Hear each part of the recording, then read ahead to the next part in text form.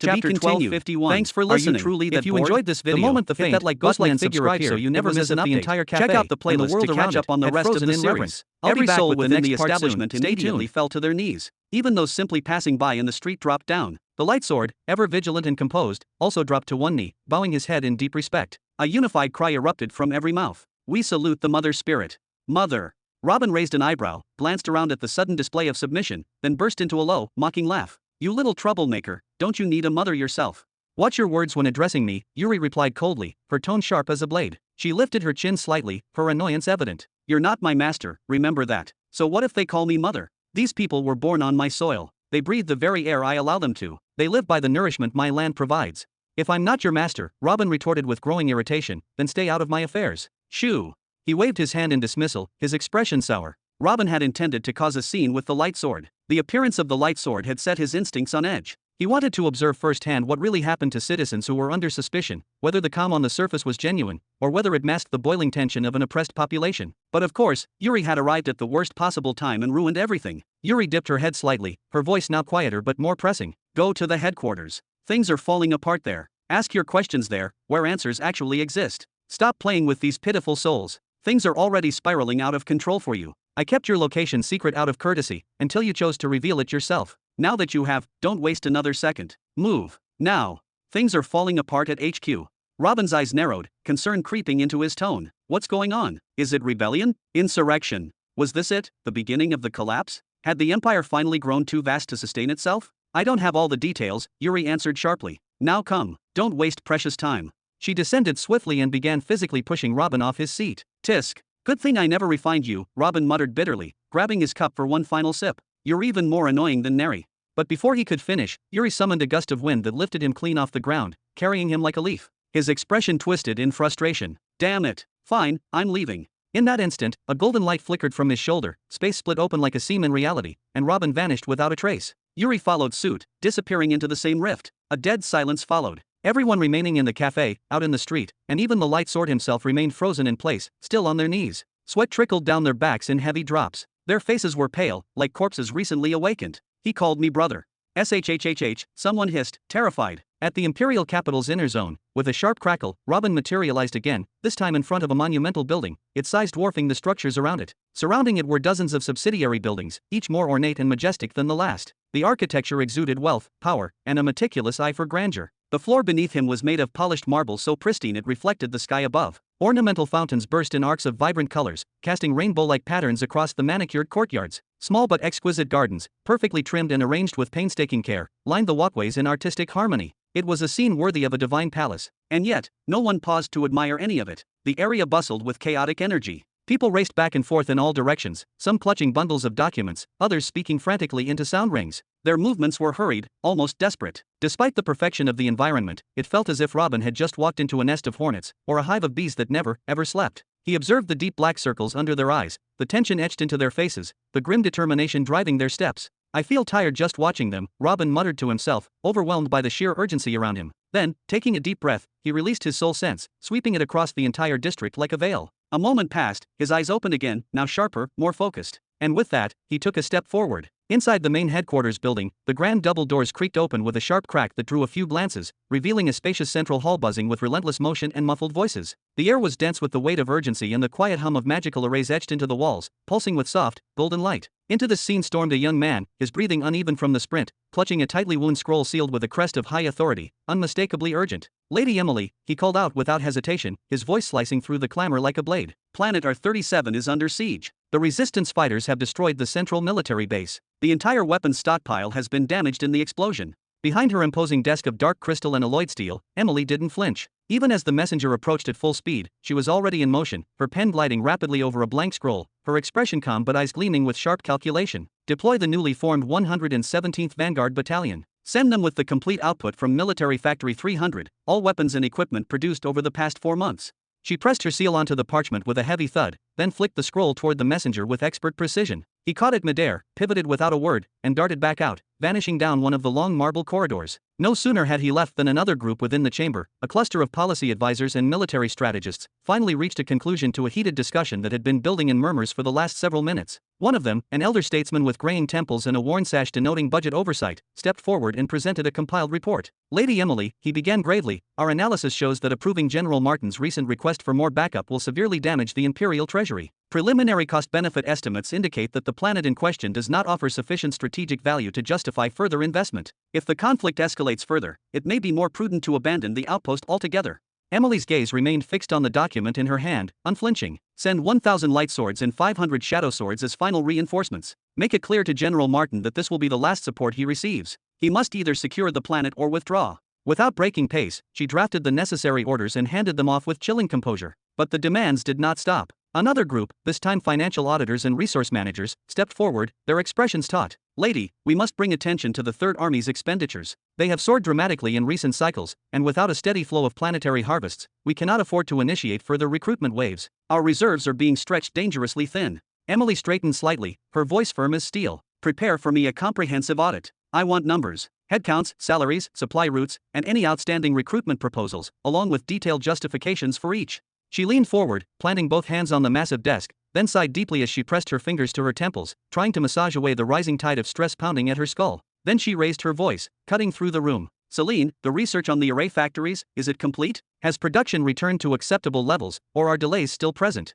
From the crowd, a young woman stepped forward. She looked exhausted, like everyone else, but determined. The delays have been resolved, Lady Emily. The issue no longer exists. In fact, production is accelerating again thanks to direct intervention from the Crown Prince. Emily's eyes opened fully now. Despite her fatigue, a flicker of curiosity pierced through her stoicism. The Crown Prince, what action did he take exactly? Celine paused, gathering her thoughts. Roughly 3 weeks ago, a catastrophic event occurred at one of the central manufacturing facilities. There was an explosion during the testing of a new offensive array. Since then, workers have been quietly protesting, demanding better safety measures and improved working conditions. Too afraid to stage an outright strike, they instead slowed their productivity to a crawl. And what did the prince do to stop it? Emily asked, her voice lower, more intent. I don't know the full details, Lady Emily. While our investigative team was still gathering data per your request, we were suddenly intercepted by several shadow swords. They told us to stand down, that the Crown Prince had taken over the matter personally. That very evening, the slowdown ended, and by morning, production was back to full capacity. It was almost unnatural how quickly it was resolved. Before Emily could offer a response, the room was interrupted by a loud, amused voice echoing from near the entrance. Ha ha, a leaf really doesn't fall far from the tree. A ripple of surprise passed through the hall. Emily leaned slightly, her vision blocked by the remaining crowd. Her staff quickly stepped aside, creating a clear path rather than risk being scolded, or worse, accused of disrespect. Standing confidently in the doorway, arms crossed with a casual grin, was a young man sporting a short, neatly trimmed beard and closely cropped hair. His presence exuded both familiarity and authority, the air itself seeming to acknowledge him. Emily blinked in surprise. Your Majesty. Chapter 1252. Your Majesty. Your Majesty. The moment his presence was recognized, a ripple of gasps and awe spread across the vast chamber. Dozens of high-ranking administrators and officials instinctively recoiled a few steps and then, in unison, dropped into a deep, formal bow. Their backs were straight, hands pressed to their chests or knees, faces lowered in utmost reverence. Even though Robin's appearance had changed dramatically, his once flowing hair now trimmed short, a well-kept beard framing his jaw, and even though he had vanished from the public eye for a full century without a single confirmed sighting, his image had never left the heart of the empire. Portraits of him still hung on the walls of bureaucratic offices, busts and full-body statues of him were raised in every capital square, and his likeness was etched into textbooks, currency, and murals. Tales of his might and leadership were whispered by soldiers, debated by scholars, and romanticized in tavern songs. For those who walked the halls of power, there was no mistaking him. Even after 100 years, the aura that clung to him was unmistakable. Your Majesty, had we been informed of your arrival, we would have arranged a proper reception, a ceremony worthy of your name. Emily, poised yet clearly rattled, rose from behind her desk and bowed deeply as well, her voice crisp and clear, despite the visible exhaustion lining her eyes. Robin offered a soft, almost paternal smile, his eyes taking in the fatigue carved into her face like stone under rain. That won't be necessary, he said gently. You've got much more pressing matters to deal with, Emily. I wouldn't want to add to your already overflowing plate. He waved his hand in a casual yet commanding gesture. Please, everyone, leave us. You can return to harassing the lady once I'm gone. As you command, Your Majesty. With murmured acknowledgments and respectful nods, the officials shuffled out of the room, their expressions lighting up with a barely concealed joy. Whispers began the moment the doors closed behind them. His Majesty has returned. He is here. After all these years, the news would travel like wildfire across departments, provinces, even planets. Now alone, the room felt quieter, but not empty. Robin's presence filled it to the brim. Emily, regaining her composure, stepped forward and extended a hand toward her own chair. "Please, Your Majesty, take a seat. How can I assist you today? Would you like me to summon your children?" Her tone was formal, but carried an undertone of genuine concern. Robin didn't answer immediately. He simply looked at her for a moment, a long, searching gaze, and smiled again, this time with a trace of melancholy. "Time hasn't been kind to you, Emily," he said softly, his voice low and steady. "Honestly, I wouldn't be surprised if you fell asleep standing most nights." Emily blinked, unsure how to respond, but her silence said more than words. She remained at level 43 in the martial emperor realm, a progression that lagged far behind others of her generation. But her talent had never been in question. In her youth, she had stood shoulder to shoulder with prodigies like Elizabeth, nearly matching them in raw potential. Now, however, the signs of strain were everywhere: the sunken shadows beneath her eyes, the stiffness in her shoulders, the sheer volume of noise and chaos she seemed to command just by standing still. It was obvious to anyone with eyes that she had sacrificed cultivation for duty. Robin's memory flickered, bringing forth the image of Alfred Marley, the young man Billy had entrusted with governance of the ancestral continent. When Robin returned decades later, Alfred had been a shell of the youth he once was, prematurely aged, bent under the crushing weight of leadership. He had sacrificed everything to keep the land together. But Emily was different. Alfred had been trying to repay a debt, to redeem his family's legacy. He worked out of fear, guilt, and obligation. Emily, on the other hand, chose this path. No one forced it on her. She embraced it, not because she had to, but because she was born for it. "I honestly can't thank fate enough for placing me in this position," Emily said suddenly, her voice light but sincere, a smile tugging at her lips.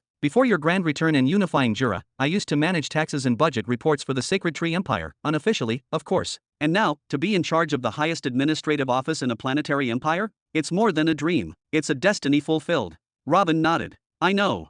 He took a slow step forward, his boots clicking softly against the polished floor. "Everyone noticed your dedication. That's why they brought you to me back in Greenland. And from that moment on, I watched you work, tirelessly, carefully, brilliantly. That's why I left you where you are. That's why I raised your authority to the peak, high enough that even supreme generals like Caesar and Sakkar answer to you before launching any operation." He was in front of her now, speaking with a warmth rarely seen in the battlefield legends told about him. "But even so," he added, his tone dipping into something heavier, "this burden, it keeps growing. And it's far too large for one person to carry alone." Emily's expression shifted instantly, her posture stiffening. There was a trace of panic in her eyes now. His words, so carefully chosen, sounded like the beginning of a dismissal. "Please, Your Majesty, don't say that," she said quickly. "I don't need assistance. I don't need a partner. I truly love this work. I live for it." "Shush." Robin interrupted gently. He reached out and slowly guided her back toward her chair. She obeyed, almost on instinct, and sank into the seat. He then placed both hands gently on either side of her head, his touch cool, grounding. "There's no need to explain anything else, just close your eyes for a moment. Let go of the weight. Breathe, and rest." A wave of confusion, laced with strange and unfamiliar emotions, washed over Emily's mind, clouding her thoughts entirely. She was no stranger to surprises, but nothing could have prepared her for the haunting calm in Robin's voice. "Ha, Your Majesty, what are you?" She tried to speak, but her sentence broke midway, as though some unseen force had suddenly silenced her. Her mouth froze. Her tongue refused to obey her will. Ah. She began to stutter helplessly, her voice trailing off into meaningless murmurs. At that very moment, the dull blackness that had clouded her eyes, a sign of countless sleepless nights and burdens too heavy to carry, was swept away like dust in the wind. Then, almost impossibly, her eyes and her mouth began to glow with a faint, soft white light, as if some divine energy had just awakened within her. The world became still. Time ceased to matter. How long she remained in that trance-like state, no one could say. But eventually, a spark of awareness returned to her gaze. She blinked rapidly, her chest rising and falling with shallow breaths, and looked around the room with dazed curiosity. "Your Majesty, what just happened?" she asked, her voice trembling, filled with awe and confusion. Robin's laughter echoed through the chamber, rich and genuine, a sound like the sun breaking through storm clouds. "Ha ha, congratulations, Emily. The trial was successful." He finally removed his hands from her head, stepping back with a calm satisfaction, leaving her completely stunned in her chair. Then, with an almost casual ease, he walked around her desk and took a seat in one of the guest chairs. "Now I can rest easier," he said, folding his arms and leaning back slightly, "knowing that you're going to be just fine from now on." Emily stood slowly, her legs still slightly unsteady. She stared at him with wide, bewildered eyes, her voice rising with disbelief. What did you do to me, Your Majesty? I can feel it, something inside me has changed. It's real, I know it. I don't have the words for it." Her face was glowing, not just from the lingering soul force, but with a spark of childlike wonder that hadn't been seen in her in years. She had completely forgotten her place, sitting in the high command chair while the Emperor himself was seated modestly before her like a visitor. Robin offered a gentle smile. "For the past 100 years," he began, his voice low and thoughtful, "I've spent an enormous amount of time studying the soul. Not the flashy kind where I make techniques, but deep, patient work, quiet observation, dangerous trials. And eventually, I uncovered a few results worth sharing." He nodded at her, then added, "One of those discoveries is this, the ability to open access to the soul domain, even for those who have never felt its presence before. I can act as a conduit, using my soul force to guide others inward, a bridge, if you will. Emily's eyes widened further. Now, Robin continued, I want you to try something for me. Close your eyes. Focus everything, your awareness, your intuition, your soul sense, and imagine it all flowing upward into your head. Think of it as if you're gathering yourself, and then stepping upward into another room. Take a brief look around, then, when you feel ready, think about returning to your body. That's all. In all the vast reaches of the Empire, there was only one person known to freely enter and exit their soul domain, and that was Robin himself. Even figures as formidable as Zara and Peon, who commanded a lot of soul units, had not yet unlocked their domains. Even Richard, who could bring cities to life and command them with precision and insight, had only recently begun to sense the existence of such a place. Because accessing the soul domain was a completely different reality than simply using soul units. Even individuals in the knighthood could manipulate soul units for scanning or communication. But developing power you couldn't see, navigating a realm you couldn't enter, it was like trying to nurture a tree in the dark. You could feed it, water it, even talk to it, but you'd never truly know if it was growing right. Robin himself had stumbled into the soul domain during his legendary duel with Hovenheim, and even then, it was by force, not design. The only time he had ever attempted to connect to another person's soul domain had been with Peon, when he channeled the soul force of 10 giants, refined their essence, and forcibly injected it into a weak point in Peon's soul domain. He didn't know if the act had damaged Peon permanently, but he had no choice. It was either that, or let Peon die. And even after it worked, Peon cannot enter it, and Robin does not know if it permanently affected him. Emily gasped again. I can enter my soul domain, she asked, unable to hide the astonishment in her voice.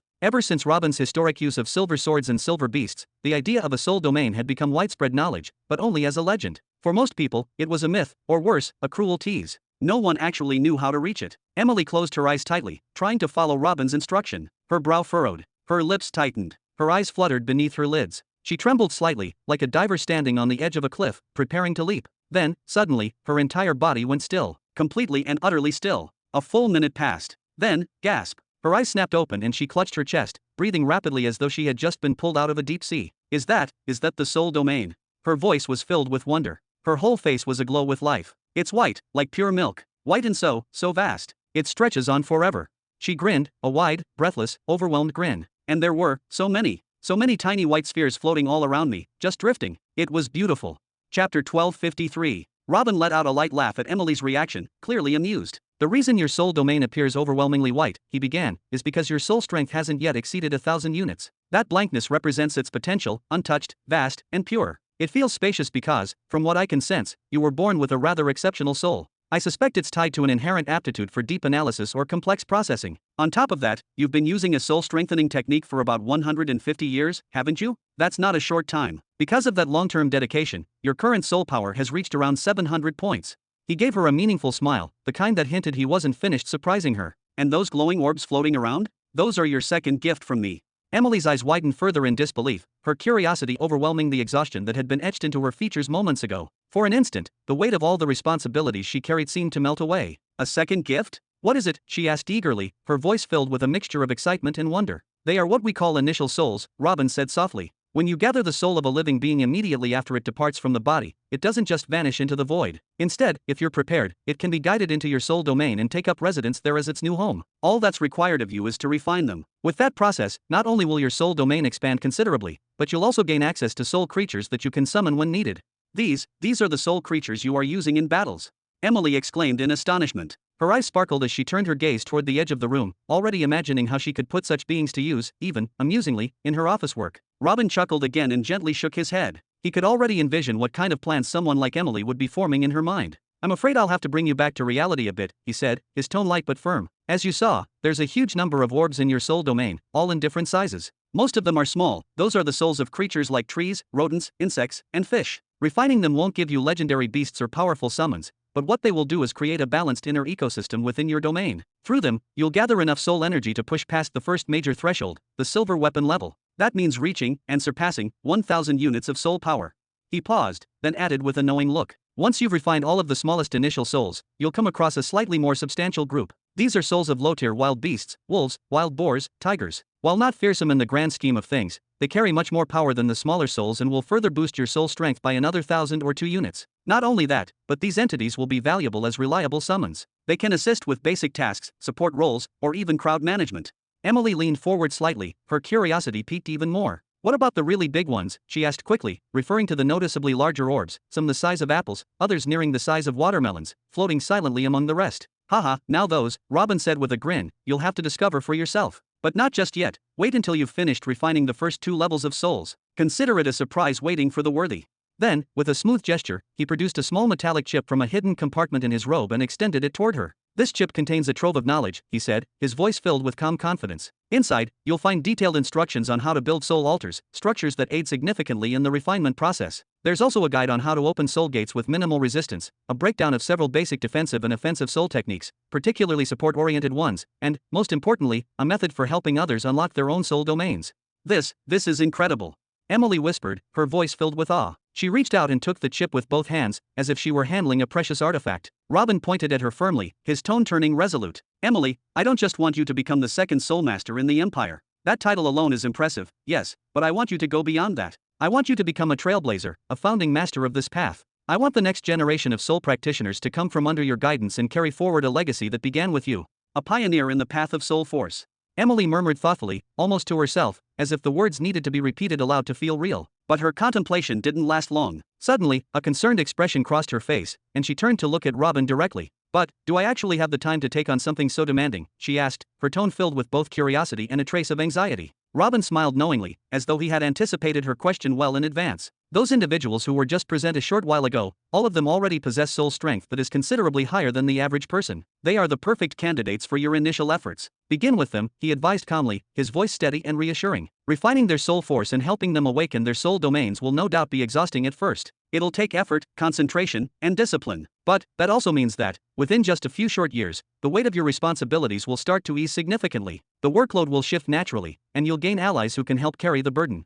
He paused briefly, then continued, his voice dropping slightly in volume but increasing in gravity. Additionally, I want you to replicate this chip, he said, tapping lightly on the metal shard he had just given her, and distribute it across all of the Empire's military institutions. Make copies, but enforce strict conditions for those who receive it. Only individuals who have surpassed a specific threshold of merit points, or those capable of affording it at an extraordinarily high price, should be granted access to its contents. This isn't just a tool, it's a treasure trove of knowledge. I trust one don't need to remind you just how invaluable it truly is, right?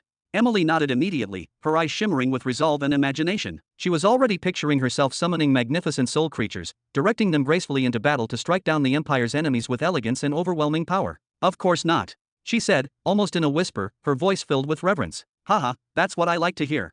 Robin clapped his hands twice, producing a crisp sound that echoed faintly in the quiet room. Then he leaned back into his chair, visibly more relaxed, and spoke with satisfaction. It's reassuring to know that the future of the soul power path will be built under your leadership. I have no doubt you'll leave a legacy to be proud of. However, just as quickly as his mood had lightened, his expression shifted again, this time turning serious. His voice deepened, tinged with concern. By the way, Juri told me that everything here is completely upside down. What's going on? What's the situation? Emily stiffened slightly at the change in topic. She hesitated for a brief second, then gently placed the chip down beside her with both hands. With visible effort, she tried to wipe the smile of excitement from her face and put on a more composed, serious expression, but she only half succeeded. Well, there's actually a lot happening right now, she began slowly, searching for the right words. At this very moment, our forces are engaged in an active war against 47 different planets. The conflict spans across all 3 armies. But more than that, there's one issue in particular that we've been meaning to discuss with you. It's perhaps the most pressing among them, and it has to do with General Raiden. Robin's interest was piqued immediately. His brows rose ever so slightly, and he leaned forward, attentive. Raiden? What's the matter with him? Yes, Your Majesty, Emily responded formally. 50 years ago, General Raiden embarked on a high-level training mission under the authority of the Nine Paths Empire. He took with him his hand-picked, elite task force composed of 3,000 martial emperors drawn from his own personal army. The terms of the agreement were clear. Over the span of 30 years, he was to participate in 3 battles alongside the Nine Paths forces. In addition, he was required to obey the chain of command of their generals. If he disobeyed, he'd face imprisonment. Robin nodded slowly, absorbing the information. Nothing sounded out of place so far. In fact, it was fairly standard procedure. When lending your strongest warriors to another empire, especially one less powerful than your own, certain control measures had to be in place to prevent insubordination or disarray during joint missions. But Robin smiled subtly. He wasn't worried. He knew Raiden. These kinds of rules were unnecessary in his case. Under ordinary circumstances, the true beginning empire would have outright rejected any such constraints. But they wanted exposure to the Middle Belt, to learn about combat styles, strategic variations, and the subtleties of interstellar warfare at a higher level. Even if it came with a bit of humiliation or subservience, the potential rewards were worth it. But that's not what actually happened, Emily continued, her voice dropping slightly, heavy with frustration. In the first year alone, General Raiden participated in the 3 battles we agreed to. During that time, he suffered from continuous mockery, mistreatment, and thinly veiled contempt from their side. But despite all of that, things changed. According to the reports, he was suddenly given full authority over the entire frontline army. Now, right now, he and his original 3,000 elite soldiers are the sole defenders of an entire planet. She paused briefly, then added, her voice almost incredulous. And to make matters more outrageous, there's a world cataclysm-level expert from the Nine Paths Empire stationed on that very planet. Yet, that person issues no orders. He stays silent and lets Raiden lead everything. Robin burst out laughing. His voice echoed with pride and amusement. Haha, now that sounds exactly like the Raiden I know. So what's the problem, then? Emily's expression grew cold. Her brows furrowed, her jaw tightened. The problem is how they're treating us, as if we're completely ignorant fools. Her voice was sharper now, her frustration breaking through. General Raiden has remained in that position, fighting under those extreme conditions, purely out of honor. The 30 years were over 20 years ago and he is still there, fighting. He fears that if he were to withdraw, it could lead to disaster. That disaster could destabilize diplomatic ties between you, Your Majesty, and the Nine Paths Empire. She inhaled deeply and concluded. So he's kept his silence. He's endured. But they're crossing the line, over and over again. They've begun to treat us not just as allies, but as naive, disposable pawns. Chapter 1254. They are treating us like a bunch of gullible fools, as if we were nothing more than clueless children. Robin's brows drew together in a sharp frown. Explain. What exactly happened? They prevented him from leaving, she said with a bitter tone, and had the audacity to claim they were granting him a golden opportunity, 10 additional years of training. Can you even begin to believe such nonsense? We have been offering them planetary defense, completely free of charge, and yet they have the nerve to act like they are doing us a favor. We are treated like subordinates, like some desperate guests begging for scraps. When General Raiden consulted with headquarters and Supreme General Caesar at the time, she continued, we advised him to endure it a little longer, hoping that Your Majesty would emerge from your absence within the decade and deal with their arrogance personally. She shook her head in frustration. But Your Majesty took longer than expected, and in your absence, they extended the so-called training period once again. And General Raiden, he stayed. He has remained stationed with them for a total of 50 years, right up until today. Robin clenched his jaw, clearly displeased. Since when do I allow my followers to be placed in humiliating positions like this, Emily? I have never tolerated this kind of disrespect. Why did you allow him to stay there, serving without compensation, for that long? Emily responded instantly, her voice firm but respectful. We feared the consequences of resisting them, Your Majesty, especially in your absence. No one among us held enough political or martial weight to stand as an equal in negotiations with figures from a world cataclysm. And to be fair, they are not just any foreign power. They are important clients, and it was you who personally established the trade agreement with their empress. We thought preserving that relationship was crucial to the stability of the sector. Also, enough. Robin raised a hand, visibly annoyed. What is the current situation? What changed? When Supreme General Caesar received word that they wanted to extend the so-called training term for yet another 50 years this time, he lost all patience. He immediately sent formal orders to General Raiden, instructing him to return home at once and to withdraw every last subordinate of his station there. General Raiden is likely already coming back as we speak. Excellent. That is exactly how our foreign dealings should be handled. Robin leaned back slightly, a sense of pride in his voice. The very first clause in any negotiation must be the proper and dignified treatment of our people. All agreements must be fair to both parties. We do not beg. We do not bow. If they want to sever ties and stop working with us, then so be it. They are the ones who stand to lose, not us. He gestured suddenly. Ah, right. Did those 7 stellar scout ships arrive as promised? Yes, Your Majesty, Emily said, adjusting her glasses with practiced precision. They arrived exactly 27 years after your coronation. We at headquarters kept one for internal use and assigned the remaining 6 ships to the 3 armies, per your instructions. We have been training with our scout ship extensively, she added, and it has already begun proving its worth. In addition, we now possess 10 stellar excavation vessels, ships designed specifically to break apart celestial bodies located by the scouts and collect any rare materials or resources. Thanks to this operation, our treasury has seen a massive surge in all forms of high-grade minerals and rare alloys. She allowed herself a small, knowing smile, expecting this news would please him. As for the armies, all 3 of them have made extraordinary progress. Each has discovered and secured access to multiple habitable planets. As of this very moment, we have successfully subjugated 33 new worlds. Furthermore, our forces are currently engaged in active operations across 41 more planets where resistance remains. Robin's eyes slowly widened, processing the numbers. 33 newly conquered, 41 still being handled, and we already had 13 from before. That adds up to 87 planets. Correct, Your Majesty, Emily confirmed with a nod. To break it down, we have full control over 46 Category S planets, those are the fully subjugated worlds. The remaining 41 are Category R planets, those still resisting our authority. We project that at least half of these rebellious worlds will be brought under control within the next few years, especially if we modestly increase the military budget and resume recruitment drives. She straightened her posture. The 6 stellar scout ships embedded with the armies have already identified several more candidate planets, but the 3 supreme generals collectively agreed not to expand further until we either finish subjugating the current batch or receive reinforcements to strengthen our presence on already claimed worlds. Robin understood the problem immediately. The 3 armies had been stretched thin, spread across an ever-growing territory of 87 planets. The allocation of forces to each planet must have been dwindling as expansion continued. And yet, 87 planets in the span of a single century. It was unprecedented. And what exactly is the obstacle we are currently facing when it comes to expanding the army? Robin asked softly, his voice carrying a subtle curiosity as he swallowed, then leaned forward slightly in his seat. Emily inhaled slowly, lowering her gaze before answering. In truth, Your Majesty, the only thing in our way is ourselves, our own growth rate. That, and the very structure of our society. She raised her eyes to meet his, her tone now steady. Our army today can only be counted in the tens of millions, a formidable number by any measure, and every one of them is a trained user of the cosmic laws. But if we hasten recruitment any further, we risk unbalancing everything. Farmers will vanish from the fields, artisans will disappear from their workshops, merchants will close their shops, and the daily life that keeps the empire running will crumble. She gestured toward the window behind them, where the shimmering skyline of a thriving city could be seen in the distance. We cannot afford to build a purely military empire, Your Majesty. That kind of structure collapses the moment peace is won. We need sustainable growth, and for that, we must wait. Wait for newer generations to be born and raised. Wait for the full bloom of the Empire of Tomorrow project on the newly acquired worlds. We must allow our roots to grow even as our branches reach for the stars. She then turned in motion toward a tall, teetering stack of documents and blueprints beside her. The second major issue is armament production. Simply put, our factories cannot match the army's speed. We lack the industrial capacity. For example, up to this very moment, we have only been able to construct 6 complete war fleets. Each fleet is comprised of 1 mothership, 50 Destruction Node 1 class warships, and 500 drop and dominate ships, each roughly 20 meters in length.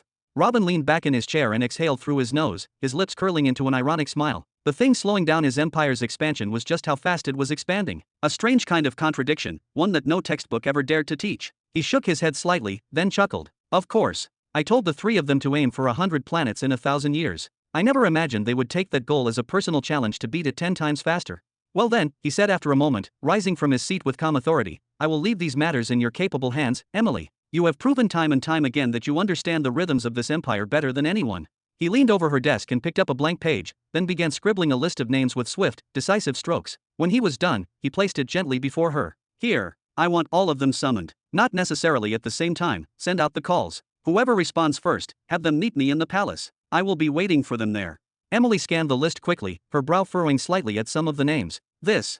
She began, but stopped herself, then rose and gave a respectful bow. Understood, Your Majesty. I will issue the summons immediately. Consider it done. Robin nodded in approval and began making his way toward the door. But just as he reached it, a sudden thought seemed to strike him. He stopped, turned back, and asked with a hint of curiosity, before I go, what is the current situation on the Category S planets? Internally, I mean, any trouble I should know about?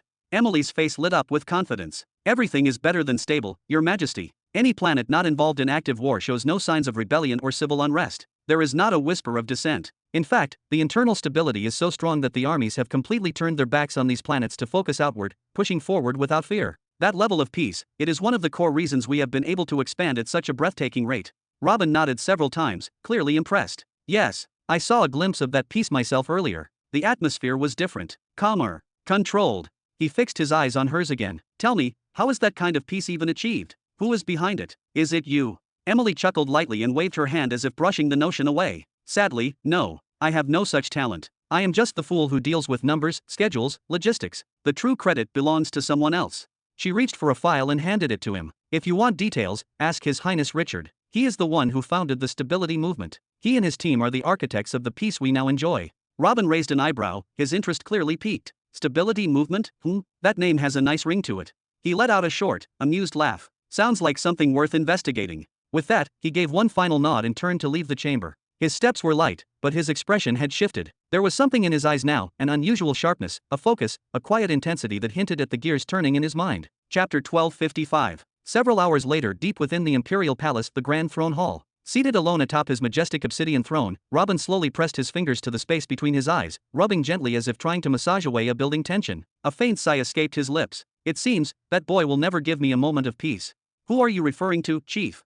The calm voice of Evergreen entered his thoughts without warning. Who else? Robin replied, I still half-lit it in thought. Richard, didn't you hear what Emily said earlier about the internal situation in Jura and the rest of the S-type planets? About the suppression measures currently being enforced there? Yes, I did. Neri chimed in this time, raising an elegant eyebrow. But why is that bothering you so much? It's obvious he's doing his part to help the Empire. He's contributing to internal peace and stability. His impact is as critical as your top 3 supreme generals. Honestly, I never imagined you'd be this sentimental, or even remotely democratic.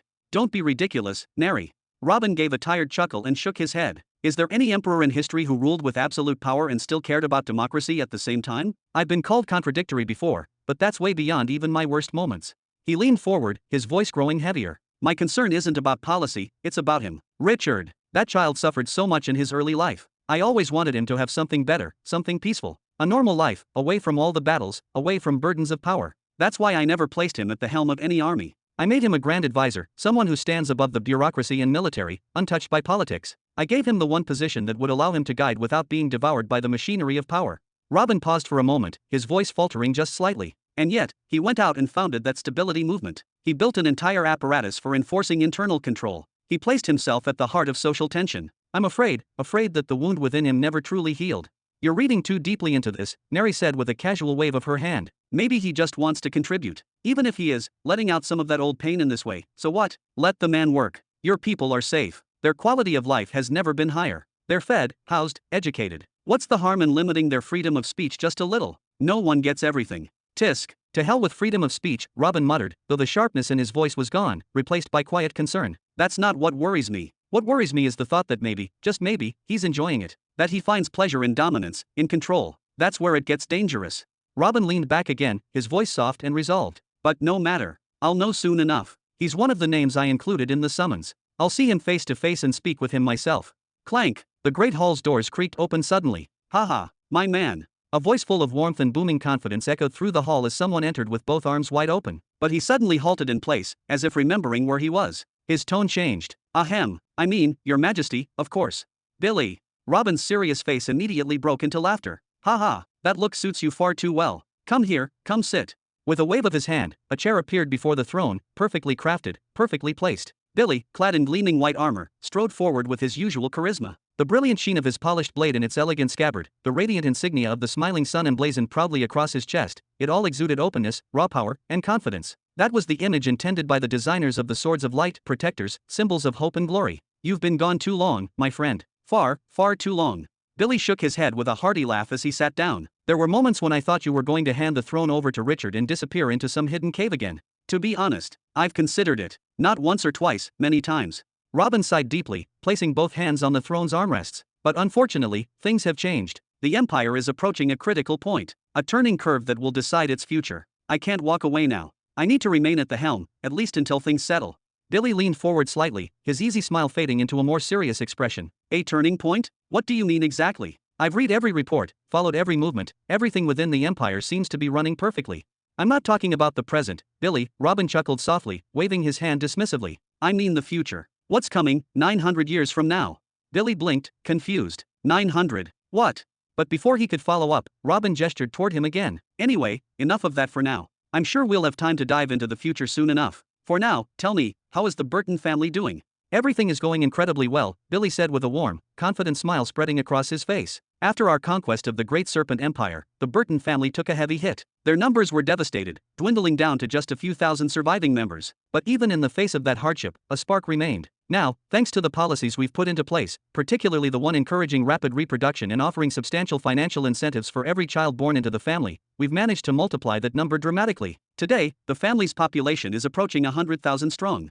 He paused for a moment, as if letting the weight of that figure sink in, then continued with a hint of pride in his voice. The children of the Burton family receive nothing but the best. From their earliest days, they are nurtured with top-tier instructors, unparalleled cultivation resources, and cutting-edge technologies. We make sure they grow up knowing they carry a legacy, that their lives are intertwined with a higher purpose. We teach them that they were born to assist your majesty in reshaping the world, even if that means sacrificing everything they have, even their lives.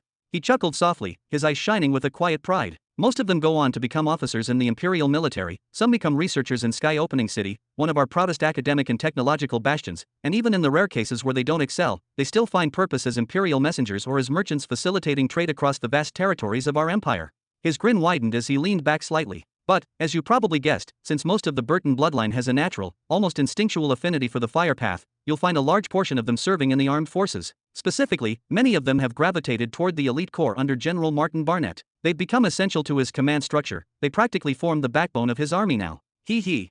That's truly wonderful to hear. Robin nodded, his expression softening into one of genuine relief and appreciation. Then his gaze sharpened, turning his attention directly to Billy. But what about you, Billy? How have you really been? I've heard whispers that you've been considering stepping down. Billy let out a hearty, casual laugh, but there was a noticeable shadow behind it. Haha, well, even if I did resign, I doubt it would cause any major upheaval. With the Central Command's support, I've managed to establish Lightsword headquarters on every single S-class planet. Alongside the younger generation, and yes, with the support of the Crown Prince, we've worked tirelessly to fulfill our duties. We've brought law, order, and peace to every world we've been entrusted with. In fact, we've gone even further. We've begun intervening in recently conquered regions on R-class planets to ensure that our new citizens feel secure and protected. His voice slowed, his smile fading as he looked down at the floor. But as for me, personally, I haven't really done anything noteworthy lately. I've just been fulfilling the requirements of the role, performing the routine tasks expected of me, nothing more. Once I resign, any of the talented youngsters who've been rising through the ranks will be able to take over, probably even surpass me. There's no reason to worry about the planetary police force. They'll be in good hands. Don't belittle your own contributions, Billy, Robin said gently, a sincere smile on his lips. I just want to ask you one question, one honest question. No games, no half-truths, just look me in the eye and answer. Do you enjoy your work? Do you love what you do now?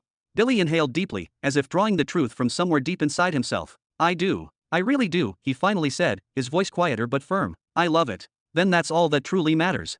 Robin nodded, visibly satisfied. He then reached out and handed Billy a small, glinting metallic shard. Here, catch. Ha! Billy instinctively extended his spiritual sense into the shard, and his eyes widened slightly. The merged law of the sun. You've always been my guiding light, Billy, Robin said, his voice filled with emotion and fondness. My only source of justice and reason when the darkness threatened to consume me. You were the steady flame that reminded me I was still human. Back in those days, I teetered on the edge of becoming something monstrous. If not for your presence, I might have destroyed all the empires on Jura instead of uniting them into what would become the true beginning empire. You held me back from becoming the very thing I feared. His voice was steady and full of warmth. Now, I want you to continue being that light. Not just for me, but for everyone. For the empire. For its people. Let your justice shine across the stars. What you hold is a law that merges the power of fire and the illumination of light. It's the merged law of the sun, and it's made for you and you alone. Robin gave him a playful smirk and a wink. Now you won't feel out of place when you sit among all those light path users while being a fire user yourself, right? Just tell them this, you wield the sun itself, the source of all their radiance. Ha ha. Drip, drip, drip. Tears welled up in Billy's eyes and slipped down his cheeks, tears he made no effort to hide. He took 2 slow steps forward, then embraced Robin tightly, arms wrapped around his oldest friend. Thank you, my friend. Thank you, Your Majesty. All right, enough of this sappy stuff.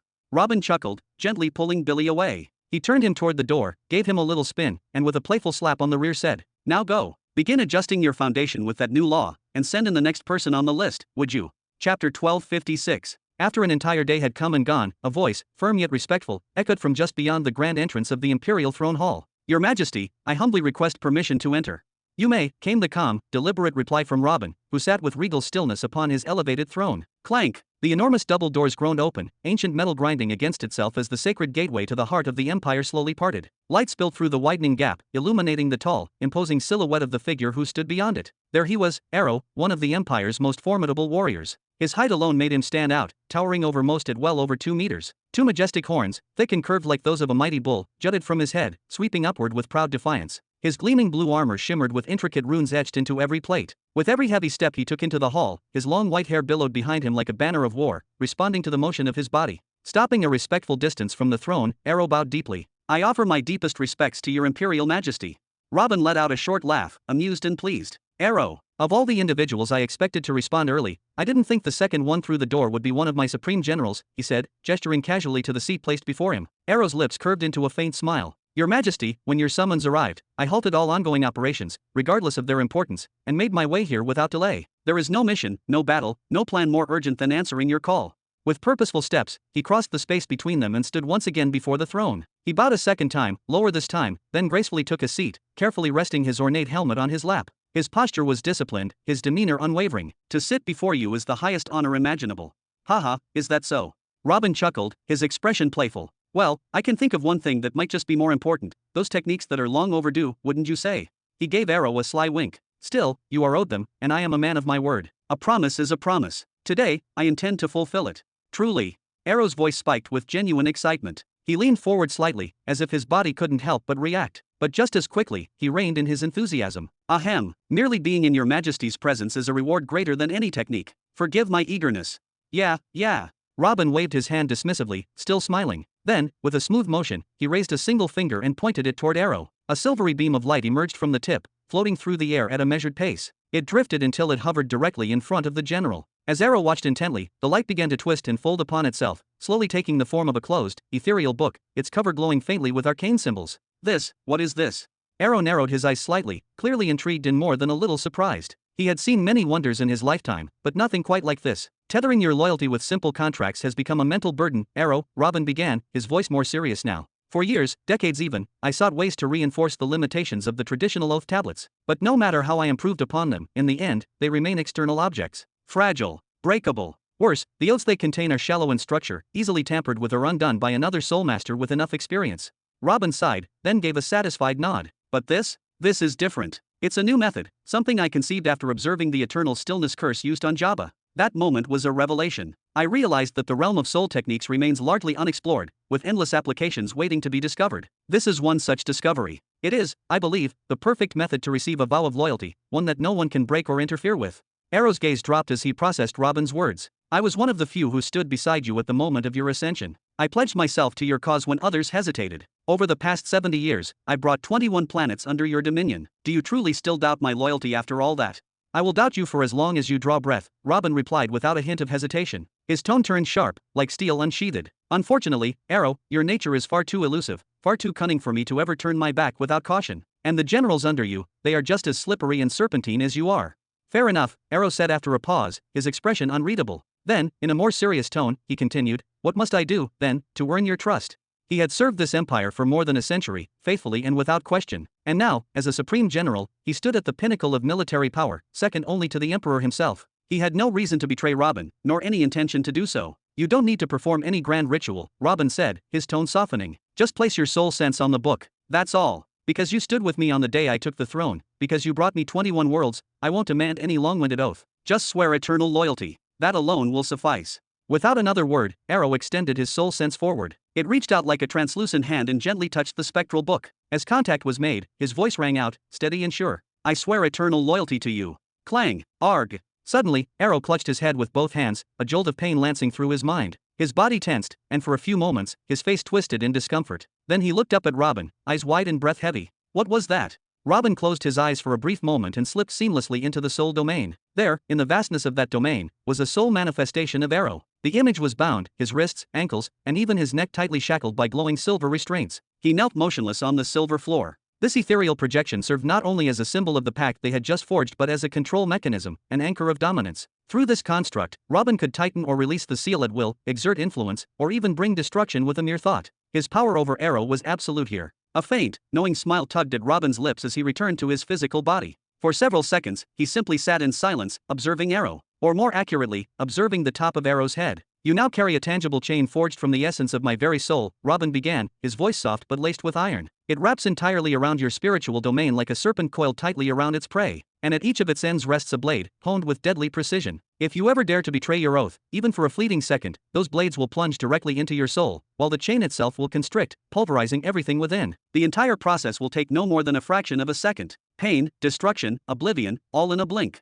Gulp. Arrow's Adam's apple visibly jumped as he swallowed hard, his eyes wide with alarm. There's no need to panic, Robin said, chuckling as he waved a hand dismissively. So long as you remain loyal and uphold your vow, the seal will remain inert. You won't feel a thing. The chain's physical presence is simply a precaution. A countermeasure, you could say, designed to make tampering or removal far more difficult, especially for those who might try to free you from the outside. I trust you understand the necessity. I understand, Arrow growled through clenched teeth. His hands balled into fists by his sides, his knuckles turning white. Despite his long service and countless sacrifices for the Empire, despite the loyalty he had shown time and time again, now, for the first time, he felt the sharp sting of humiliation. Was this really how much the Emperor trusted him? Clack! Robin suddenly clapped his hands together with enthusiasm, snapping Arrow from his grim thoughts. Well then, now that we've concluded the unpleasant formalities, Robin said brightly, it's time to celebrate. A proper reception, wouldn't you agree? And of course, I've prepared a few gifts I think you'll find very exciting. Arrow let out a soft sigh, clearly trying to mask his lingering frustration. Thank you in advance, Your Majesty, he said, the words coming out more mechanical than heartfelt. Robin, unfazed by the tone, reached beneath his throne and pulled out two large, gleaming metallic tablets. With a light push, he slid them across the polished table toward Arrow. Here you are. Permafrost Eternity and Purgatory Flame. Both of them belong to you now. Arrow's eyes widened, returning to their full intensity. Both, he muttered, almost in disbelief. He had anticipated receiving one of these priceless techniques. Each was an apex-level merge technique, techniques so rare and valuable that entire fleets could be traded for them. And now, Robin had casually handed him two. The Third Army's strike force would evolve into something far more dangerous and far more feared. The potential was staggering. Robin gestured casually toward the tablets. Now, modifying one's foundation to integrate a merged law structure is no easy feat. It will demand effort, precision, and most importantly, time. I estimate the process could take several years per individual. That's why I strongly recommend appointing a rune master with a soul force no less than 40 units to assist each soldier attempting the conversion. Arrow's expression twisted again. A rune master for each one? And years for a full transformation? That's... His voice trailed off in frustration. The rune masters across the empire were already drowning in responsibilities, crafting weapons, building warships, inscribing city cores. Where would he find enough skilled hands to dedicate to this? Robin narrowed his eyes, then raised a brow. What exactly did you expect? He said flatly. Did you think altering a soul foundation was like swapping from a minor law to a major law within the same pathway? The reality is far more demanding. In the past, I genuinely believed that I alone was capable of altering merged foundations due to the complexity. But now, after a full century of refining the process, I believe the rune masters can handle it,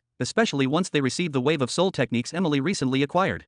That was ignorant of me, Arrow admitted, forcing a difficult smile. He bowed lightly, then stood tall once more. Please allow me to excuse myself, Your Majesty. I don't wish to take more of your time. I know you're receiving many guests these days. The Christian and Devotion lineages will rejoice upon receiving these techniques. Thank you, on their behalf.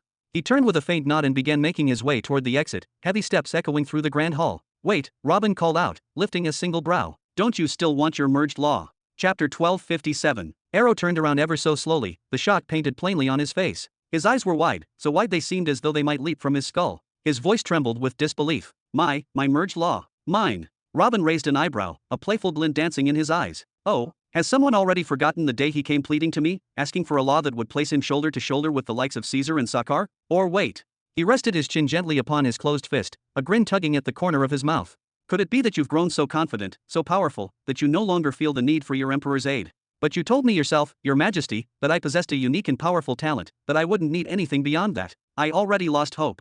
Arrow turned completely to face him now, his voice rising with excitement. His body practically vibrated with anticipation, his eyes glowing with hopeful energy. Did you really, truly, craft something just for me? Robin let out a soft chuckle, the sound low and rich. I thought about it long and hard, Arrow. And yes, your talent is undeniable. You're capable of channeling an extraordinary amount of energy into a single strike. That's your gift. But here's the thing, he waved a hand slowly, that gift isn't tied directly to the law of lightning. That law is just your current framework, not your limit. So why, I asked myself, should I continue to keep you confined within that narrow domain? Robin's voice dropped slightly, taking on a more intimate tone. Strengthening my top general, truly unleashing your full potential, that was an opportunity far too valuable to ignore. Arrow's knees almost buckled with joy. Thank you so much, Your Majesty, he exclaimed, his voice overflowing with raw emotion. Gratitude surged in every word. If joy could take physical form, his would have filled solar systems. Over the past century, he had risen to level 50, an incredible feat in its own right. He had pushed his limits further than most dared. As His Majesty had once noted, he could now deliver blows capable of wounding titans like Caesar and Sakkar, even reducing elite marshals of the Great Serpent Empire to mere ash. And yet, despite all that, he remained just a lightning user.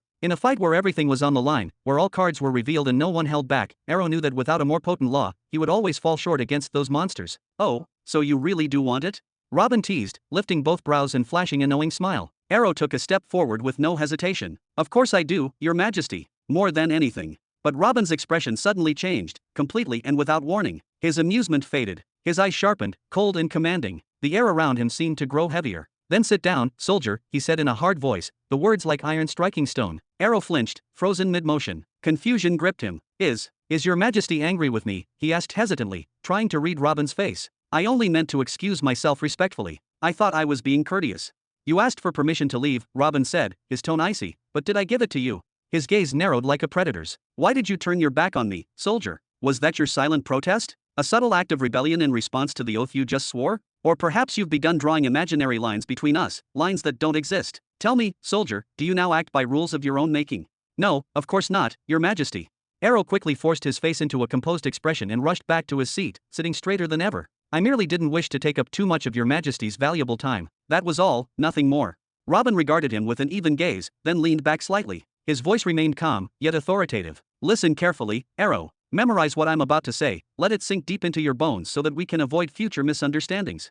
He flicked his hand lazily as if dismissing dust from the air. You're free to feel whatever emotions you want, frustration, resentment, pride, wounded honor, when you're dealing with the other high-ranking figures in this empire. That's fine. You're equals. Then his gaze sharpened once more, as piercing as a blade. But with me, with your emperor, none of that applies. My words carry no humiliation, no injustice, no insult. There is only one response that is appropriate when I speak. Robin leaned forward slightly, his voice low and firm. There is only, I heard and I obeyed. What is there, soldier?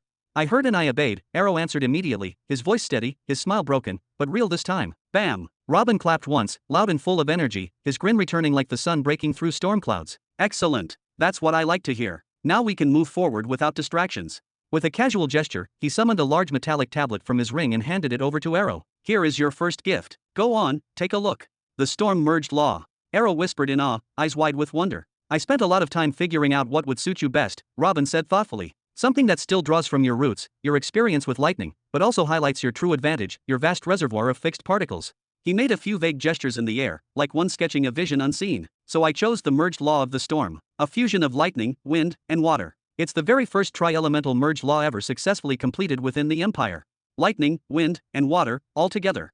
The fake smile Arrow had worn earlier finally cracked, replaced by something pure and honest. Real happiness bloomed across his face, unstoppable. There is no soul alive who does not yearn to be exceptional, who doesn't long to carve their name into history, to be remembered as more than just a fleeting shadow. And now, with the bestowment of the Empire's very first tri-elemental law, Arrow's path to becoming a legend was no longer a dream, it was a certainty. At first, Robin began with a thoughtful smile, his fingers lightly tapping the arm of his throne. I had considered crafting something a bit more dramatic for you. Maybe a fusion involving time, or destruction, something that would strike out just by its name alone. But the more I thought about it, the more I realized that wouldn't serve you. Not truly. It wouldn't reflect the essence of your strength. And it certainly wouldn't suit your role as the supreme general of a vast, relentless war host. He leaned forward slightly, his gaze locking with Arrow's. No, what you needed was something grand in power, yet practical in scope. A law that would amplify your unique trait, the ability to unleash an overwhelming quantity of energy in a single, devastating blow. And thus, Robin gestured elegantly toward the heavy metallic tablet. The storm law was born. A composite of lightning, wind, and water, designed to command nature's wrath and channel it through you. With this, Robin continued, you will be able to conjure thunderstorms of unimaginable ferocity, lightning bolts that tear through steel and bone, hurricane winds that flatten cities, torrential rains that turn battlefields into graves. Armies will not simply fear you, they will pray never to face you.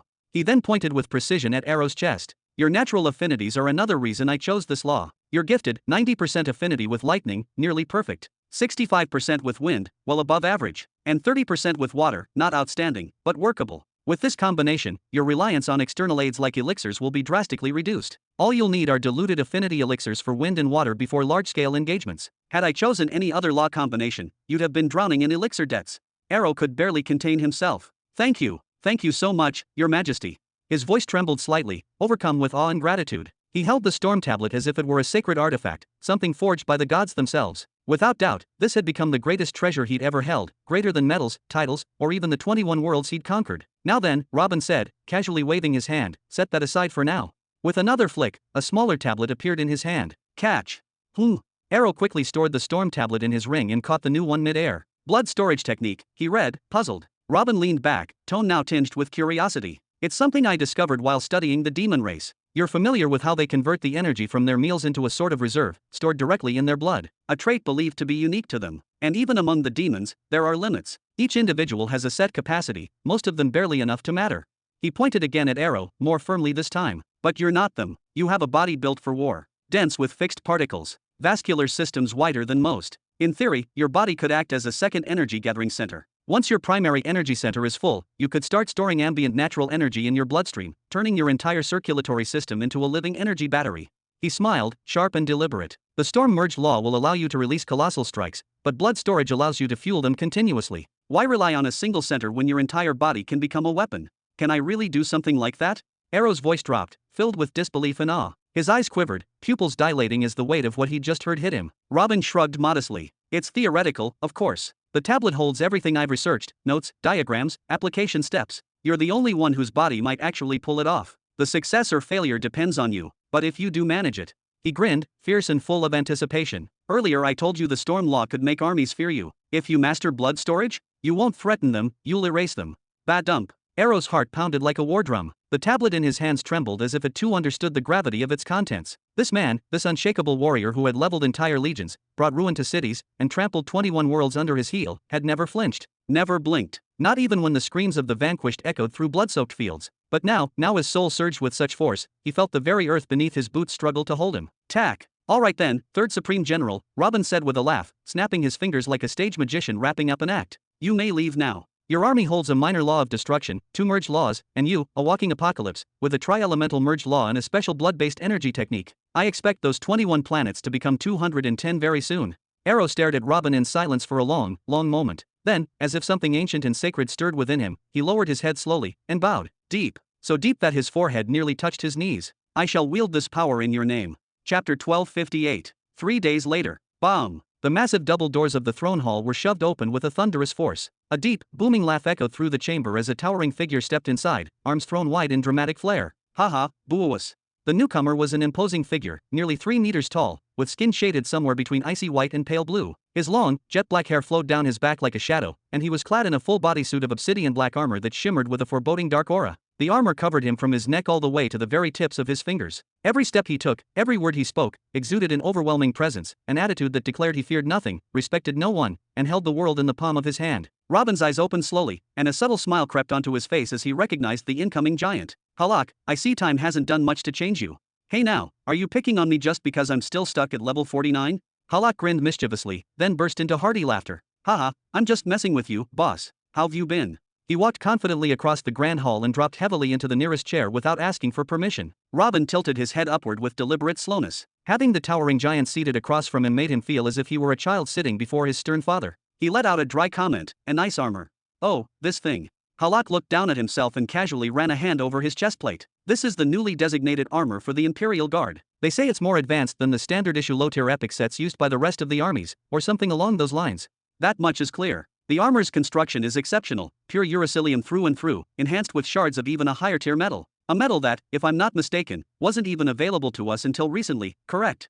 Robin's golden eyes scanned the armor meticulously from head to toe, picking up every detail with uncanny precision. Yeah, that short fellow, what's his name, said they found the new metal inside comet fragments they'd been harvesting. Or something like that. I wasn't really paying attention, Halak said, waving his hand dismissively. But more importantly, boss, this thing is stiff as hell. Tell the engineers to redesign it. I can barely breathe in here.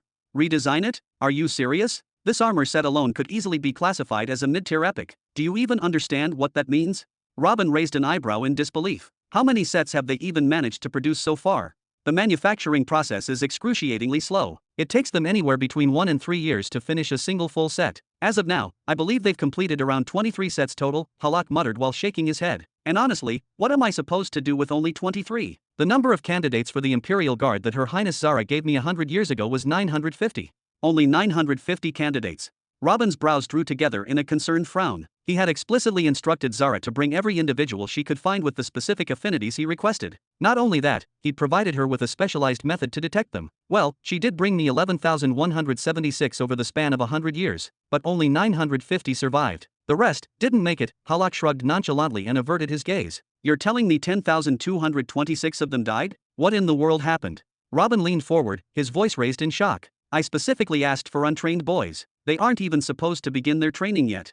Oh come on, did you expect me to sit beside them for a century, playing dice and singing lullabies until the laws dropped into our lap? Halak threw up his hands in exasperation. These kids were meant to be Imperial Guards, the elite, the best of the best, the last shield between you and annihilation. How could I just sit back and wait? I thought we could, have a little fun. Keep them a little busy while you were away. Halak. Robin's tone hardened, his frown deepening. He extended a hand toward the giant, his voice laced with suspicion. What exactly did you do to my Imperial Guards? Relax, boss. What, do you think I ate them? Just because I'm a giant? That's racist. Halak laughed deeply, then waved it off with a lazy hand. No. It's just that we couldn't begin internal energy training, so I focused their development on building up raw physical strength. Muscle before magic, right? I took them, Halak began, his deep voice carrying the weight of distant memories and unapologetic confidence, to those body enhancement arrays crafted by that peculiar boy, Jabba, back in Greenland. You remember them, don't you? The ones that were shut down after the war, completely abandoned. Too expensive, too dangerous, too controversial. The process of enhancing a single body from scratch up to level 40 consumed so many resources, so many energy pearls, your headquarters considered it madness to even attempt and shut it down. He chuckled, a low, rumbling sound that echoed through the grand hall. But I figured, you're the emperor, after all. You wouldn't mind spending a few pearls for the sake of strengthening your personal guard, right? So I took them all. Every last one of those bright-eyed hopefuls. Dragged them to those arrays and shoved them right in.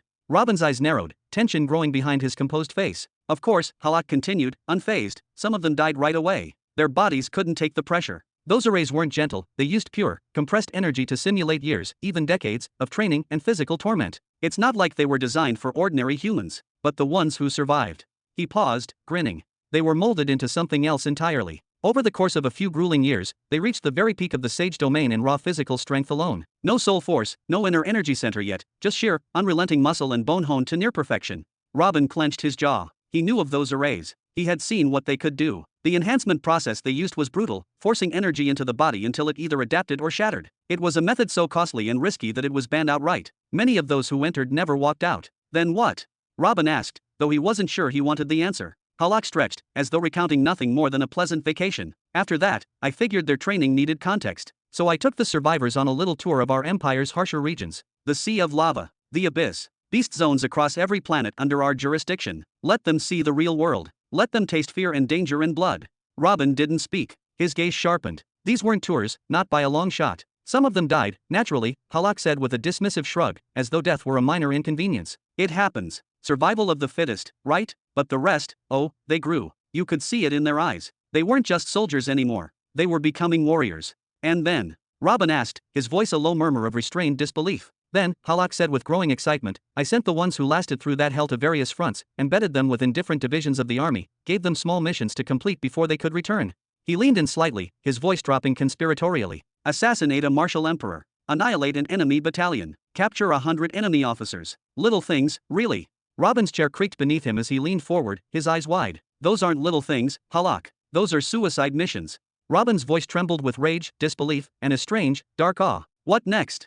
Oh, you'll love this part, Halak said, his eyes sparkling with mischief. The ones who made it back, I took them and carved fourth-stage body-strengthening tattoos into them. Not the human versions. No, the giant-class tattoos. Half of them, well, their bodies gave out. Couldn't handle it. Their muscles tore apart, their bones shattered like glass. Robin stood in a flash, the air around him suddenly tense, golden light beginning to swirl in his irises. You what? Do you have any idea what that tier of tattoo can do to a normal human? Those runes were never meant for anything but the strongest of the giants. Yeah, but. Halak grinned proudly, we still have the other half. Robin stared at him in stunned silence. Even among the mighty humans of Nihiri, only a rare handful, like Orzin, could bear the pain of the first or second stages of those tattoos. And even they nearly died in the process. This was insanity. Halak, you absolute madman, what have you done to my imperial guards? Robin roared, his teeth grinding. Halak, however, only laughed harder. Nothing you wouldn't have done yourself, in my place. I just took the best of them, the ones who survived all the trials, endured the arrays, the monster zones, the battlefields, and the tattoos, and brought them to the poison rock planet. Robin's heart sank. There, Halak said, his eyes gleaming with warrior pride, we encountered Dorger and his faction. That arrogant little mutt, always barking about territory. Well, we didn't bark back. We crushed them, flattened them like bugs. My boys wiped the floor with Dorger and his elite. You should have seen it. He slapped his massive palms together with thunderous glee. Sure, a few more died, but the ones who survived, they lifted my head high that day. I was even planning a second round when your summons reached me. Chapter 1259. They managed to defeat Dorger and even his 10 tyrant beasts. Robin's voice trembled slightly as the weight of those words settled. His mind searched for logic, for a crack in the tale, but Halak was grinning his teeth out. Defeat just Dorger and the 10 tyrants. Halak repeated with a scoff, his tone soaked in mockery. Then, as if recounting a light-hearted joke, he bellowed a deep laugh, one that echoed across the Grand Hall. Boss, come on. Toss in the entire beast horde of Poison Rock Planet too. Only then are you starting to scratch the surface. He slapped a hand to his armored chest and laughed harder. These boys are quite good. I taught them a few classic Halak-style moves, some of the old, dangerous stuff, and would you believe it? They absorbed them like dry earth drinks the rain. Robin's expression tightened as he leaned back on the throne, his eyes widening with a mix of awe and concern. They battled the entire beast army of Poison Rock? The full planetary horde? Not even Pythor, even at his absolute prime, could dream of accomplishing that. Halak just grinned, as if Robin had finally caught on. Well, you wanted guards. I made you guards. But not just any guards, boss. I gave you titans wrapped in mortal skin. I'm becoming pretty proud of them, hee. Robin was silent for several moments. The gravity of Halak's words sank deep. These weren't just recruits, or trainees. These were refined monsters, beings who had survived what should have been impossible. So then, this summon, was it for their laws? Halak scratched his neck, dismissing the thought with a lazy wave. Honestly, I doubt laws even matter at this point. You should focus on speeding up the creation of those black imperial armors instead. The ones lucky enough to wear them during the campaign, they made art out of massacre. They reduced Dorger's inner circle to bloodstains. The headquarters even had to issue several corrosion pearls as compensation for Dorger afterward. He glanced down at his own armor, tugging at its heavy collar. Sure, they're stiff and uncomfortable, but I won't lie, these armors work. Robin's breath caught for a moment. His perception of the Imperial Guard had shifted. No longer were they late bloomers waiting to be molded. Now they were juggernauts, barely bound by discipline, capable of shaking the core of worlds if left unchecked. Did you make them swear any oaths upon their arrival? He asked at last, his tone sharp with intent. Of course, Halak said matter-of-factly, producing a sleek silver ring from his spatial reserve. He tapped its center, and a small bundle of shimmering contract tablets appeared, suspended in mid-air. Here. These are the oath tablets of the remaining boys. Keep them on you. Every one of them swore full allegiance to you, and more. Robin exhaled a long, slow breath of relief. Good, that's good. He nodded repeatedly, regaining his composure. Judging by what you've told me, it's clear they no longer need another push in power. But regardless, they'll receive it. With a faint flick of his hand, Robin summoned 3 large metallic slabs. Each one radiated a dense, invisible pressure, the kind that made space ripple ever so slightly around them. Laws etched into divine metal. Distribute these according to their elemental affinities, he said, his voice unwavering. Halak's smirk finally cracked. His eternal sarcasm faltered. Boss, he said, his eyes locked on the slabs. Don't you think this is a bit over the top? What's the point of the rest of your armies if I hand these out? Robin's face lit up with an uncharacteristically wide smile. As you said, Halak, the Imperial Guard is the final wall between the enemy and me. They must never be anything less than overwhelming. There's no such thing as too strong when it comes to my last line of defense. He leaned forward. What's wrong? Afraid of your own soldiers now? A little, Halak muttered under his breath, rubbing the back of his head. The first 2 slabs, yeah, I know them well. Just having one wielder of either is enough to make any general nervous. Major law of time, major law of space. But this third one. He pointed slowly. Major law of resonant waves? I've never even heard of that. What is that supposed to be? Robin's golden eyes glowed with scholarly fire. During my recent research, I noticed a consistent phenomenon. Everything, and I mean everything, emits vibrations. Life forms, rocks, cells, entire celestial bodies. All of them generate subtle, often undetectable waves. He leaned closer, his tone low and charged. When I studied those waves, traced them deeper than the eye could see, I discovered something astonishing. A force woven into existence itself. A new fundamental law. A fundamental law, on the same level as time and space. Halak raised an eyebrow, his face still unreadable. I can't quite picture that. It's not just equal, Robin said softly. In the hands of the right individual, it might be superior. One who masters this law won't simply sense those waves, they'll command them. They'll see through everything. Nothing will escape their perception. They'll manipulate the oscillations of matter and soul, accelerate or slow down biological processes, fight faster than thought, move like light, predict incoming attacks by sensing tremors, disrupt emotion, control consciousness, and even interfere with other laws. He smiled faintly, the edge of madness in his excitement. This law is the echo of existence itself, and I want to see what happens when one of my guards wields it. Halak remained quiet for several moments. Then, slowly, he crouched down to better inspect the third slab, his eternal grin replaced by something rarely seen on his face, respect. Oh, it's undoubtedly powerful, Halak. And the scope of its applications? Practically limitless, Robin said, tapping his throne's armrest twice with a thoughtful expression. I don't know why exactly, but I have this gut feeling, this law, the resonant waves law, might be the first fragile thread that leads toward unraveling the master law of identity itself. Halak's head shot upward, his eyes wide with surprise, as if Robin had just dropped a divine secret into his lap. What, did I share more than I should have? Robin laughed heartily, his eyes glinting with mischief. As my personal bodyguard, you need to expand your horizons. It's about time you thought bigger. No, that's not it at all. Halak muttered, his tone more subdued than usual. He clenched both fists tightly before finally exhaling a heavy breath. It's just, I'm starting to question whether the path I chose was really the right one to become the strongest. Robin's gaze softened as he nodded slowly. To be honest, Halak, I've asked myself the same question many times. Especially when I discovered that the 4 traditional cultivation paths don't even include a proper route for cultivating the physical body. That was my first red flag. That's when I realized it was a path the heavens themselves had given up on. Don't get me wrong, boss, Halak said quickly, waving his hand in dismissal, his pride flaring up again. I'm not saying I doubt my strength now. Even at level 49, I still have the capability to go head-to-head with anyone in the entire empire, you excluded, of course. He leaned back with an exaggerated sigh. But still, you're making things harder, boss. With every new discovery of yours, everyone else keeps getting stronger, evolving, breaking limits, and I'm still stuck at level 49. At this rate, I'll be here for another 1,000 years. My image, my reputation, my legend, they'll all take a hit. Robin let out a warm laugh. I could never allow your legend to suffer, Halak. Then, without another word, he casually produced a new metallic tablet and handed it over. Halak seized it with curiosity and immediately infused his spiritual sense into it. A flash of energy ran through his body. His eyes widened as if he'd just found the treasure of a lifetime. What is this? That's the 4th grade version of the body strengthening tattoo, Robin replied, grinning proudly. Based on the ancient design used by the giants. I've re-engineered it myself. I eliminated several inefficient segments that were slowing down energy absorption and dampening overall performance. Once you find a skilled specialist to inscribe it on your body using this updated schematic, you'll break into level 50 within a year, maybe even sooner. He raised a single finger, cautioning him. But don't you dare go handing that out to the Imperial Guards. This is custom made for you. Only a beast like you, Halak, can endure the strain and make full use of it. Ha! I knew you wouldn't hold out on me, boss.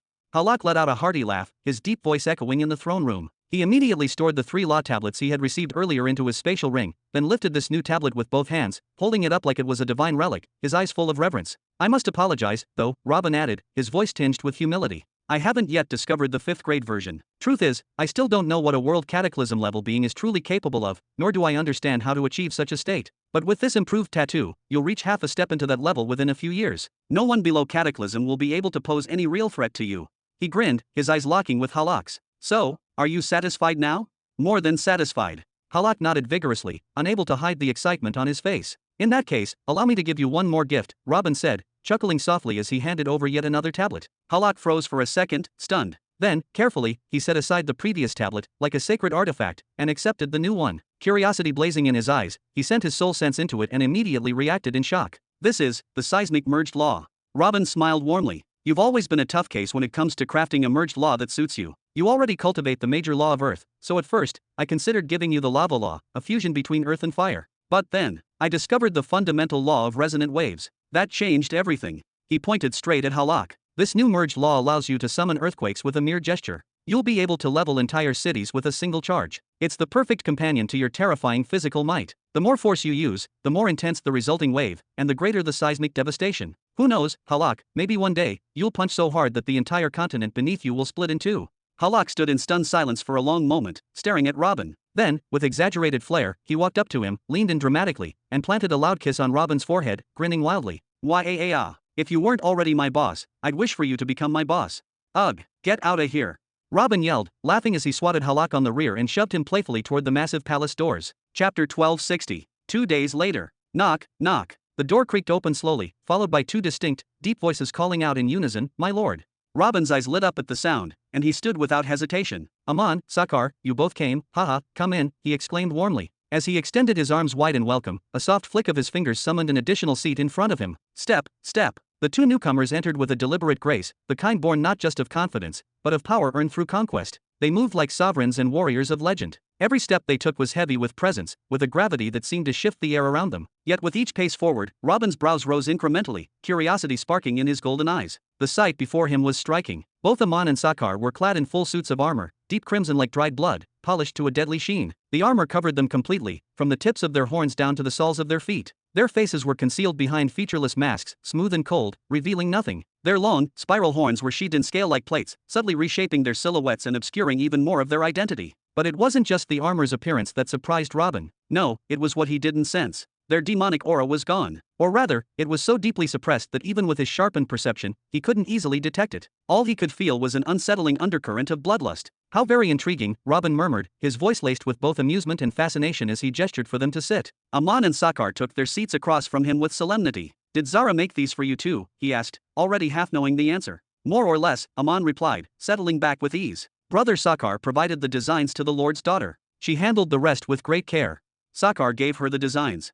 Robin's eyes narrowed as he briefly activated his golden eye of truth. Within moments, his expression shifted with recognition, and his brows shot up. Oh, that's brilliant. The armor's interior was a marvel of craftsmanship. Woven into the lining was a complex network of thin, metallic tubes that mimicked blood vessels, and within them, real blood was flowing. But it wasn't demon blood. He could sense mutant and beast blood flowing in them. My only request to the Lord's daughter was that she make the armor fully enclose the body and include these specialized tubes. As for the rest of the specifics, she took the initiative. I only suggested an idea and she did everything else. She ensured the final product rivaled, no, even surpassed, the standard of the First Army. A fair and capable girl, much like her father, the Great Lord, Sakar said with respectful firmness, placing one hand atop each knee. Robin let out a soft breath, clearly impressed. This is still an ingenious idea, Sakar. Hiding your aura and scent by circulating the blood of other races through your armor, it's beyond clever. If you both keep these armors on at all times, no one will be able to trace your origins easily.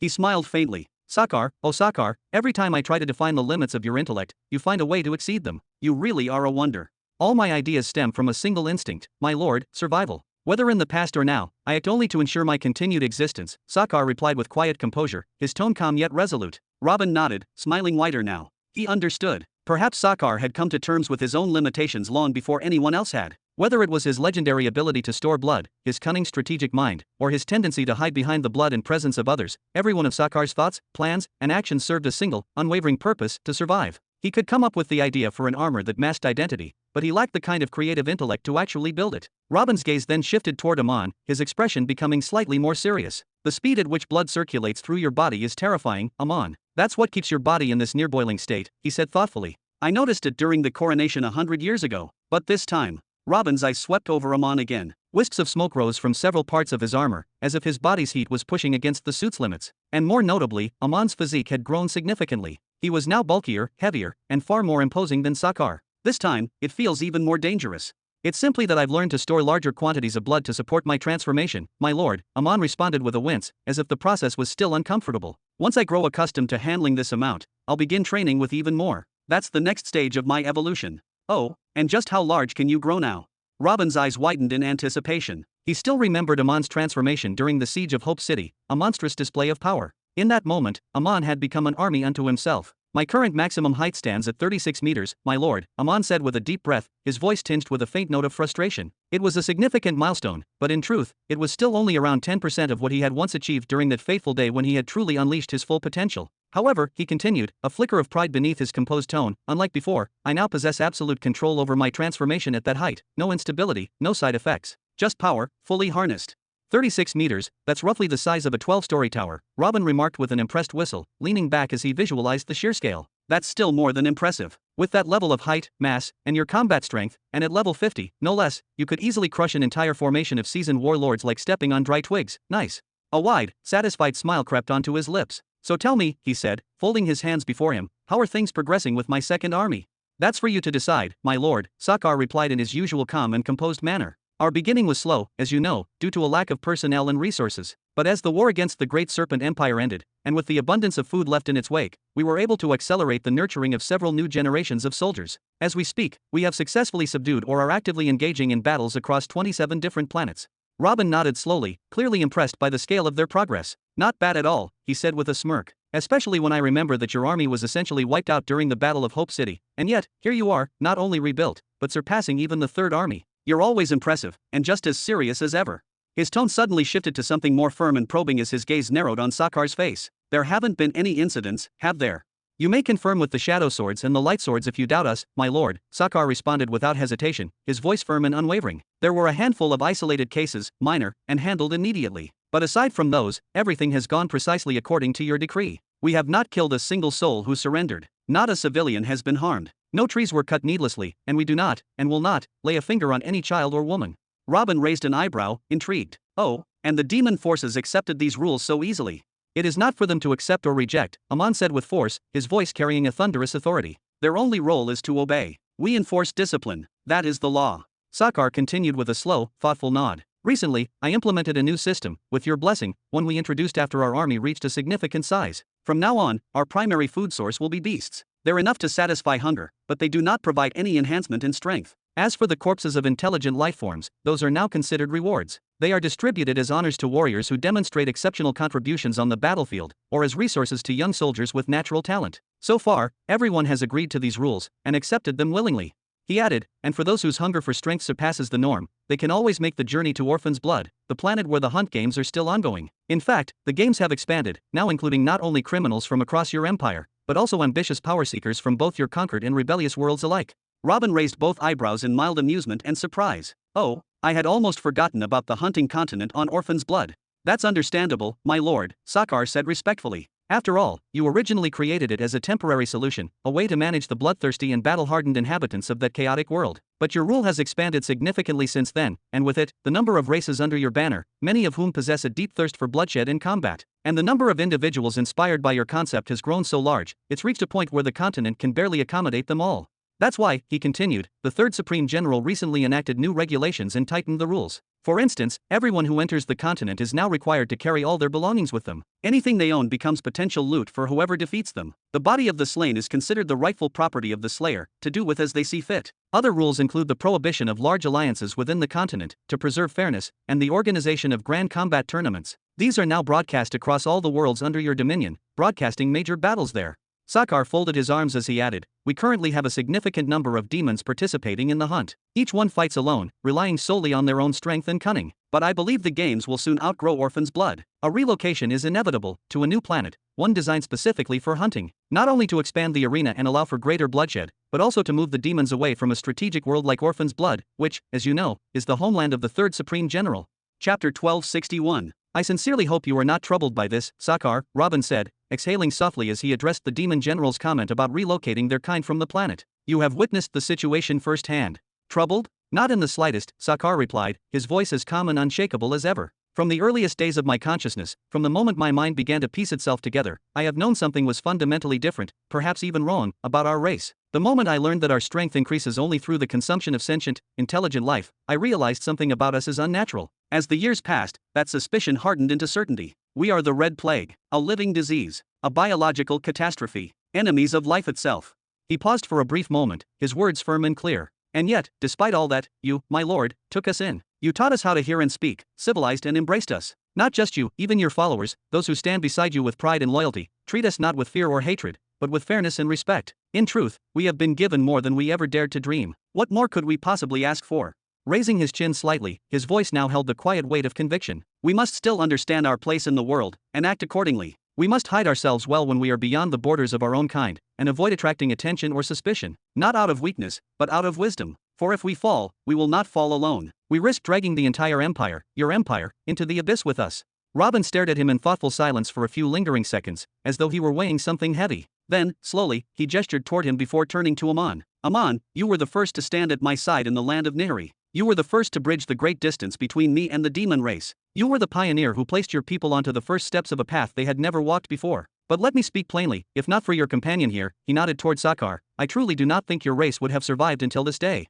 You have grown strong, Amon. Strong enough to hold the rank of Supreme General, one who receives orders directly from me and no one other. But I ask this of you, as a personal request. Assist Sakar in every way possible when it comes to managing the inner workings of your people. He leads with clarity and foresight, and I do not want your pride to stop you from taking his commands seriously."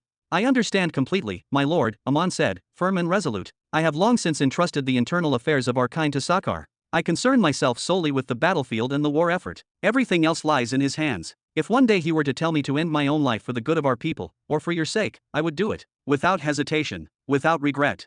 Let us hope it never comes to that." Robin let out a deep, genuine laugh. Then his gaze flicked back and forth between the two demon commanders. "So, tell me, are there any other pieces of good news from the demon legions? Have any new mutants emerged recently?" "We are close," Sakar replied in his usual steady tone. "Our criteria for selecting generals are strict. We choose them based on personal strength, distinct abilities, and leadership qualities. In that sense, each general could be considered a semi-mutant, if you will. Especially now, after so many grueling battles and life-or-death experiences, their true powers have started to surface. But they have not yet bloomed fully. Not enough to compare to Amon or myself." Robin's eyes narrowed thoughtfully. "In your opinion, what is preventing them from completing their transformation?"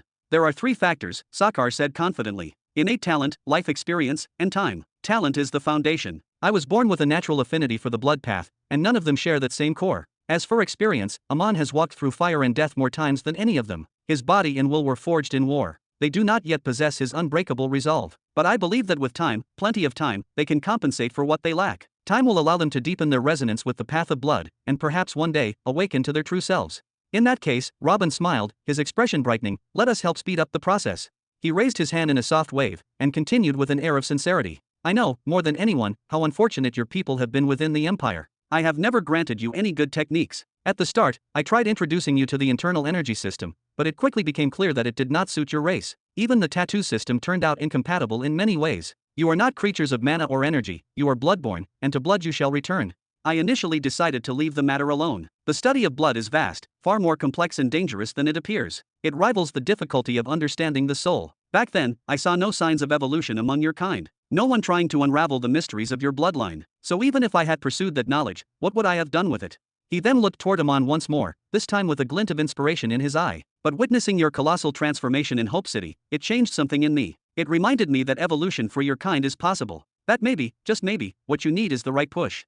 Robin smiled again, this time with warmth in his voice. "So I think all of you owe Amon your thanks, again. For the second time, he has rekindled my belief that the demon race still has a future. For the second time, he has set your people back on the path of possibility." Amon held his silence. He had not experienced shyness often, but if there was ever a moment that defined it, this was surely it. My lord, what do you mean by that exactly? Sakar leaned forward slightly, his voice low but intense, filled with a mixture of awe and uncertainty. He could sense something immense approaching. Without another word, Robin reached beside his throne and retrieved a large, rectangular metal slab, its surface glowing faintly with silver glyphs and complex script. It was as large and dense as the tablets that bore the laws of time and space themselves. With a calm and almost ceremonial gesture, he handed the tablet over to Sakar. Take this, he said simply, but his eyes gleamed with meaning. This. Sakar instinctively channeled his soul force into the tablet's surface. The moment his essence made contact, a tidal wave of information crashed into his consciousness, raw, structured, ancient, and advanced all at once. The influx was so overwhelming that his mind blanked out for a brief moment. Time itself seemed to freeze around him. Brother, what is happening? What do you see? Aman asked quickly, alarmed by Sakar's frozen state. Robin's voice cut through the tension smoothly. What he sees is the culmination of many years of research. Not rumors, not myths, but data, real, tested, refined research. It is the product of every experiment I have ever conducted on blood, be it the blood of beast, of humans, or of the other intelligent races scattered across Jura. He tapped the tablet gently as he continued, his voice deepening with gravitas. And above all, it contains detailed research into the blood of your kind, the demons. I explored its origin, its behavior under stress, its reaction to energy, its affinity to transformation. There are notes on the internal structure of your blood vessels, instructions on how to maximize the absorption of essence from defeated enemies, diagrams of optimal blood flow, strategies for energy conversion. He turned to Aman. There is also a comparative analysis between your blood before and after your transformation at Hope City, an attempt to explain what triggered your evolution. And there is data on what happens when Sakar compresses his blood, what mechanisms fire off in your cells when your body enlarges, and even theoretical pathways to other potential transformations that could rival your current form. If Aman had physical eyes beneath his mask, they might have rolled back from the mental overload. His mouth opened slowly, his expression slack with disbelief. He could only stand there frozen, absorbing word after word, idea after idea, concepts he had never dreamed of, let alone studied. Huff, huff. Several long minutes passed before Sakar was able to collect himself again. His breath returned in sharp gasps, his body trembling slightly from the weight of what he had just absorbed. Finally, he looked up toward his master, his voice trembling with awe. My lord, what exactly is this? I know what you are thinking, Robin replied gently. It is not a complete cultivation technique. You will not find secret arts or mystical seals like the ones I have given to my other armies. This is raw knowledge, field research, suggestions, possibilities, insights. It is theory, not practice. And for that, I am sorry. He exhaled, eyes drifting briefly toward the floor. Despite having spent so many years delving into the mysteries of blood, he still felt he had failed the demon race in some way. Sakar stared at him for a moment more. Then, suddenly, with no hesitation, he lowered himself to the ground, knees first, then hands. His voice was low, reverent. We could never have imagined receiving a gift greater than this. This is more than power. This is hope. Thud. Aman followed instantly, kneeling beside him with equal fervor. The demon race will forever remember your kindness, your vision, your belief in us, my lord. Hey, what is with all this bowing and scraping? Robin chuckled, descending from his throne with a light step. He moved to them quickly and helped both of the towering warriors to their feet. His smile was broad, filled with warmth. As long as you do not feel neglected, then I am content. Neglected? My lord, how could we even think that? Sakar lifted the tablet again with both hands, eyes burning with renewed purpose. With this alone, we now stand on equal footing with the other two great armies of your empire. In fact, just with me and Aman, we can still suppress them. And now, with this sacred knowledge in hand, if I cannot forge a new generation of mutants from this, then we demons have no right to stand beside you at all. There will be more mutants? Aman asked, voice full of hope and disbelief. He had not seen what Sakar had. He only heard bits and pieces from Robin's explanation. Sakar turned to his longtime comrade and nodded firmly, eyes filled with fire. At the very least, all of the generals. A loud, involuntary gasp escaped Aman's throat. Once again, overwhelmed with emotion, he began to lower himself to the floor in a kneel. Thank you, my lord. Hold it. Robin caught him halfway, chuckling as he halted the motion with a light push. Then he turned them both around and gently guided them toward the great chamber doors. Ha ha, go on now. Go out there and forge me an entire army of mutant demons. Chapter 1262. 5 days later. Click. As the heavy doors of the Grand Throne Hall slowly creaked open, a small silhouette stepped inside, accompanied by a familiar, steady voice. Father. Theo. Robin's eyes snapped open, bright, filled with life and warmth. He gestured toward the seat across from him, a smile playing on his lips. What kept you away, boy? I honestly expected you to be the very first to arrive. My apologies, father. Managing your empire has become more and more difficult with each passing day. Theo took his seat, wearing a faint yet weary smile. Your announcement of the start of the Age of Conquest 100 years ago has placed us all in a race against time. The pressure has not eased since. You have got what it takes. Robin leaned forward enthusiastically and gave Theo a firm slap on the arm. Believe me, out of all the generals and followers I have, you are the one I never have to lose sleep over. That kind of praise feels far too generous for me, father, Theo replied with a quiet chuckle, shaking his head. In truth, maintaining order and control over the Empire, especially on the highly contested class or planets, had become a logistical nightmare. I am not joking, Robin insisted, waving a hand dismissively. Among all your siblings, no, among the entire imperial ruling class, you are the one who fits his role best. His expression softened into a warm smile. Do you remember when I first bought you? I asked what law you wanted to learn, and you started sketching images of darkness for me, haha. From that day on, you have never disappointed me, not even once. That was a simpler, more innocent time.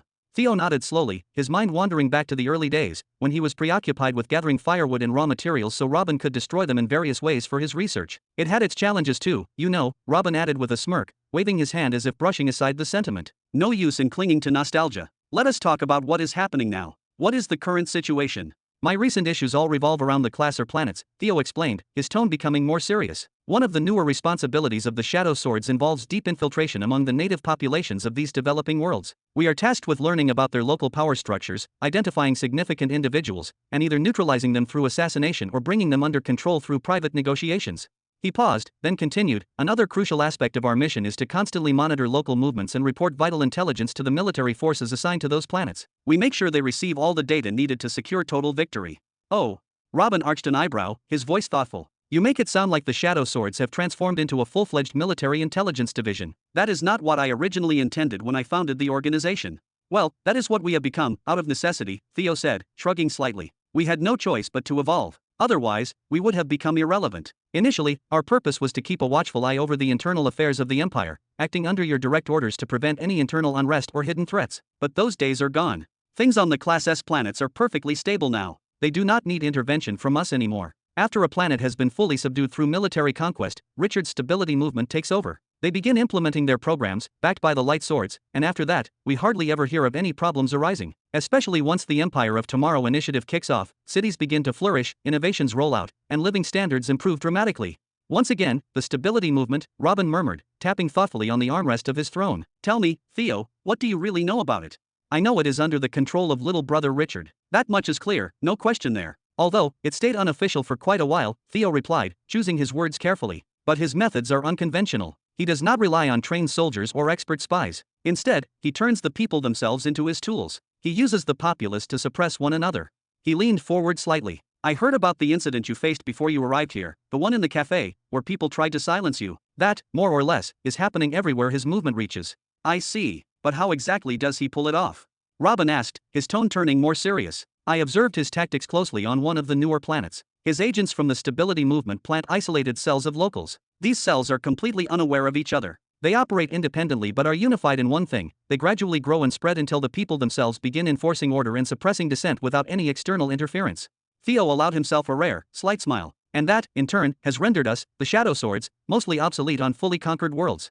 Richard came up with that? That is a bizarre way to spread one's influence, Robin muttered, furrowing his brow slightly. He had not imagined Richard could be so shrewd, so subtly manipulative. I do not believe this has anything to do with expanding his dominance or spreading his political authority, Theo began, his voice calm but laced with the weariness of years spent watching from the shadows. After the overwhelming success Jura experienced in terms of internal stability, I was the one who personally approached Richard. I traveled there myself, sat with him for hours on end, trying to persuade him that the experiment he unintentionally created on that planet could be refined, elevated, and extended to the rest of our expanding territories. And still, he kept denying any involvement. He rejected the idea that he had played any meaningful role in it, and he refused to take responsibility for what had happened there.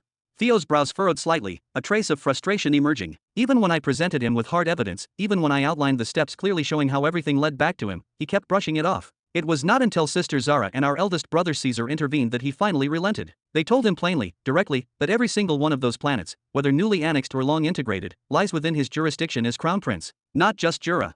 He gave a small shrug, lifting his hands slightly as if to suggest the futility of resisting further. Anyway, after that confrontation, Richard established the stability movement as a formal institution. And yet, he never disclosed its true objectives, nor its operational mechanisms. Everything about it remains cloaked in mystery. All that the appointed officials know is that these stabilizers now possess near absolute control over the Class S planets. And all that the population understands is that they must avoid them, never question them, and most importantly, never speak ill of them. A dry chuckle escaped Theo's lips. And as for us, the once feared, once essential Shadow Swords, we have been pushed aside, discarded like old tools that no longer serve a purpose. That is all we know. Robin said nothing at first. He remained utterly still for a few seconds, digesting the weight of his son's words. Then he slowly began to nod, a determined glint beginning to sharpen in his eyes. You will not remain idle for long. That is the reason I summoned you here today. He lifted his hand and pointed directly at Theo with unwavering intent. I want you to personally step into mid-sector 100. In fact, if the opportunity arises, I want you to move into mid-sector 99 as well. Excuse me. Theo blinked, his expression shifting to one of mild disbelief. And what, exactly, would I be doing there? What needs to be done, Robin replied, his voice steady and deliberate. Over the coming years, however long it takes, I want you to collect everything, every detail. I want to know the balance of power within those sectors, the strength and reach of each faction, which groups we might be able to align with, and which ones we must avoid at all costs. Political structures, military strength, economic currents, religious influences, leave no stone unturned. He leaned forward, his gaze intensifying. I also want you to establish an organization, not a secret sect, not a hidden cell. I want something visible, an official group that takes on assignments for a price. Assassinations, information retrieval, tracking targets, intelligence sales. By doing this, you will not only gain access to valuable knowledge, but you will also generate revenue, influence, and a reputation. Slowly but surely, your roots will grow deep into the soil of those two sectors. This is massive, Theo breathed, his eyes wide with alarm. Why such a drastic mission? Why now? I am already swamped handling the chaos of the class or planets. I barely sleep as it is. Robin laughed, a deep, thunderous laugh that filled the throne room. Then, without a word, he reached into the folds of his robe and retrieved a golden imperial decree. He scribbled something on it with a special ink, pressed his seal upon it, and handed it to Theo with a casual grace. Here, you now have an unlimited budget. Recruit as many shadow swords as you need. Expand their numbers as you see fit. Create a network. Build something real, something permanent. His voice then dropped slightly in volume, but rose in gravity. 900 years from now, we will face a true trial, one that will shake the very foundations of our empire. And when that moment comes, I must have insight into every corner of our domains. I can no longer rely on Renara or others to predict what may come. I need hard facts, reliable intelligence. Do you understand me, Theo? Theo's gaze lowered briefly. He took in a slow breath through his nose, held it, and exhaled through his mouth. I understand. His voice was calmer now, but laced with a new edge, one of acceptance, of resolve. Good, Robin said with a proud smile. Then, almost casually, he reached into the dimensional ring on his finger and pulled out a large, gleaming metallic tablet. It pulsed faintly with cosmic energy. He handed it to Theo. Here, take it. Theo accepted it with both hands, reverently. He closed his eyes for a moment as he let his spiritual sense scan its contents. When he opened them again, they were filled with shock and disbelief. I call it darkness of space, Robin said, almost like a sacred whisper. A fusion of the major law of darkness and the major law of space. This is your merged law. As of today, it belongs to you. He gestured toward the tablet. The spatial element will enhance your stealth to an unimaginable degree. You will be able to move in and out of shadows as if slipping between folds of reality. Offensively, your power will increase exponentially, there will be no upper limit. Spatial division, dimensional expansion, these will be part of your arsenal. Defensively, you will be untouchable. You will become a true phantom, an entity that appears only to deliver death and vanishes before retaliation is possible. And if ever you are cornered, Robin smiled, you will reveal claws sharp enough to split entire mountains in half. Before he could finish his thought, thud, Theo stood up abruptly and threw himself into his father's arms. Thank you, he whispered. Robin blinked, surprised. Though he could not see his son's face, he could hear it, the tremble in his voice, the uneven breath, the tight grip. Theo was crying. It had been nearly 150 years since Robin first purchased him. In all that time, not once had he seen his son shed a tear. He had always sensed it, that quiet shadow inside Theo's heart. That doubt, that gnawing belief that, perhaps, he was lesser than Richard or Caesar. That maybe their father loved them more. After all, they had been given legendary laws, while Theo had been left to struggle and watch from afar like any other shadow sword. But maybe today, just maybe, that wound had finally begun to heal. Robin pulled him in tighter, the proud warmth in his chest spreading like fire. I am sorry, he murmured, voice barely audible, I kept you waiting. Chapter 1263. 3 days later. Creak. Father, it is Peon. I have arrived. A young man, seemingly in his late 20s, stepped into the vast throne hall with a respectful bow. His posture was upright, steady, and composed, every step echoing his unwavering discipline and strength. Without hesitation, he made his way toward the throne, the golden cloak behind him flowing like a banner in the wind. Peon. Robin stood slightly from his throne, arms open in welcome, a warm smile on his face. Yet that expression quickly faded, replaced by a heavy sigh and a subtle frown. Ha! As Peon moved closer, the full extent of his appearance came into view. From a distance, his imposing presence, adorned in elegant, black and gold imperial armor polished to a shine, might have inspired awe. But no amount of regality could hide the truth that revealed itself once he removed his helmet. His face was no longer that of a man. It was not just marked by scars or the remnants of battles fought. It had been ravaged, transformed into something nearly unrecognizable. What once might have been noble and sharp now carried the grotesque evidence of countless horrors. His right cheek was missing entirely, exposing the inner cavities of his skull to the open air. You could see the subtle rise and fall of his breath through the hollow wound. Beneath his left brow, the skin and muscle had melted all the way down to bare bone, as if something had eaten away at him. The wars of the First Army have grown fiercer by the day, father, Peon said with a formal tone, his voice calm but cold. Some battles require boldness, decisive aggression, to turn the tide and bring new worlds under your rightful rule. He took his seat before Robin with composed elegance, though his very presence radiated a chilling intensity. Robin's expression remained clouded, concern etched deep into the lines of his face. "Where is your left ear, peon? Half of your teeth are gone as well." His voice rose slightly, not in anger, but in disbelief. "What in the world are you doing to yourself? Why have you not let the Life Corps heal you?" They were reassigned to support and logistics, always stationed in the rear lines, even in the heart of conflict. "You could have easily found one. Easily." "Please do not concern yourself with such trivial matters, father," Peon replied, maintaining the same stiff tone. "These are just superficial wounds. They do not hinder my combat effectiveness. I still perform my duties to perfection." Robin stared at him silently for a moment, his eyes narrowing. "Do you think that is what this is about, your effectiveness?" he asked slowly. Then he leaned forward and rubbed the bridge of his nose in frustration. "Out of all your siblings, you have always been the one who exhausts me the most." "I have never disobeyed a command, have I?"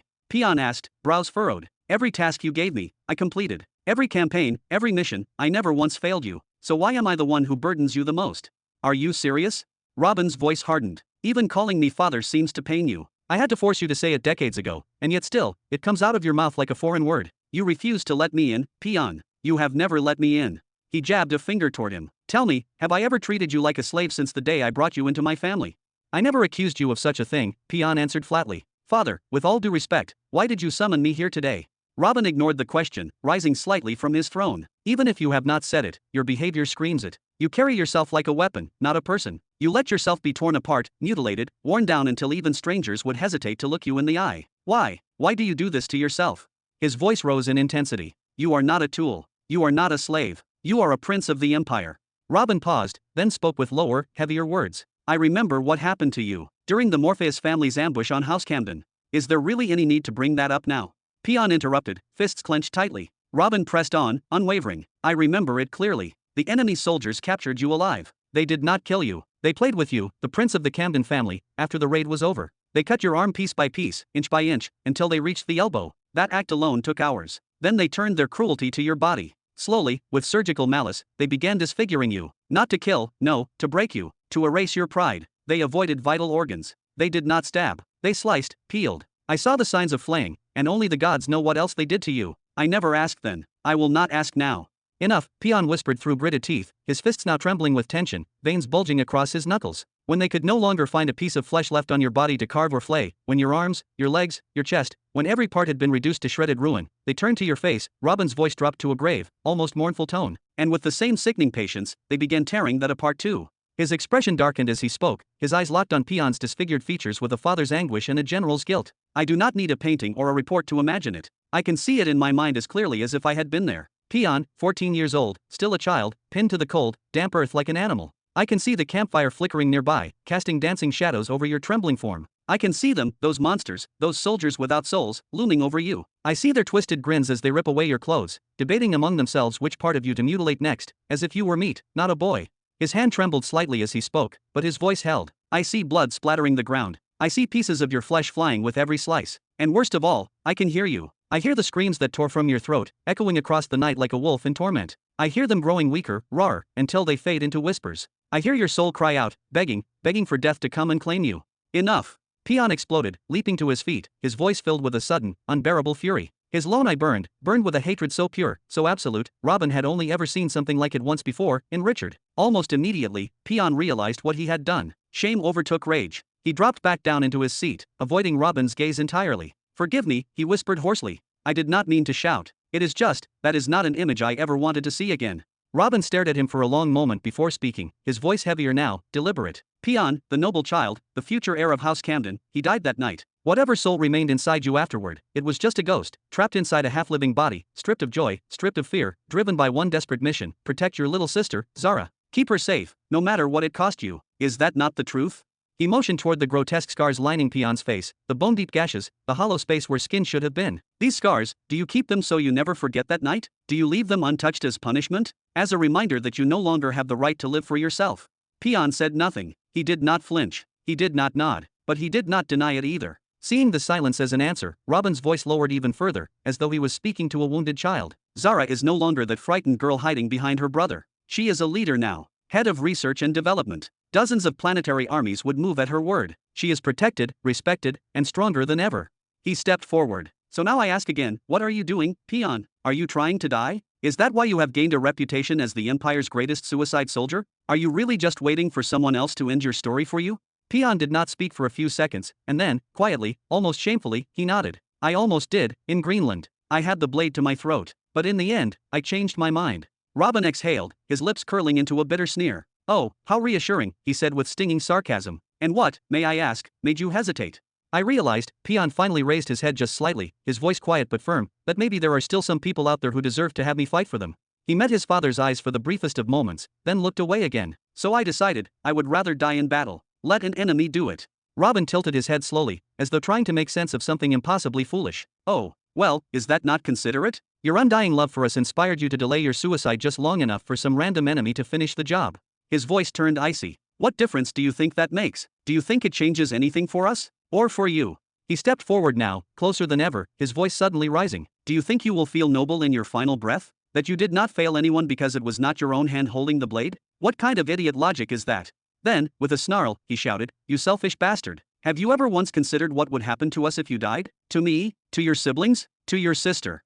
You will be fine, Peon laughed, an empty, hollow sound. You will all continue just fine without me. I have made sure to keep everyone at a distance. I have cut every personal tie. Even Zara, I have not seen her in decades. He waved his hand lazily, dismissively. I only keep fighting for one reason, to repay you. That is it. Nothing more. Nothing less. At that point, Robin had heard enough. He stood up with the cold fury of a king and a father both betrayed. He took 2 long, deliberate steps forward. His hand rose slowly. And then, bam! The slap that followed was thunderous, echoing off the stone and gold of the throne hall like a divine judgment. I made a mistake the day I bought you.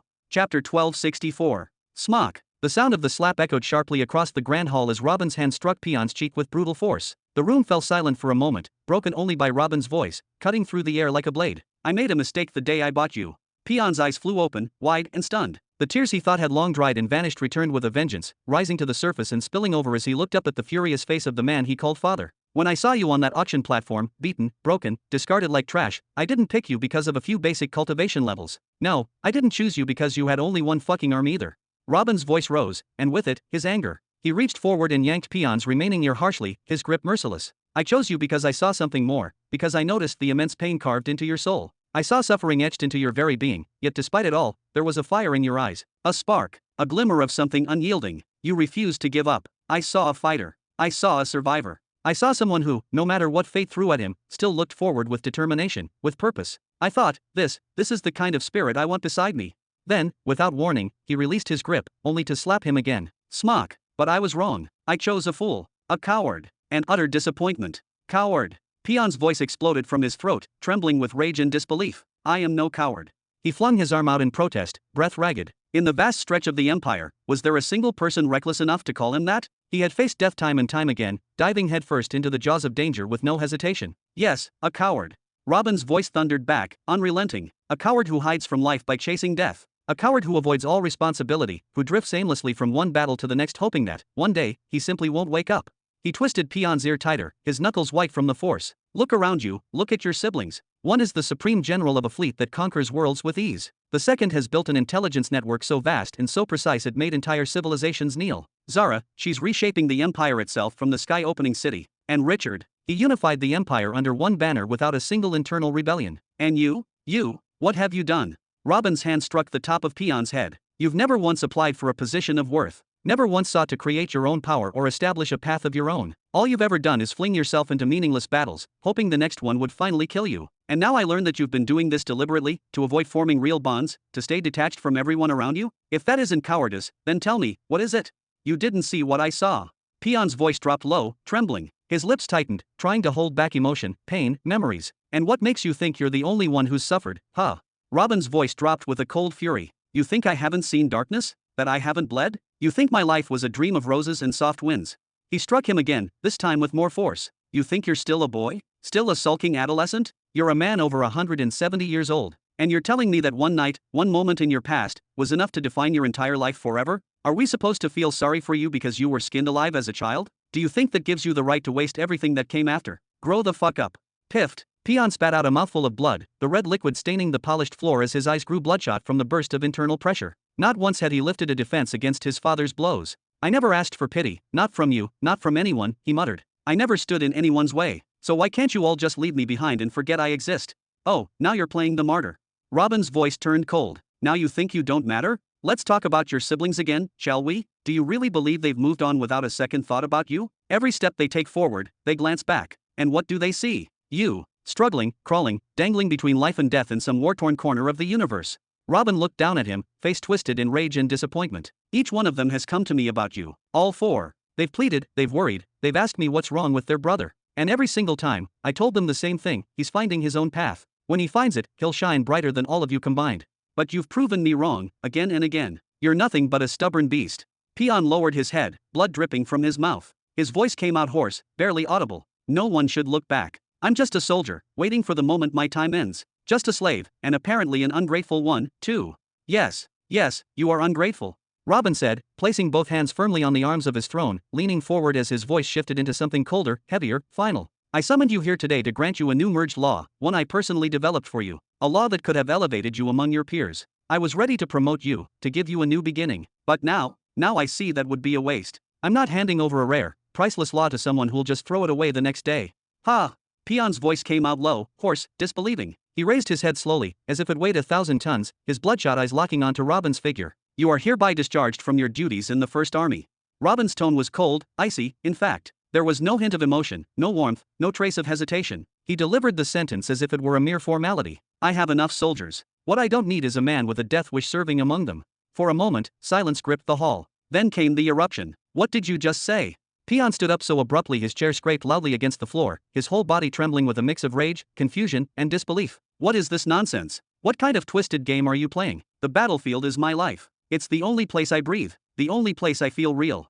His voice rose in intensity, echoing off the ancient stone walls. His chest was heaving, his pulse surging. Robin remained calm, his expression unreadable. That's not my concern, he said with a lazy shrug, leaning back slightly in his throne. Find something else to do. Plant a field of crops. Open a restaurant. Or better yet, establish an interstellar freight company. I hear shipping across the planets is booming these days. You might be surprisingly good at logistics. Peon's mouth hung open for a moment, stunned. Then he shouted, is this a joke to you? A pathetic attempt to humiliate me? If Alexander is Caesar's right hand, then I'm the left. I am the sword that cuts through enemy lines. I command fleets and direct strategies across 3 planets. You can't just take a general, a warrior who has spent 1.5 centuries steeped in war and battles, and tell him to go grow carrots or deliver packages.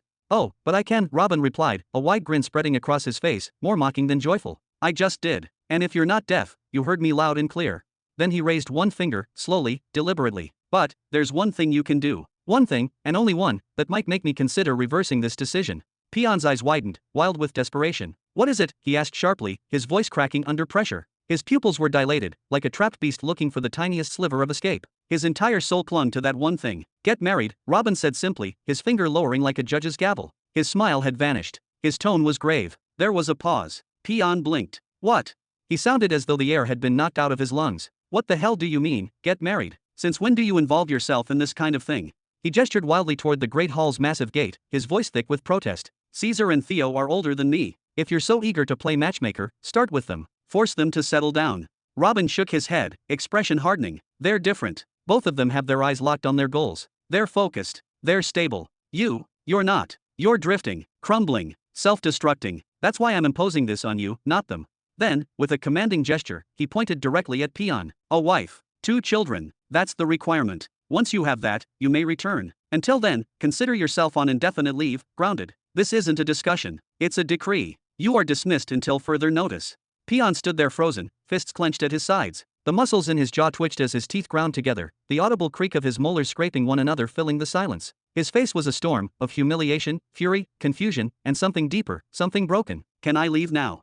His voice was quiet. Dead. Of course. Robin smiled again, as if nothing had happened. Whoosh. Peon turned on his heel and marched toward the massive exit, his cloak whipping behind him. The tension in his shoulders, the pace of his stride, it was clear he was headed somewhere to unleash all the fire building inside him. Just before he reached the door, Robin's voice followed him, not loud, but piercing. During your leave, find the peon you lost on that night. Or if he's truly gone, then discover a new one, forge him, build him. And one more thing. Robin's tone softened, just a touch. Don't think about taking your own life. Your sister would be sad. Peon didn't stop walking. He didn't look back. He didn't say a word. But for a few seconds, blood trickled slowly from the corner of his lips, his body responding to the emotional war raging inside. He tightened his fists so hard his knuckles cracked. And then, he disappeared through the gate, leaving only silence in his wake. Chapter 1265. 10 days later. Bam! The colossal gate swung open with thunderous force, its sound echoing through the grand hall. A tall figure, cloaked in flowing garments of black and gold, stepped forward with unwavering confidence, his boots striking the marble floor with purpose. "The new hairstyle doesn't quite suit you, old man," he called out with a smirk.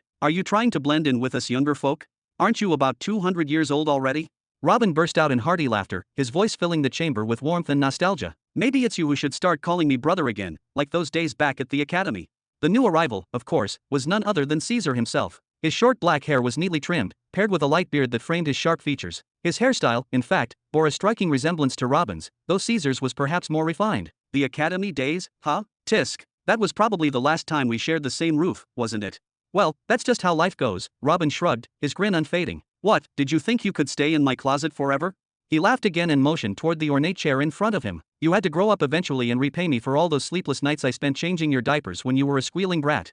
"Hey, didn't I already pay you back when I changed your diapers as a wrinkly old man?" Caesar quirked an eyebrow, his tone playful. "Fair enough," Robin muttered, clearly not eager to prolong the topic. He shifted gears quickly. "But seriously, what took you so long to get here? Seems like even a direct summons from your own father doesn't hold much sway anymore, huh?" "Give me a break," Caesar waved dismissively. "You left me neck deep in chaos. I've been supervising invasion campaigns across 2 separate sectors, and on top of that, I had to dispatch one of my best generals to the mid-sector to gain some field experience."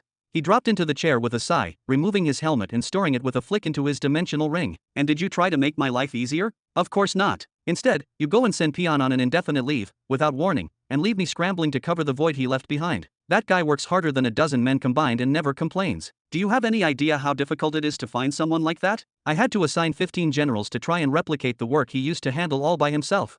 "My bad. I had no choice," Robin said, raising his hands in mock surrender. "I know," Caesar ran a hand through his hair and sighed again. "His recklessness just keeps getting worse with each passing day. I've tried to remove him from duty multiple times now, but it's useless. He always finds a way back." "So, how are things going with the First Army overall?" Robin asked, his tone lighter, but his gaze sharp with interest. "It's not terrible, but it's not exactly great either," Caesar said after a moment, pressing his lips into a thin line. "Things are stable, for now. And honestly, that's the best I can claim at this point." "Oh, that's not how I see it at all," Robin leaned forward, resting his elbows on his knees. "When we divvied up the responsibilities, you promised me you'd keep the First Army at the top, leading the charge among the 3 main forces." He pointed at Caesar with a half-smile. "But if the Second Army has claimed 27 planets, and the Third Army has secured 21, then that leaves only 26 new conquests attributed to you. That's called falling behind." "Hey, the demons are cheating, all right." Caesar snapped back, his tone both defensive and frustrated. "Out of those 27 planets, nearly 25 of them are from the R group, worlds that haven't been subdued yet. Sakar is playing a dirty game. He sends tiny forces to each of those planets just enough to make the locals think they have a chance to resist. That boosts their morale, leads to prolonged resistance, and feeds his troops with more sustained battles. He's not even trying to conquer them quickly." He leaned forward, placing his weight onto his thigh. "In truth, it was Emily and Richard who pressured his forces and accelerated the surrender of 2 of those planets. That's why they were handed over to headquarters." "Is that so?" Robin's eyebrows rose in mild surprise before a chuckle escaped his lips. "That bastard Sakar. So he found a loophole in the rules, huh?" Robin burst into genuine laughter, a deep, hearty sound that echoed through the hall. There wasn't even a trace of irritation in his expression. He wasn't upset in the slightest. After all, he was the one who had deliberately cut off Sakar and his demon's food supply by decreeing that only armed individuals, those who bore weapons, could be killed and consumed as nourishment. Still, he never expected them to find such a creative and twisted workaround to bypass that restriction. "Why don't we have Emily draft a regulation that sets a fixed time limit for each planet's conquest?" Robin proposed calmly, his tone thoughtful but edged with command. "If a planet isn't fully subdued within that designated window, the responsibility for conquering it gets reassigned to another army. That way, we can ensure momentum isn't lost." "I have no objections whatsoever," Caesar replied with a relaxed shrug, leaning slightly back in his chair. "The Third Army already has a higher success rate in planetary conquests compared to the demons, but General Arrow is still in the early phases. He's training his forces, experimenting with various tactics, and trying to uncover the most efficient way to deploy his soldiers in large-scale combat operations. His strategy ends up resembling the demon's drawn-out method, at least for now." He then pointed to himself, a faint smile playing at the edge of his lips. "But despite all that, out of the 33 planets that have been fully and officially brought under control, 22 of them were conquered by my First Army." Robin let out a long, impressed whistle, tilting his head as he processed the numbers. "Oh, really? That means the demons are currently entrenched in active wars across 24 planets. Arrow's troops are engaged on 12. And you, Caesar, you're only fighting on 4 planets at the moment." He raised an eyebrow as he picked up a stylus, quickly scribbling an imperial decree into a glowing parchment interface. The new regulation, directed to Emily, shimmered slightly as the ink dried magically. Handing it over to Caesar with a knowing look, he asked, "So why not escalate? Why not open more war fronts?"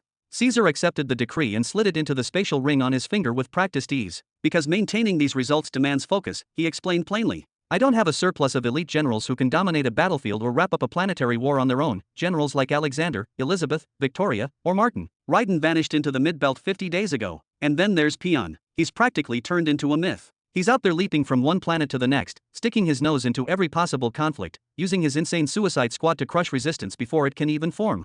He waved his hand in a lazy arc and continued with a sigh, and to be honest with you, even if I had a few other capable commanders besides those four, say, someone like Kasha who's seasoned and deadly, I still wouldn't have the manpower to sustain new war zones. Robin frowned slightly, leaning forward. What do you mean you don't have manpower? Are you running short on funding? On resources, he asked, genuinely surprised. No, it's not about money or logistics, Caesar said, shaking his head slowly. It's a matter of qualified recruits. You see, the total human population across the original 13 core planets isn't all that large. Only Jura and Greenland have notable native human populations, and even after all the wars and destruction, the combined total from those two barely reaches 1 billion people. Add in Nihari and the rest, and I'm left scraping together another billion at most. That was my entire recruitment base.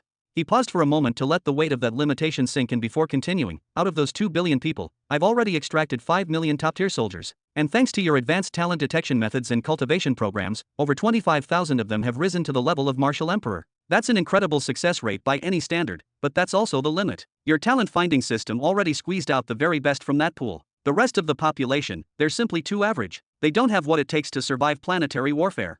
Then he lifted both of his hands in exasperation. Meanwhile, you have the Second Army, an entirely different beast. They're not a normal army, they're practically a biological plague, engineered for war and destruction. Every cub born among them enters the world already sharpened for combat, with a natural instinct to kill and conquer. And Sakaar and Amon, they waste no time. As soon as a cub can stand, it's fed, trained, and tossed straight into battle. He leaned forward, his voice hardening. Their short life cycles and massive birth rates make them ideal soldiers, brutal, numerous, and expendable. No one grieves when they fall. They're replaced almost instantly. The demon army surpassed us in numbers long ago, and they just keep growing. Every single time Sakaar breeds another batch of 300,000 young warriors, he sends them off immediately to launch an invasion on a new planet. Chapter 1266. And there's really no need to even mention the Third Army. Caesar barked with a mixture of exasperation and dark amusement, slamming his palm against his thigh. The sheer scale of their advantage is absurd. Just look at Nihari alone. That single planet holds tens of billions of mutants and hybrids. And when you factor in the populations of the other colonized worlds, it becomes clear that almost every planet in the system has some form of hybridized or mutated species living on it. It's like dealing with an unending swarm of ants. His tone turned sharper, frustration rising. Arrow, the commander of the Third Army, currently oversees a population that's approaching 1 trillion individuals. 1 trillion. And within that mind-boggling number lies an endless ocean of genetic diversity, hundreds of distinct species, each with unique capabilities, traits, and latent affinities he can exploit when choosing his soldiers. He closed his fist and leaned forward, voice low and intense. And let's not forget the most dangerous part. The man has 2 racial upgrade devices. Not 1, 2. Whenever he finds a race he deems valuable, whether due to their strength, speed, adaptability, or resistance, he doesn't just train them. No, he elevates them. He drowns them in bloodlines that complement their traits and forcibly evolves them into something monstrous. Caesar raised 2 fingers, slowly and with weight. 2 generations, that's all it takes. Just 2 full breeding cycles, and he can produce an elite army perfectly suited for planetary warfare. Offense, defense, intelligence gathering, infiltration, logistics, you name it, he can breed for it. I swear, Father, I'm starting to think you made the Third Army too powerful, and worse, I think you were right to give it to Arrow. I still don't know how he manages to maintain control over such a chaotic, volatile force without it imploding. A deep sigh escaped him. He looked away, muttering. In contrast, my First Army is just normal. My soldiers aren't disposable monsters like the demons in the Second Army, nor are they evolved mutants with natural affinity to heavenly laws. What natural advantage do I even have? He laughed dryly and shook his head. Maybe the only slight benefit I have is the Nihari humans. They've adapted to high gravity conditions, so their physiques are naturally tough, dense, durable. But what good is that when they're being vaporized in a blink by firestorms or swept away by oceanic floods? He gestured vaguely, tone laced with bitterness. Even in terms of gear, equipment, warships, artifact matrices, everything is distributed equally. No priority allocations, no special enhancements. I get the exact same resources the other armies receive. Robin blinked slowly, an amused smile playing on his lips. Oh, funny you mention that. I just handed out 3 merged laws to the Third Army earlier this month. One went directly to Arrow, and the other 2 were embedded within the army. Caesar's body went rigid. His mind stalled for half a second before his left eyelid began twitching violently. You did what? Tell me you've prepared something amazing for me, or I swear this entire throne room is going to end up in flames. Haha, of course I have. Robin burst into laughter, unable to hold it in any longer. He clutched his side and bent forward slightly, tears nearly welling in his eyes. Of all the people in this vast empire, above the earth or beneath the heavens, only Caesar had the gall and the freedom to speak to him like this. Not even Billy could do so. Once the laughter settled, Robin raised his head and gave Caesar a warm smile, his voice softening. So, what do you want first? Your personal gift, or the gift I prepared for your army? For me. Caesar blinked, suspicion flaring in his eyes. What could you possibly have for me? I already wield the flame of death, remember. I'll take that as your choice then. Robin chuckled again, but the humor quickly faded. His expression turned serious. Let me just confirm something first. You still intend to keep the flame of death, right? You're sure you don't want me to override it with something stronger? I could personally extract it and replace it with another powerful force. Something like the flame of time, perhaps. Forget it, Caesar said, waving his hand with a playful but firm gesture. You'd snatch it away from me right when I'm finally getting the hang of it? No chance. I'll hold on to the flame of death until the bitter end. Robin gazed deeply into his son's eyes for a few heavy seconds before reaching into the air and drawing out a large metallic tablet, thick, dark, and emanating a powerful aura. Without saying a word, he handed it to Caesar. What's this oppressive darkness? Caesar frowned as he took the object. If he had already refused a core change, then what in the world could his father be handing him now? But the moment his spiritual sense touched the tablet, activating the transfer of encoded information, his eyes widened in horror. The major law of death. He yanked his soul sense away instantly, staggering slightly as he tried to regain control of his breath. Ha!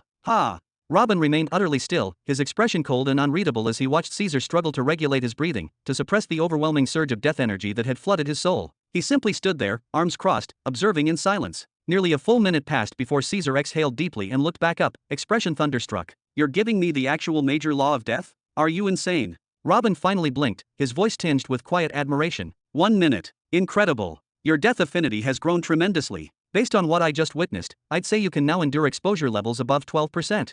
I was practically dying in front of you and you call it affinity. No, what I have is just raw tolerance, nothing more. Caesar groaned, shaking his head. He then waved the heavy tablet slightly. But seriously, what is this? You haven't explained anything yet. During my seclusion, I truly exhausted every possible avenue in an attempt to find a cure, or even just a remedy, for the lingering side effects that have been tormenting you, Robin began, his voice low but filled with unmistakable weight. But alas, every solution I discovered ended up being external in nature, specialized equipment, enchanted weapons, intricate support arrays, superficial aids. And that's just not befitting of my supreme general, my eldest son. You cannot step onto a battlefield shackled to tools. You must command, not depend. It would degrade your image, reduce the awe others feel in your presence. He inhaled slowly, a distant look flickering in his eyes. So, I considered increasing your resonance with the law of death itself, hoping that might harmonize with your body and ease the burden, but that attempt backfired miserably. If I tried to force a deeper connection, you would begin to resemble an undead creature, something neither alive nor fully dead. Then Robin pointed at Caesar, the motion deliberate. In the end, I abandoned all other paths and chose to give you this instead. You're handing me the complete and unabridged major law of death. Caesar's tone was incredulous, his brows furrowed. What am I supposed to do with it? My current merged law isn't built to contain the full, raw major law, it only includes fragments tailored to blend with fire. That's for you to figure out, Robin said calmly, lifting his shoulders in a slight shrug. I've been in possession of the full law of death ever since the cave incident all those years ago. And yet, I never once recorded it, never wrote a single rune. But for your sake, I buried my concerns and pressed forward. His eyes glinted with a rare, proud seriousness. It took me 7 full years to transcribe it all, just to the 4th stage. Robin gestured toward the dark metal tablet resting in Caesar's hands. Now it's yours. Take it. Immerse yourself in it. Let it challenge you. Let it devour you if it must, because in return, it might offer glimpses into something greater. Perhaps it will unlock new realms of techniques. Perhaps it will reshape your understanding of death and flame alike. Or maybe, just reading it enough times will allow your soul and body to better endure its pull.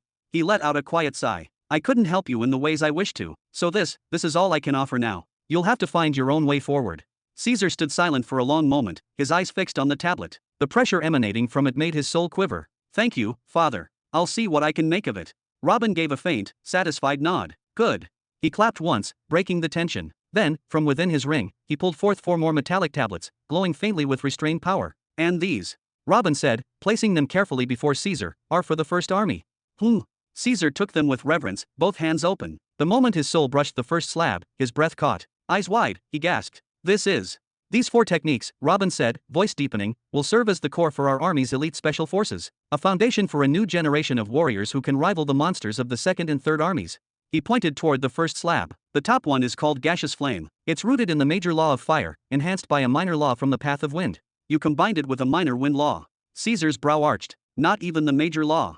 Robin chuckled softly, then raised one hand, his index finger glowing faintly. Let me show you something. With a gentle flick, a white flame appeared on his fingertip, small, silent, and yet radiating immense pressure. This, he said, is merely the first stage of the major fire law, the weakest of it. Then, his expression sharpened. Now watch what happens when I merge in just a sliver of that minor wind law. Crackle. Pop. The tiny white flame pulsed violently, then, shwoom. It burst into a howling red inferno, a concentrated stream of flaming energy erupting from Robin's fingertip like a cannon blast. It tore through the air like a dragon's breath, grazing Caesar's cheek before slamming into the wall behind him with an earth-shaking boom. What?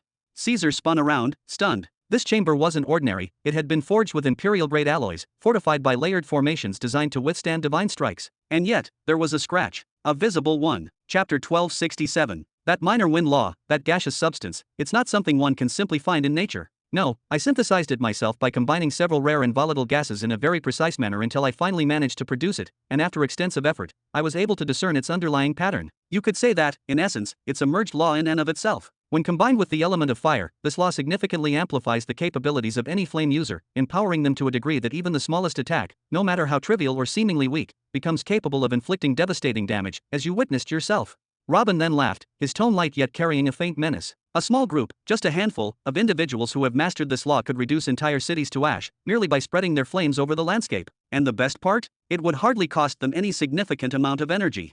Caesar fell silent. He couldn't help but turn back and study that tablet once more. He could already envision the scene in his mind. One or two users of this law, hovering in the skies above a city, unleashing torrents of fire that swallow everything in sight, green fields, stone walls, forests, people, all reduced to nothing in moments. And all the while, those users would remain unfazed, not even breathing heavily. The very idea was bone-chilling. Then Robin gestured toward the next tablet. Second, we have what I call poison wind.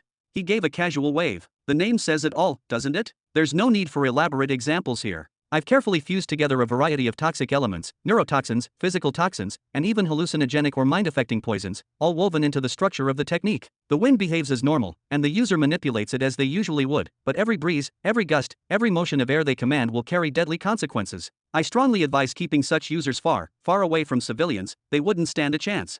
Caesar's eyes darted toward the tablet again, alarm growing in his chest. Each and every attack would be laced with different types of poison? Combating enemies like that would be a nightmare. Against large-scale armies, it would be pure chaos. Just a few individuals like that could flood entire battlefields with invisible death. Even the most resilient soldiers, those with the highest levels of poison resistance, aren't immune. Resistance isn't immunity, it's never absolute. A slight weakening of their bodies, a moment of dizziness or hallucination, that alone could tip the scale of battle and doom them. Robin moved on, pointing with a slight arch of his brow. The third tablet holds what I've named the merged law of metallic plants.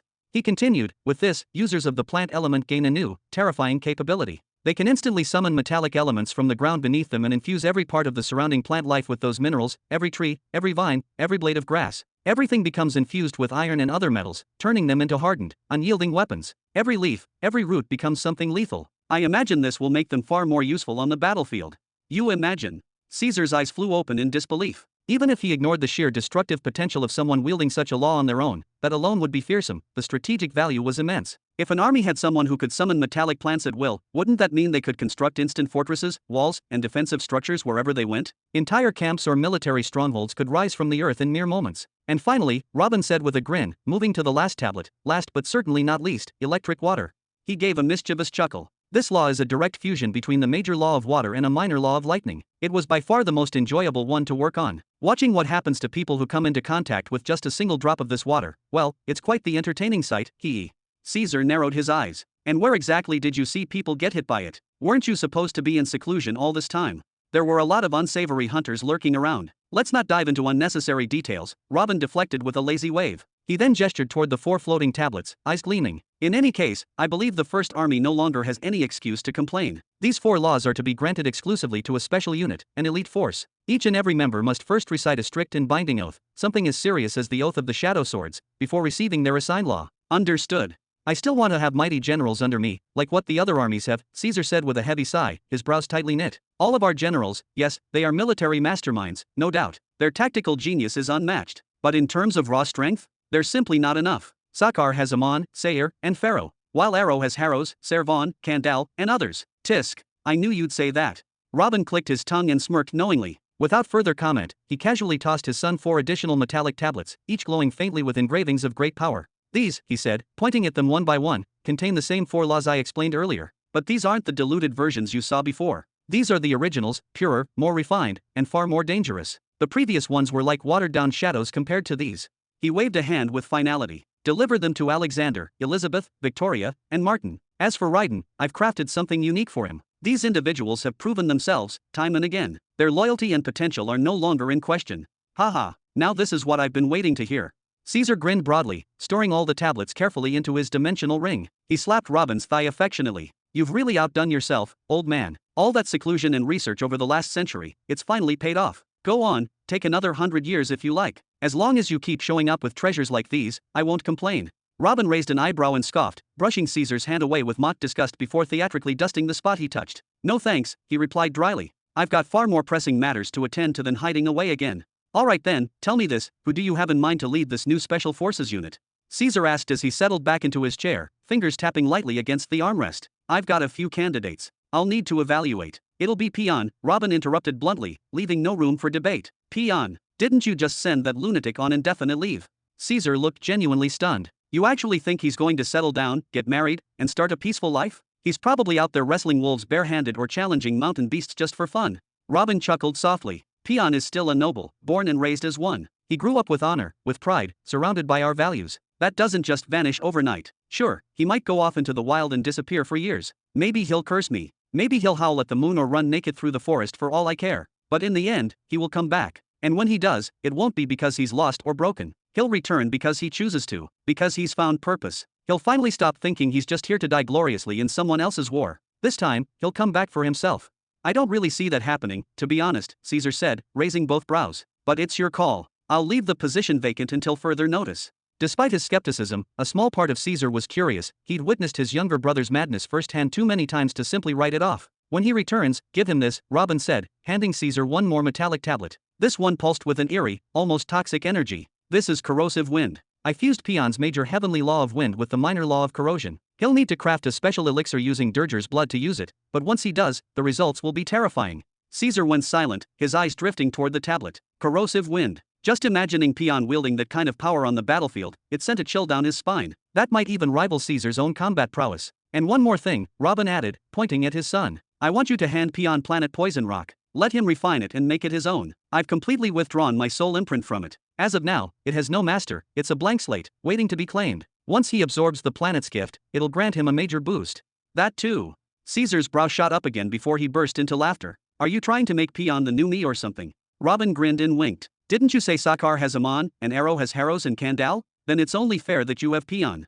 He let out a hearty laugh, then leaned closer, voice lowering with intent. But don't tell him everything I've prepared. Let him come back on his own terms. Let him earn it. However, if he takes too long, and I mean too long, then choose someone else. Someone truly gifted and loyal from your own circle. Give it all to them instead. Sigh. Understood. Caesar nodded several times. Chapter 1268. 2 days later. Clack. The grand doors of the throne hall creaked open slowly, echoing through the vast chamber. Without a moment's hesitation, thud, a figure strode in and dropped to one knee in a precise and practiced military salute, his head bowed with reverence and purpose. As soon as I returned and learned that I had been summoned, personally, by name, by your majesty himself, I could hardly believe my ears. But here I am, Raiden, reporting for duty. Haha, come now, come sit, Robin beckoned with a hearty laugh, gesturing toward the seat across from him. Bzzzzzt? In less than a blink, Raiden vanished from the entrance. The next moment, he was seated in the chair like lightning itself had delivered him there. His eyes were wide open, sparkling with eager energy. He stared intently into Robin's gaze like a child who knew he was about to be handed the toy of his dreams. Robin raised his eyebrows ever so slightly. It seems that some rumors have already slipped out? Word of the visitors who came before you, perhaps? Just a little, Raiden replied instantly, smiling innocently, but his eyes remained fixed on Robin, glowing with barely restrained anticipation. I wanted to ask you about the situation in the Middle Belt, the recent movements there, and the Robin began, trying to shift the topic, but he stopped himself halfway through the sentence. It was no use. The expression on Raiden's face, the way he leaned forward slightly, practically vibrating with excitement, he clearly wasn't thinking about military reports. Robin chuckled softly. All right, never mind that for now. Here, take this. From within his robes, he retrieved a small, silver-plated metal tablet and extended it toward him. What is this, your majesty? What's this? Raiden asked in a rapid-fire tone, already reaching out with his spiritual sense. Buzz. The moment he connected with the tablet, he let out an awestruck gasp. Ooh. Then, blinking, he looked back at Robin in surprise. Wait, what exactly is this? Smack. Robin facepalmed lightly. You need to calm yourself, boy. I understand, your high natural affinity with lightning has shaped your entire being. It made your spirit wild and impatient, your thoughts constantly racing like a storm, but you're still a general in my army. That means discipline, focus, control.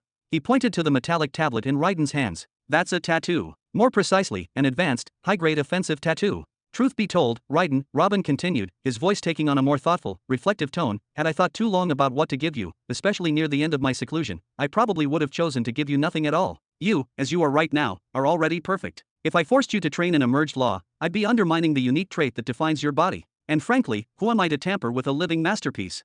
He shook his head slightly, as if brushing off a tempting idea. Still, you're a general of the Empire. Strengthening you is my responsibility, as long as I have the power to do so. The years ahead will not be kind. They will be ruthless and unrelenting. My path, our path, toward the statue of Behemoth must be paved in blood and carved into stone. He looked Raiden in the eyes. You truly are exceptional, Raiden. On the inside, at least. I cannot modify your energy foundation, nor should I. Nor can I grant you any of the merged laws I gave the others. But I found another way, a different path to increase your power. The offensive tattoos. He smiled faintly. These tattoos carry a special trait. Instead of drawing from your own energy, they pull power directly from the surrounding environment. Nature itself fuels them. But of course. He raised one hand, fingers spread, they come with problems. Serious ones. He lifted 3 fingers. The first issue is that they draw a fixed amount of energy from the environment before releasing a preset attack. Think of them like a magical bow that only fires the same arrow, again and again. Why? Because most users can't manipulate or convert the ambient energy, they lack the finesse to shape it, so the tattoo has strict, locked-in instructions. He then lowered one finger. That problem? I've solved it, for you. I've erased those limits. You, Raiden, possess an affinity with lightning so profound it borders on divine. I trust that you'll be able to control the ambient energy after it's gathered, molding it into lightning with ease. I've also given you control over how much power the tattoo gathers. Whether a little or a lot, you choose. You guide it with just a small thread of your internal energy directed into the tattoo. With that, it will do the rest. Robin leaned back slightly, his eyes narrowing as he continued in a tone thick with experience and precision. Now, the second issue is the pain. When energy is pulled from the surroundings and converted into a law, it doesn't flow gently into your command. No, Raiden, it attacks you first. It floods your body with raw, chaotic force before bending to your will. To protect their users, the celestial artificers who crafted these tattoos placed numerous restrictions, barriers designed to prevent the user's body from absorbing too much transformed energy at once. A necessary safeguard, perhaps, but one that stunted the tattoo's true potential. He lifted his gaze toward Raiden, a mischievous glint in his eye. So, of course, I removed all those limitations. Every single one. Now, if you desire, you could walk through a thunderstorm naked and come out unscathed. This tattoo will let you bathe in lightning, and I know that you will walk out without suffering a single burn. Robin lowered a second finger, emphasizing the point. Now to the third complication, pressure. When a normal warrior begins drawing energy from the air, from the world around them, they experience an overwhelming sensation, as if they are being pulled into the abyss, as though the sky itself is collapsing around their lungs. It's like being deep underwater, suffocating in unseen force, before the energy even transforms into its law state. He paused and raised his index and middle finger together for emphasis, then slowly continued, that feeling, the sense of drowning, causes hesitation, fear, panic. It robs fighters of their edge. That's why I modified the tattoo's internal structure. I embedded precise patterns based on the law of energy flow, ones designed to disperse the overwhelming pressure. Now, instead of gathering energy everywhere, your tattoo will filter the surrounding force and concentrate it only in the exact point you wish to strike. No more chaos. Only clean, lethal control.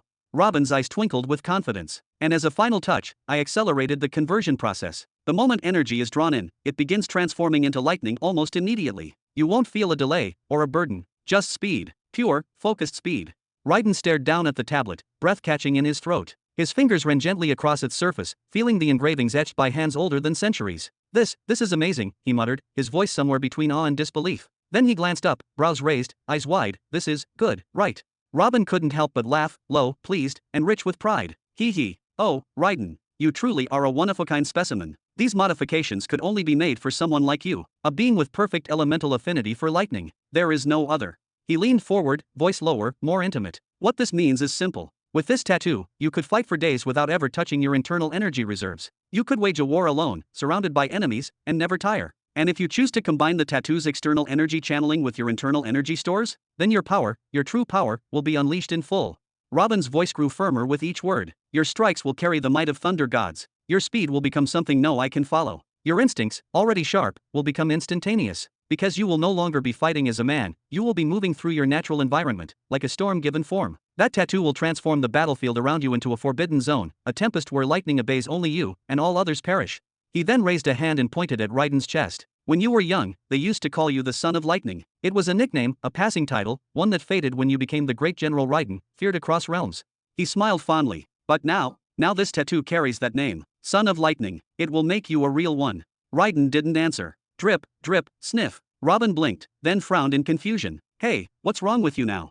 Raiden, seated in silence, had tears welling in his wide, glowing eyes. His cheeks were flushed, his nose running just a bit, and his lips trembled. Thank you, Your Majesty, he whispered. I really like it. I really do. Robin groaned, though a smirk tugged at his mouth. All right, no need to melt into a puddle over it. It's just a reward for your years of dedication, your relentless service. He made a gesture in the air, half mocking, half genuine. Come on, now, wipe those tears. I need a real report from you. Tell me, how are things in the Middle Belt? Have you noticed anything out of place recently? Has the atmosphere changed in any way? Raiden sniffled once more, straightened himself, then nodded. Which detail do you want me to focus on, Your Majesty?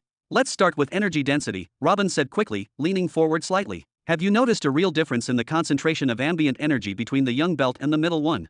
Raiden nodded. Yes and no, Your Majesty. It depends on the planet. For instance, Planet Orlando, where I was stationed for over 50 years, the conflict zone between the Empire of the Nine Paths and the Iron Boar Empire. The energy there is significantly lower than what we have here on planet Jura. He then raised a hand, adding, but then there's planet Azakra, which is considered the capital, the very heart of the Empire of the Nine Paths. That's where we first landed during our invasion, and there, the energy density is so thick and refined, but at most it can rival that of Nihiri. Chapter 1269. Ha! Robin tilted his head slightly to the side, his expression overtaken by sheer astonishment, almost as if disbelief itself had punched him in the face. You're telling me the main planet of the Nine Paths Empire is considered equal to Nihiri when it comes to energy density? And that Orlando has fallen below even Jura? Did you really make it to the mid-belt? Are you absolutely certain? Raiden nodded emphatically, not a shred of doubt in his voice. It was the mid-belt, without a shadow of a doubt, he confirmed with conviction. I personally felt the suppression seal, its presence was unmistakable. I even experienced its effects firsthand. What seal? Robin's voice rose slightly, his curiosity piqued and concern creeping into his tone. I don't know. Raiden began explaining. It automatically applied to those who arrive from the young belt. I believe it functions as a kind of deterrent or punishment, meant to penalize those who rise too early. I felt it wrap around my soul domain. It made sensing higher stages of the laws, anything beyond the fourth stage, extremely difficult, almost as if they were deliberately being blurred or distorted. Even cultivation progress slowed drastically. The entire mechanism of the seal feels hostile, like it's rejecting us, like it's screaming at us to go back to where we came from. Robin's brow furrowed, a spark of recognition flashing in his eyes. He had heard of something like this once before. Evergreen had mentioned it in passing during one of their long conversations. Could that same seal also be the reason your energy perception feels so hindered while you're there? Raiden shook his head immediately, refuting the idea. No, I haven't noticed any decline in that particular sense. On the contrary, some fools, self-important idiots in the imperial palace of Azakra, tried to mock us by saying we should feel the pure essence of energy in the air instead of the filth we were apparently raised in. They were delusional. Perhaps in the past, there might have been a sense of rivalry between Nihiri and Azakra. But ever since Your Excellency personally refined Nihiri, the transformation has been staggering. The surge in energy density was nothing short of miraculous. Compared to Nihiri now, even Azakra feels like a dried-up husk. Robin leaned back into the cushioned chair behind him, his fingers slowly stroking his chin in thought. Fascinating, truly fascinating. Based on everything he knew, a planet typically experienced three major surges of cosmic energy throughout its natural lifetime. The first, when a cultivator finally appears and begins training in the laws for the very first time. The second, when the planet is officially claimed and bonded with an owner for the first time. The third, a monumental shift that occurs when the planet transitions from the young belt to the more powerful and dangerous mid-belt. Azakra, the central planet of the mighty Nine Paths Empire, had unquestionably gone through all three of these transformative awakenings. In contrast, Nihiri had only gone through two of them, and yet, somehow, Nihiri now surpassed Azakra in terms of energy density and spiritual vitality? This only further proved that Robin's title as a galaxy seed was far from hollow praise. It was being validated, day after day, by tangible results. Tell me more about this Orlando planet, Robin said as he pointed at Raiden several times, now fully invested in the discussion. Surely it has an owner, doesn't it?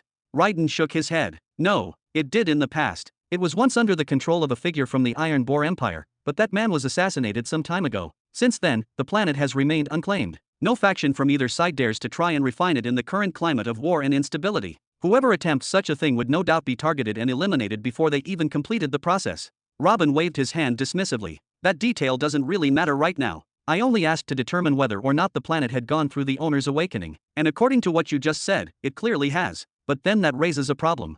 He frowned slightly, his sharp gaze cutting through the air. Why, then, is its energy density still lower than that of Jura, a planet that has only undergone two of the three awakenings? That makes absolutely no logical sense. Jura isn't special in any meaningful way. It's an ordinary planet in almost every sense. Raiden shrugged and raised his hands, his tone thoughtful but uncertain. I suspect the ongoing war has played a major role in that. When I first arrived on Orlando, around 50 years ago, its energy was just slightly weaker than Jura's current state. However, now that I've returned to Jura, I've discovered that there's a clear and noticeable difference. That suggests one thing to me: Orlando's natural energy density has declined over the past 50 years. It declined. Robin repeated, his voice sharp and incredulous. Why would a planet lose energy density? That shouldn't even be possible under normal conditions. He stared down at the ground for a moment, then raised his head again. Think, do you remember anything unusual happening during your time there? Some major event, a disruption, anything at all that happened, and after that, you felt, even the faintest, drop in the planet's energy. Raiden paused, his eyes narrowing as he dived deep into his memory, arms folded firmly across his chest like a shield guarding a storm of recollections. If I had to pinpoint one event that stood out above all others, I'd say it was the Battle of the World Cataclysms. It erupted during the 4th year after I first arrived on the planet. His voice dropped slightly, heavy with the weight of memory. I wasn't close enough to be caught in the chaos, but even from the distance at which I observed, I could feel it. The atmosphere changed. The planet itself seemed to tremble. It wasn't like the sheer devastation of the cataclysm sealing cubes, nor was it as soul-tearing as the shadow of the impatient woman who nearly split Nihiri apart with a single blow. But still, the battle had a kind of choking pressure. Like the planet couldn't breathe. Choking. Robin immediately leaned forward, his posture snapping into alertness. The movement was so sudden that his weight nearly slipped from the edge of his throne. What do you mean by choking, Raiden? Raiden's jaw tightened, his tone sharpening with grim reverence. It was the sheer magnitude of energy they wielded. Not just the raw force, but the frequency, how many times they could launch those kinds of attacks. Each blow felt like it could flatten cities. Each clash caused ripples in space itself. Even here, in the mid-belt where mature laws exist in abundance, the fight felt like something that did not belong in this realm. It was catastrophic, devastating beyond comprehension. He shook his head, shivering slightly despite himself. They called them world cataclysms for a reason, Your Majesty. That title wasn't handed to them lightly. If just one of them turned their focus on us, and we didn't have someone of the same caliber on our side, we'd be erased. No army, no defense, nothing would save us. That's the kind of terror they bring. Robin let out a long breath, his back sinking into the cushion of his throne as he reclined once more. A shadow passed through his eyes. I'll start preparations, he murmured. No wonder Renara was shocked by the energy levels on Jura when she first stepped foot there. It's becoming increasingly clear, the planets within the mid-belt that have been torn apart by warfare are in decline. They're bleeding energy. And now, perhaps I've finally stumbled upon the truth behind our overwhelming abundance of power. He paused, thoughts racing. Robin had pondered this mystery countless times before, the strange, inexplicable surge of energy that enveloped his planets. Back before the refinement process, the ambient energy in Jura and Greenland had been more than adequate for training. Even at their worst, cultivators could always rely on energy stones or auxiliary tools to make up for the lack. But after refinement, something had changed drastically. The air was no longer just rich with energy, it was saturated, overflowing. So much so, that no one needed to rely on external sources anymore. In fact, if they have the current energy density, the average person wouldn't even notice a difference. And Nihiri had become a storm of spiritual power, its energy several times greater than even Jura's. Robin had asked himself repeatedly, why? Why was the universe being so generous with us? But now, after his exchange with Raiden, the puzzle began to form an image. If a single battle between world cataclysms could trigger such an aftermath, what would happen if a Nexus being was cultivating on the planet? Perhaps these planetary awakenings, the 3 energy surges he'd heard of, weren't meant for the planet residents in the first place. Maybe they were designed to prepare the environment for what is to come. So, what's the reason, Your Majesty? Raiden asked, clearly trying to draw more from Robin, though his tone suggested that it was curiosity for conversation's sake, not genuine thirst for knowledge. Forget it, Robin dismissed with a wave of his hand. His eyes still glowed faintly with thought. I heard about your escape. Did anyone obstruct your path as you traveled here? No, Raiden said with a confident nod. I left in silence. The orders from Central Command were clear, a full retreat. But I made a different choice. I left my battalion behind in a defensive stance. Had I brought them with me, the planet would have fallen in a matter of days. Our standing with the Nine Paths Empire would have crumbled, and your name would have been tarnished. I made that call alone. Was I wrong, Your Majesty? Robin was silent for a breath, then shook his head with a proud, solemn expression. No, Raiden, you did the right thing. You made a commander's call. Well done. Go now, have your tattoo engraved, and await new orders soon.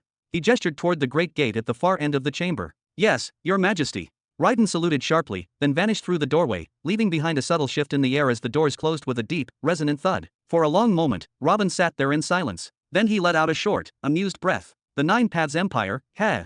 He whispered under his breath, the corners of his lips curling upward into a slow, thoughtful smile. Chapter 1270. The following day. Knock knock knock. Father, may I come in?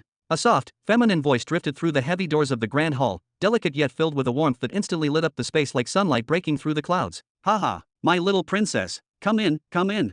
Robin's laughter echoed against the marble pillars as he stood from his throne, his arms spreading open wide in genuine joy. It had been some time since he'd heard that particular voice, and it never failed to fill him with both pride and bittersweet emotion. Hee, I see you're looking well today, father. And that hairstyle? Very regal.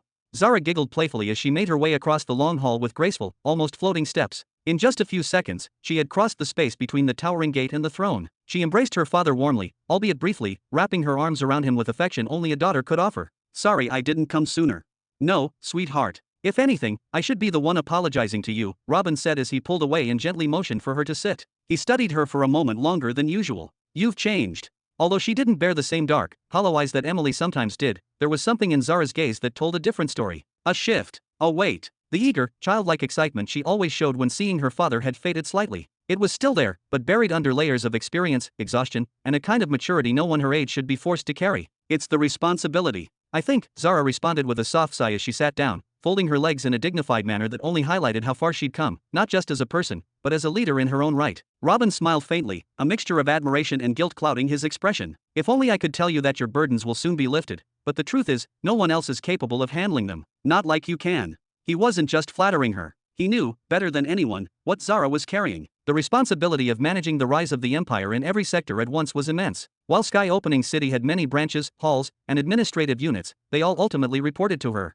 Every initiative passed through her scrutiny. Every budget, every deployment, every reform, they were her decisions. If something needed to be delayed, refined, or launched into motion, that too fell squarely on her shoulders. She had to appoint directors, remove slackers, and identify potential in people before they knew it themselves. She absorbed ideas from the populace, merged them with official strategy, coordinated entire departments to act as one, and monitored them day and night. Even if Zara didn't produce a single invention herself, the sheer position she held meant her mind was always in motion, always calculating, always responsible. Don't worry about me, father, she said with a grin that was both genuine and brave. She smiled widely, showing her flawless white teeth in a way that reminded Robin of the child she used to be. The law of life has no place on bloody battlefields, so I find joy in making a difference somewhere else, where it matters just as much. She leaned in slightly, her voice dropping to a mischievous whisper. Also, Sister Emily gave me a quick overview of those soul techniques you entrusted her with. They're going to be very useful. She then winked slyly. But I still want a few of those initial souls for myself, you know. Give me your hand. Robin chuckled and reached out with both hands. Zara extended her hand, placing it gently in his. He closed his eyes, and for a few seconds, all was silent. No movement, no words, just a shared connection between father and daughter. Then he opened his eyes and smiled. Done. He released her hand and leaned back comfortably in his seat. Tonight, when you return home, let Emily help you open your soul domain. I don't want to unlock it for you now. It'll consume all your focus, and we have more pressing matters to discuss. More pressing matters? Zara blinked, caught off guard. Her eyes sparkled with curiosity. Like what, father? I brought you a gift, he said with a knowing smile. Something that'll help you, not just with your duties here, but with your life, your journey, and your personal growth. But we'll save that for the end. First, let's go over the projects you've been preparing for the city. Robin reached to his side and summoned a stack of metallic tablets. He passed the first one to Zara. This one, he began, contains research on how to reduce the cost of affinity elixirs. It also includes some experimental designs for a new kind of elixir that leaves a permanent trace, just a tiny increase in law affinity every time it's used. Even if it's just 0.0001%, the key is that the increase is guaranteed.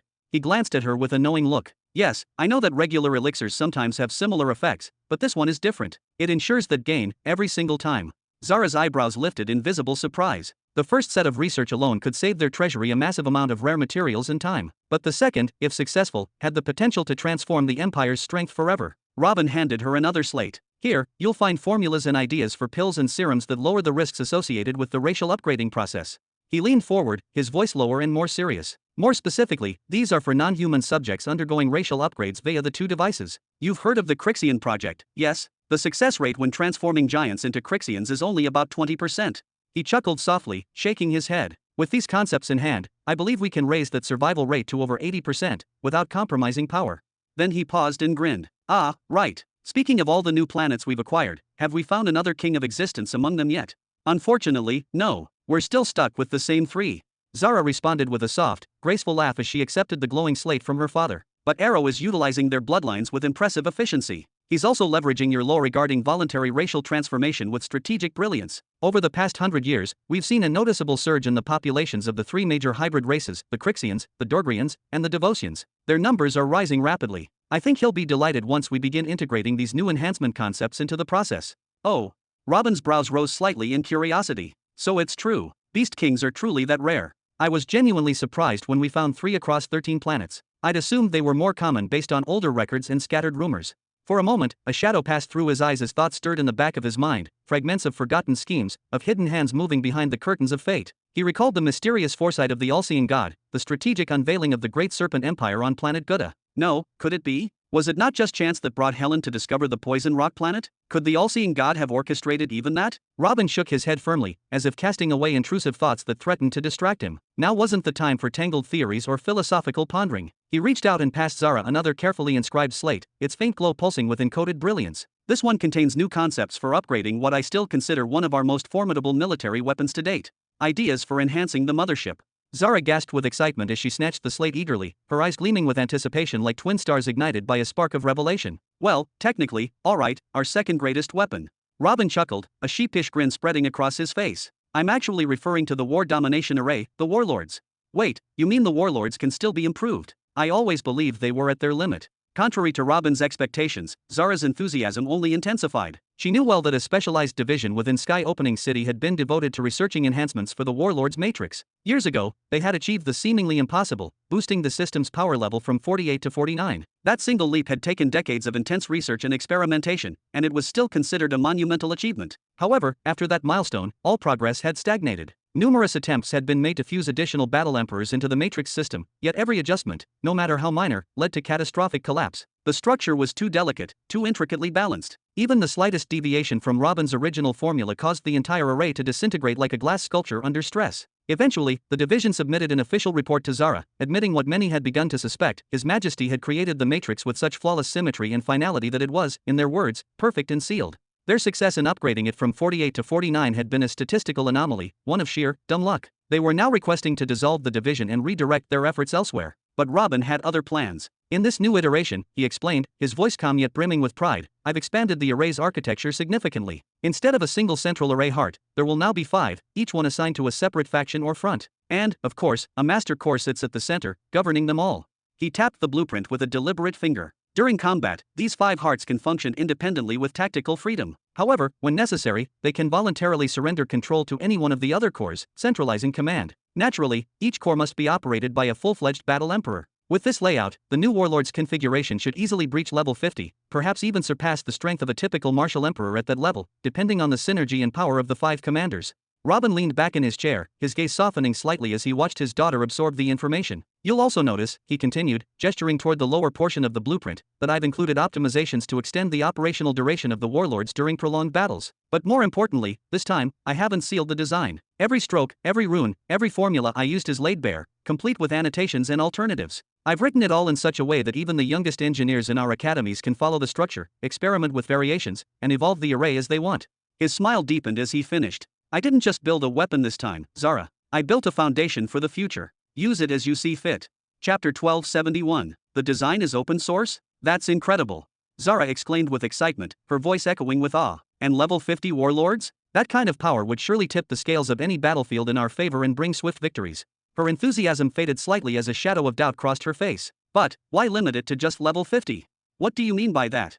Robin chuckled, his laughter deep and carefree. Anything beyond level 50 enters the domain of world cataclysm, powers capable of shaking the very foundations of a planet. Are you seriously suggesting I build warlords at that level of destruction before I even fully comprehend what that realm truly means?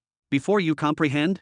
Zara tilted her head, her eyebrows furrowing in confusion. Father, don't tell me you still haven't discovered a path to breakthrough into the world cataclysm realm? It's not as simple as you think, Robin said, his tone shifting to something more grounded and thoughtful. What I've learned so far is that the foundational levels as we know them will be completely obliterated upon entry into that realm. I also understand that there must be an external catalyst, a foreign element powerful enough to convert an energy core into what we call a power nucleus. It's a profound transformation. I could easily spend centuries researching the various breakthrough theories, crafting a method from scratch, or I could simply observe existing ways and seize one when the time is right. He gave a confident shrug. And something tells me it won't be long before I'm holding such a method in my hands. You're thinking of acquiring one? Zara asked with concern. I inquired about it from the Nine Paths Empire. They told me such methods are rare and precious, treasures of immeasurable value. In return, they demanded literal tons of trade resources. I didn't dare proceed without speaking to you first. Her brows knitted with unease. Ignore them. Robin's voice turned sharp and clear. It's obvious they're trying to take advantage of us, knowing they currently hold a monopoly over our trade channels. He rubbed his chin in thought. Actually, I've been planning a little visit to the Middle Belt. What? Zara shouted, visibly shocked. When are you going? Who's accompanying you? Should I prepare Caesar and the others for deployment? And what would I need them for, to guard me? Robin laughed heartily, shaking his head. I have a mission, and I believe that venturing into the Middle Belt might accelerate my progress. Who knows what I'll find there? He waved a dismissive hand. But for now, let's stay focused on why I summoned you. He handed her another glowing tablet. Contained here are several advanced methodologies for upgrading the military's armor systems. Honestly, after seeing the equipment your Imperial Guard division developed, I hesitated to give you this. You're already exceeding expectations. Still, pass it on to your design teams. It might ignite new innovations for the future.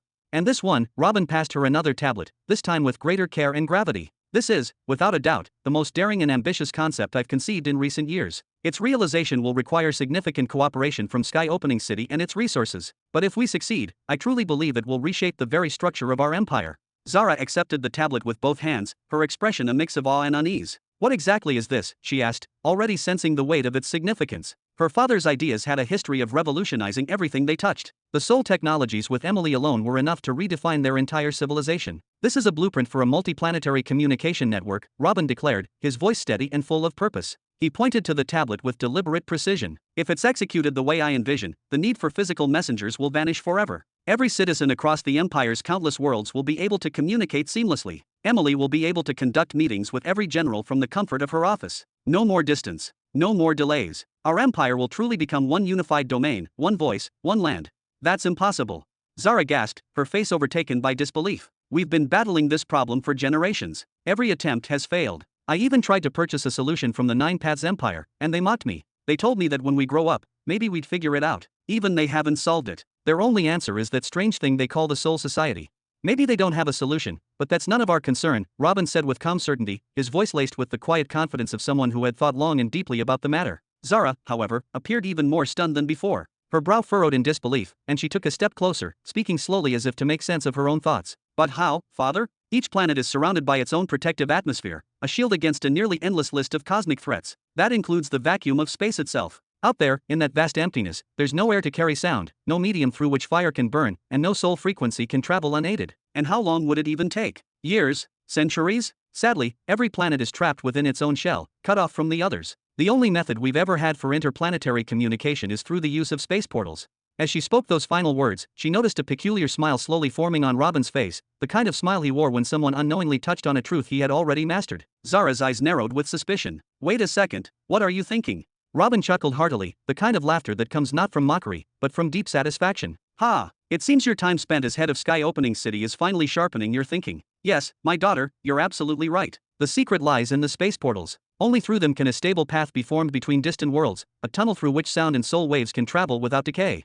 Zara, still skeptical, shook her head slowly. But father, that idea isn't new. We've known that for generations. Whenever we need to send an urgent message, or even broadcast a live event, we open a portal that connects to the destination planet. But even then, there's still a delay, because the portals were never designed for communication in the first place. Besides, it's wildly impractical. Who can afford the energy cost of keeping space portals open around the clock just to send messages? That's why we prefer to send a shadow sword. Robin raised his hand and gestured toward the sleek metallic tablet once more, his expression now carrying the weight of revelation. And that, my dear Zara, is why you're holding that tablet right now. The core of the idea is this: to construct small, compact space portals, miniature versions, if you will, on every inhabited planet. Picture them about the size of a large fruit, no larger than that. These tiny portals would be powered not by pearls, but by simple energy stones, or in worst-case scenarios, the liquid essence will be enough. They'd be designed to remain continuously active, positioned securely in protected locations, always ready. His voice lowered slightly as he leaned forward, his eyes gleaming with both pride and anticipation. The space inside these mini-portals is formed using the fourth stage of the major law of space. While they can't transport living beings, they can transmit small parcels, data cores, and, most importantly, encoded soul signals. I've also embedded several layered inscriptions within the mini-portal structure, designed to isolate and amplify the soul resonance frequency of a bonded ring on another planet. The inscriptions gather the signal, enhance it, and launch it across the portal far faster than conventional methods. He leaned back with a playful grin. So, what do you think? Isn't it brilliant? Zara's eyes widened, not just from understanding but from awe. Seeing her father so animated, so driven by a new creation, stirred something deep in her. She smiled genuinely. Have you completed the entire design already? Robin scratched the back of his head sheepishly. Well, not entirely. What you have are the finalized schematics for the spatial component, along with the framework for the soul transmitter. What remains is up to your team. You'll need to find appropriate construction materials, calibrate the runes, and troubleshoot any issues that arise during deployment. But after everything you've built these past few years, I'm confident it's well within your reach. Zara nodded with increasing enthusiasm, her smile growing wider by the second. If the spatial rune element is already completed, then consider the rest done. We'll handle the engineering and testing. Father, this might be one of the most revolutionary things you've ever designed. Communicating across planets, instantly, effortlessly, and from the comfort of one's home, your citizens will feel as though they've stepped into a dream. That's the purpose of researchers, my dear, Robin said with a hearty laugh, spreading his arms. Then his expression turned more serious, his eyes locking with hers. And now, are you ready to receive your gift? Chapter 1272. I've already received enough gifts to last me well into the next century, Zara said with a gentle, heartfelt smile, nodding toward the stack of intricate tablets cradled in her arms. She knew her father wasn't the type to give things without purpose. Every tablet he handed her surely held the seeds of a grand vision, solutions to problems she hadn't even encountered yet. And while she deeply appreciated the thought and brilliance behind each one, she also knew they would open the door to countless new challenges. Every idea he introduced would branch into more departments, more responsibilities, more breakthroughs, and more sleepless nights. She was still in the process of trying to understand and utilize the universal laws left behind by the second heaven chosen, and now, her father was adding entirely new dimensions to the city's burdens. For the past few minutes, all she could think about was the sheer number of people she would have to recruit and train in the coming era. No, those are for the city, for its scholars and visionaries to wrestle with, and for the empire to reap the fruits of, Robin said with a warm chuckle, waving a hand as if brushing away the very idea. But you, my dear, you get something different, something truly your own. Otherwise, how could I live with myself? How could I look in the mirror knowing I've gifted all your siblings and left you out? His voice was teasing, but the affection beneath it was real. With a smile that hinted at pride and sentiment, Robin pulled out a single, gleaming tablet, more ornate than the others, and extended it toward her with both hands. Here, take it. Thank you, father, Zara replied, her voice filled with nobility, grace, and a flicker of anticipation. She accepted the tablet with both hands, her spiritual sense flowing into it in an instant. She expected perhaps a new mental cultivation technique, or maybe even a soul-based method crafted just for her. But what she found inside made her breath hitch. Her pupils dilated. Her heart skipped a beat. She looked up at her father, eyes wide, glowing like twin moons. Are you serious?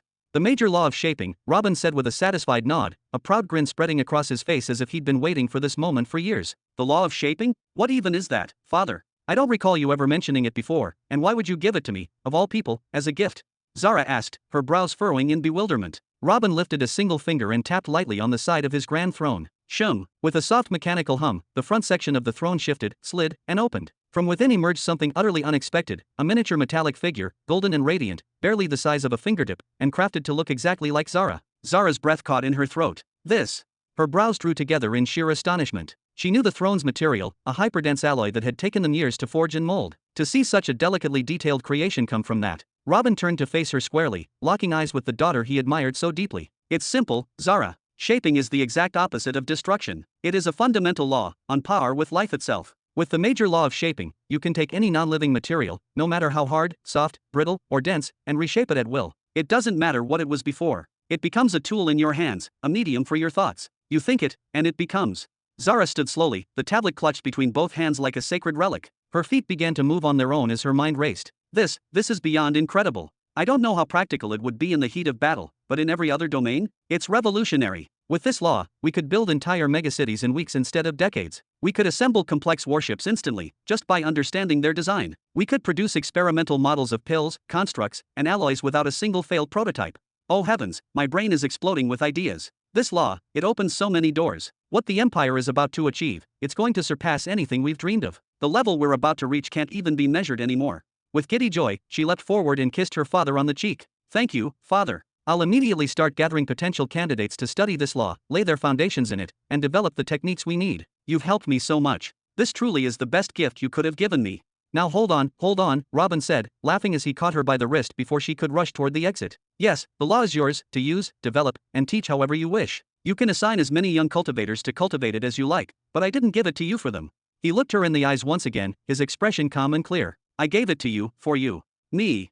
Zara asked, her voice laced with disbelief, confusion, and a trace of rising tension. Her brow furrowed, and she took a slight step back, clearly shaken. How could that be? I already wield the law of life. You didn't give me a merged law, just a different one. Robin didn't answer right away. Instead, he offered her a calm, almost knowing smile, then gently motioned toward the chair directly across from him with a measured wave of his hand. Sit down first, he said with a composed voice, calm as still water. Then, he tilted his head slightly and gestured with his eyes toward the golden statue, a perfect miniature replica of Zara herself. And watch carefully. You'll want to see this. With the air of someone performing a demonstration both ancient and intimate, Robin raised his hand over the little figure and made a subtle, deliberate motion. A soft green energy, delicate, almost tender in its warmth, began to descend onto the statue. It shimmered like mist under sunlight, barely visible, yet profoundly alive. Ba-dump. Zara's pupils contracted. Her breath caught in her throat. That sound, she gasped, eyes wide with utter disbelief. There was no room for doubt. What she had just felt wasn't an illusion. That was a heartbeat, faint, but unmistakable. She could hear it. Not only that, but as her senses reached out instinctively, she perceived a faint trace of movement, peristalsis, as though something was stirring within the tiny metallic body. This statue, Robin began, his voice almost reverent, was crafted with exact anatomical and biological specifications, down to the smallest, most minute details, cell structure, organ alignment, even the simulated nervous system. He paused, letting that sink in before continuing. Its veins carry a liquid metal, synthesized to behave like blood, flowing continuously. It is a vessel, one that mirrors humanity in structure, if not in soul. Zara's gaze stayed locked on the statue, her mind racing. But Robin wasn't done. If you choose, he continued, you can use the law of shaping in a similar way, not just on constructs, but on real corpses. Reconfigure their tissue, reforge muscle and bone, reanimate and reconstruct them into fully viable, living human forms. Then he gave a small, mischievous smile, one that hinted at both brilliance and danger. Naturally, what results will be devoid of consciousness? Empty shells, animated bodies, but brain-dead and purposeless. That's where the soul becomes essential.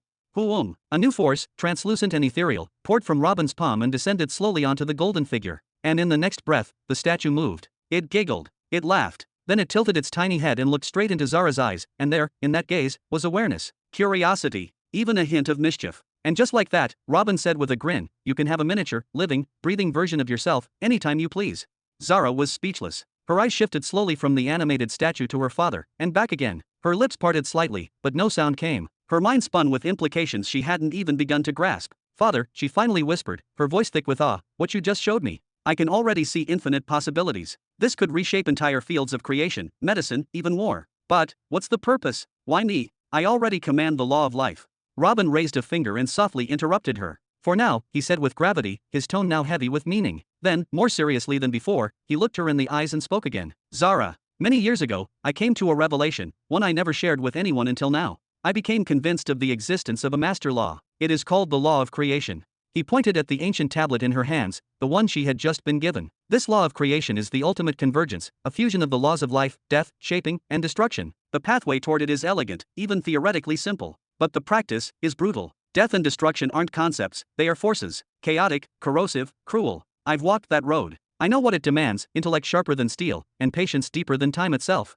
He turned his gaze to her once more and added with quiet conviction, and if there is anyone I know who has both, the brilliance and the endurance, it's you, Zara. Her heart skipped a beat. Her throat tightened. Her limbs felt heavier than before. What exactly are you asking of me, father? She asked, almost in a whisper. Her voice trembled slightly, though she tried to steady it. Robin's eyes softened, though his face remained solemn. This will be your side mission, Zara, he said, slowly and clearly. Not just for a year. Not even for a decade. This journey will span your entire life. Because the burden is great, far greater than anything you've faced.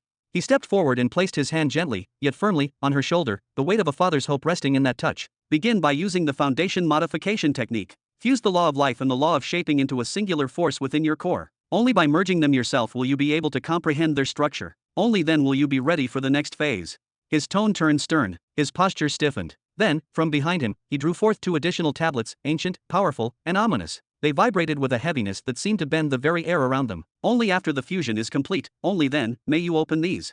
He placed them before her. Zara reached out with trembling fingers, her breath shallow. She hadn't even touched the tablets, but already, a creeping cold slithered into her bones. These are. Robin nodded slowly, grimly. The major law of death. And the major law of destruction. His next words came out like a command. Do not attempt to understand them yet. Do not connect with them. Complete the first fusion first. Let that fusion of life and shaping serve as your armor, your shield, before you face what lies beyond. Gulp. Zara slowly sat down again, as though gravity had tripled. The weight of her new responsibility pressed upon her chest, her thoughts, even her soul. She felt herself standing at the threshold of a journey no one had dared to attempt, one paved with uncertainty, sacrifice, and almost certain failure. Chapter 1273. 5 days later. Crack. Father. A calm and resolute male voice echoed through the grand throne hall, carrying the weight of presence and purpose. What an unexpected yet joyful surprise. You really should have informed us of your return beforehand. We would have prepared a proper welcoming ceremony befitting your status. Haha, perhaps, Robin chuckled lightly, his expression unreadable. If you had arrived just a bit earlier, I might have actually believed this surprise was joyful.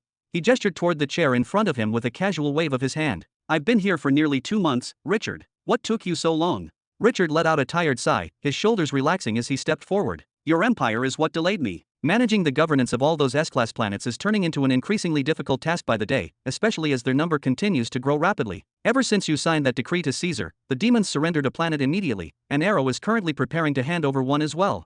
I have faith that you'll sort everything out swiftly, Robin said with a subtle nod of admiration. I've witnessed your work firsthand, it's truly something that deserves genuine praise. A wry smile formed on his lips. I once uttered the wrong words in a local cafe in Jura, and I was almost arrested on the spot. This is an empire, not a republic where people elect their leaders, Richard replied, his tone pragmatic. No matter how much we try to satisfy them, there will always be those who disapprove. If peace is what we seek, then a firm hand is sometimes necessary. I don't disagree with that sentiment, Robin said thoughtfully. But tell me, how did you manage it? You're my son, and yet even I didn't realize this side of you existed. Can we set that topic aside, if you don't mind? Richard responded with a slightly awkward laugh. I'm simply fulfilling my duties. Nothing more, nothing less. Then, with a shift to a lighter tone, he added, word is you've been distributing some valuable gifts lately. I assume you brought something for me as well. Robin raised a single eyebrow, his gaze locked on Richard's face for several long seconds. Then he exhaled slowly, shaking his head. Don't get your hopes up too high. Oh, Richard's face showed a hint of disappointment, though he remained silent, perhaps out of respect. I've handed out merged laws to others, Robin continued, but you, unlike the rest, already possess one. And not just any law, yours is exceptionally powerful. As for your brother Caesar, I merely gifted him the major law of death to deepen his understanding of the law fragment he's inherited. But you already have complete mastery over both the laws of life and fire, to the extent that you can independently utilize 100% of each. A nostalgic laugh escaped Robin. I still vividly remember how you managed to uncover the first few levels of the third stage of the life-fire law all on your own, back when you were imprisoned. I always thought that only a truth chosen can formulate such precise combinations, and yet, you achieved it by yourself, under duress and torture, no less. You're a genius. A true prodigy, at least when it comes to life fire. I wouldn't dare tamper with any part of it on your behalf. You're exaggerating, father, Richard replied modestly, scratching the back of his head. I was only able to make progress because you laid down the foundation. You created the first two stages, I just expanded on what you started. Even so, what you did remains a rare and impressive accomplishment. Robin waved his hand gently, a proud smile resting on his face. Now then, there are two specific aspects I can still enhance within you. Strengthening either one will cause a massive surge in your power. Let's start with the first. He extended his palm forward. Give me your hand. Without hesitation, Richard stepped closer and placed his hand in his father's. Instantly, a powerful shock surged through his entire body, fierce, overwhelming, yet somehow controlled. Several minutes passed before Robin finally let go. I see that you've successfully unlocked your soul domain. Having a planetary spirit to guide you can be quite advantageous, occasionally, even if it's an irritating one like Juri. Robin laughed heartily. You previously had about 3,000 soul units. I've just supplied you with a set of initial souls that, once fully refined and tempered, will allow you to reach as many as 50,000. 50,000. Richard's eyes went wide with astonishment, unable to hide his surprise at the sheer scale of what he had just received. His soul had already reached a formidable state, exceptionally powerful, in fact, thanks in large part to his experiences manipulating entire cities, orchestrating their movements, and clashing against full-scale armies. Such feats came at a cost. They drained his energy, pushed his limits, but in equal measure, they tempered him like steel in a furnace. By the time the massacre at the heart of the former imperial capital unfolded, he had ascended to the level known as the Silver Soul, a monumental milestone equivalent to possessing around 1,000 soul units, a level many dreamt of but few ever attained. Following that brutal chapter, Juri, ever the persistent and somewhat intrusive spirit guide, channeled her own energies to amplify his, doubling his capacity to nearly 2,000 units. Then came the slow, agonizing climb, a century and more of isolation, meditation, and rigorous soul training, wherein he used the flame of life not just as a weapon but as a tool of purification and refinement. Through sheer will, pain, and persistence, he pushed that number to 3,000. In his eyes, it was a staggering achievement, one that had taken everything he had to earn. Don't let your mind scatter, Robin advised in a steady voice, laced with quiet authority. Just breathe. Center yourself. Use the soul-refining techniques I passed on to Emily. They were crafted for this exact purpose. There's no reason to rush. Those larger, initial souls, the truly volatile ones, save them for last. They require precision, not haste. Robin reached out and gave Richard's thigh a gentle tap, almost paternal in gesture. As your soul force grows, so too will your command over everything you breathe life into. The stronger your soul becomes, the clearer your perception, and the more efficient your use of life energy. It's not just a path, Richard, it's the backbone of everything you are. Don't ever underestimate it. I understand, Richard replied, nodding with a newfound weight in his eyes. His voice held no hesitation, only resolve. The second element we need to focus on, Robin said, shifting slightly, is your physical body, your vessel.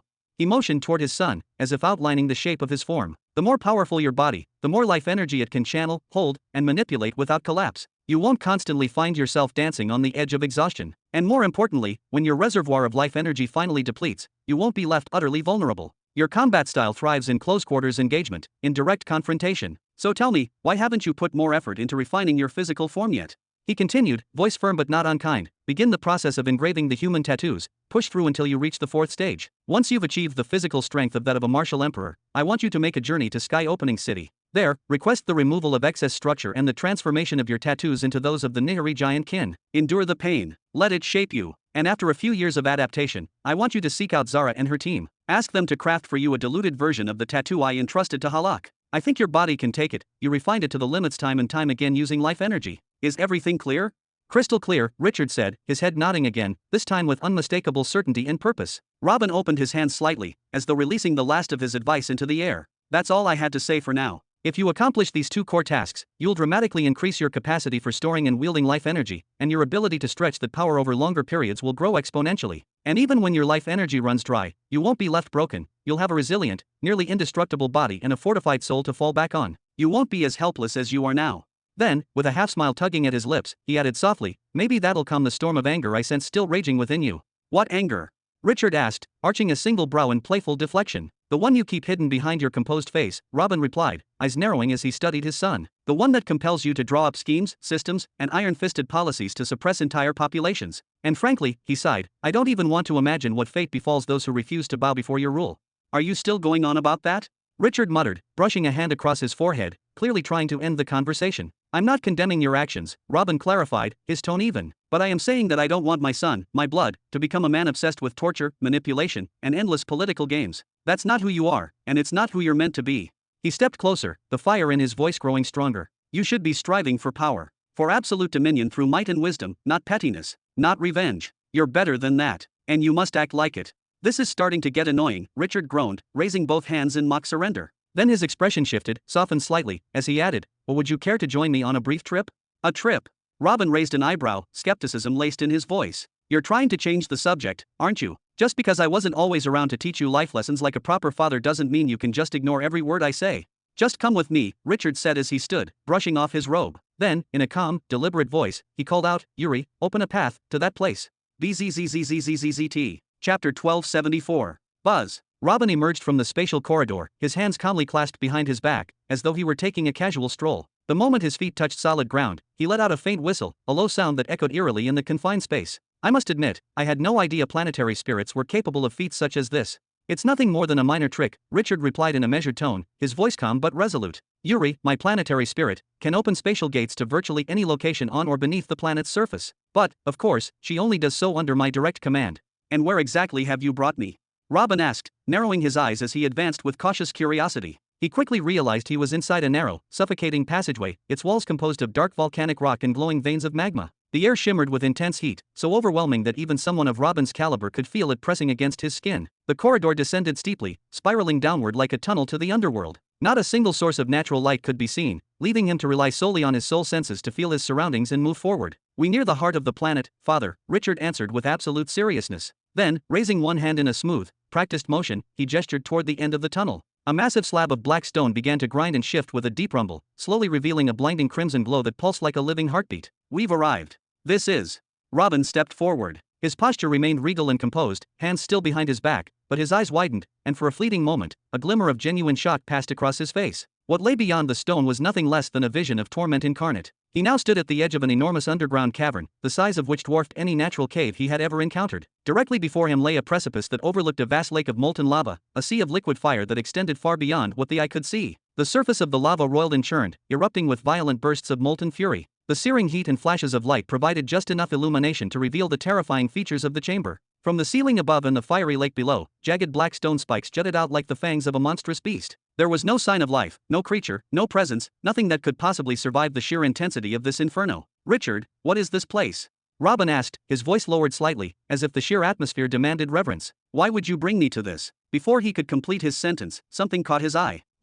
Far in the distance, floating above the center of the lava lake, was a figure. At first, it seemed as though it were levitating, arms and legs extended outwards in a cruciform position, but no, upon closer inspection, it became horrifyingly clear. He was chained. Whoosh! Robin vanished in a blur and reappeared above the lake, near the suspended figure. The sight that greeted him was both disturbing and surreal. A man, a human being, was bound by 5 immense chains. One gripped each of his wrists, another 2 bound his ankles, and the final chain clamped around his neck. Each chain stretched dozens of meters in length, anchored to different jagged stone spikes, some embedded in the cavern ceiling, others rising from the fiery depths below. The chains glowed white-hot from the unbearable heat, and every few seconds they snapped and crackled with violent energy. The man's wrists, ankles, and throat were blackened and charred, as if they had been burned for centuries. His skin was blistered and cracked, oozing with a mixture of blood and ash. The smell in the air was unmistakable, the scent of scorched flesh and burned blood, thick and suffocating. What is happening here?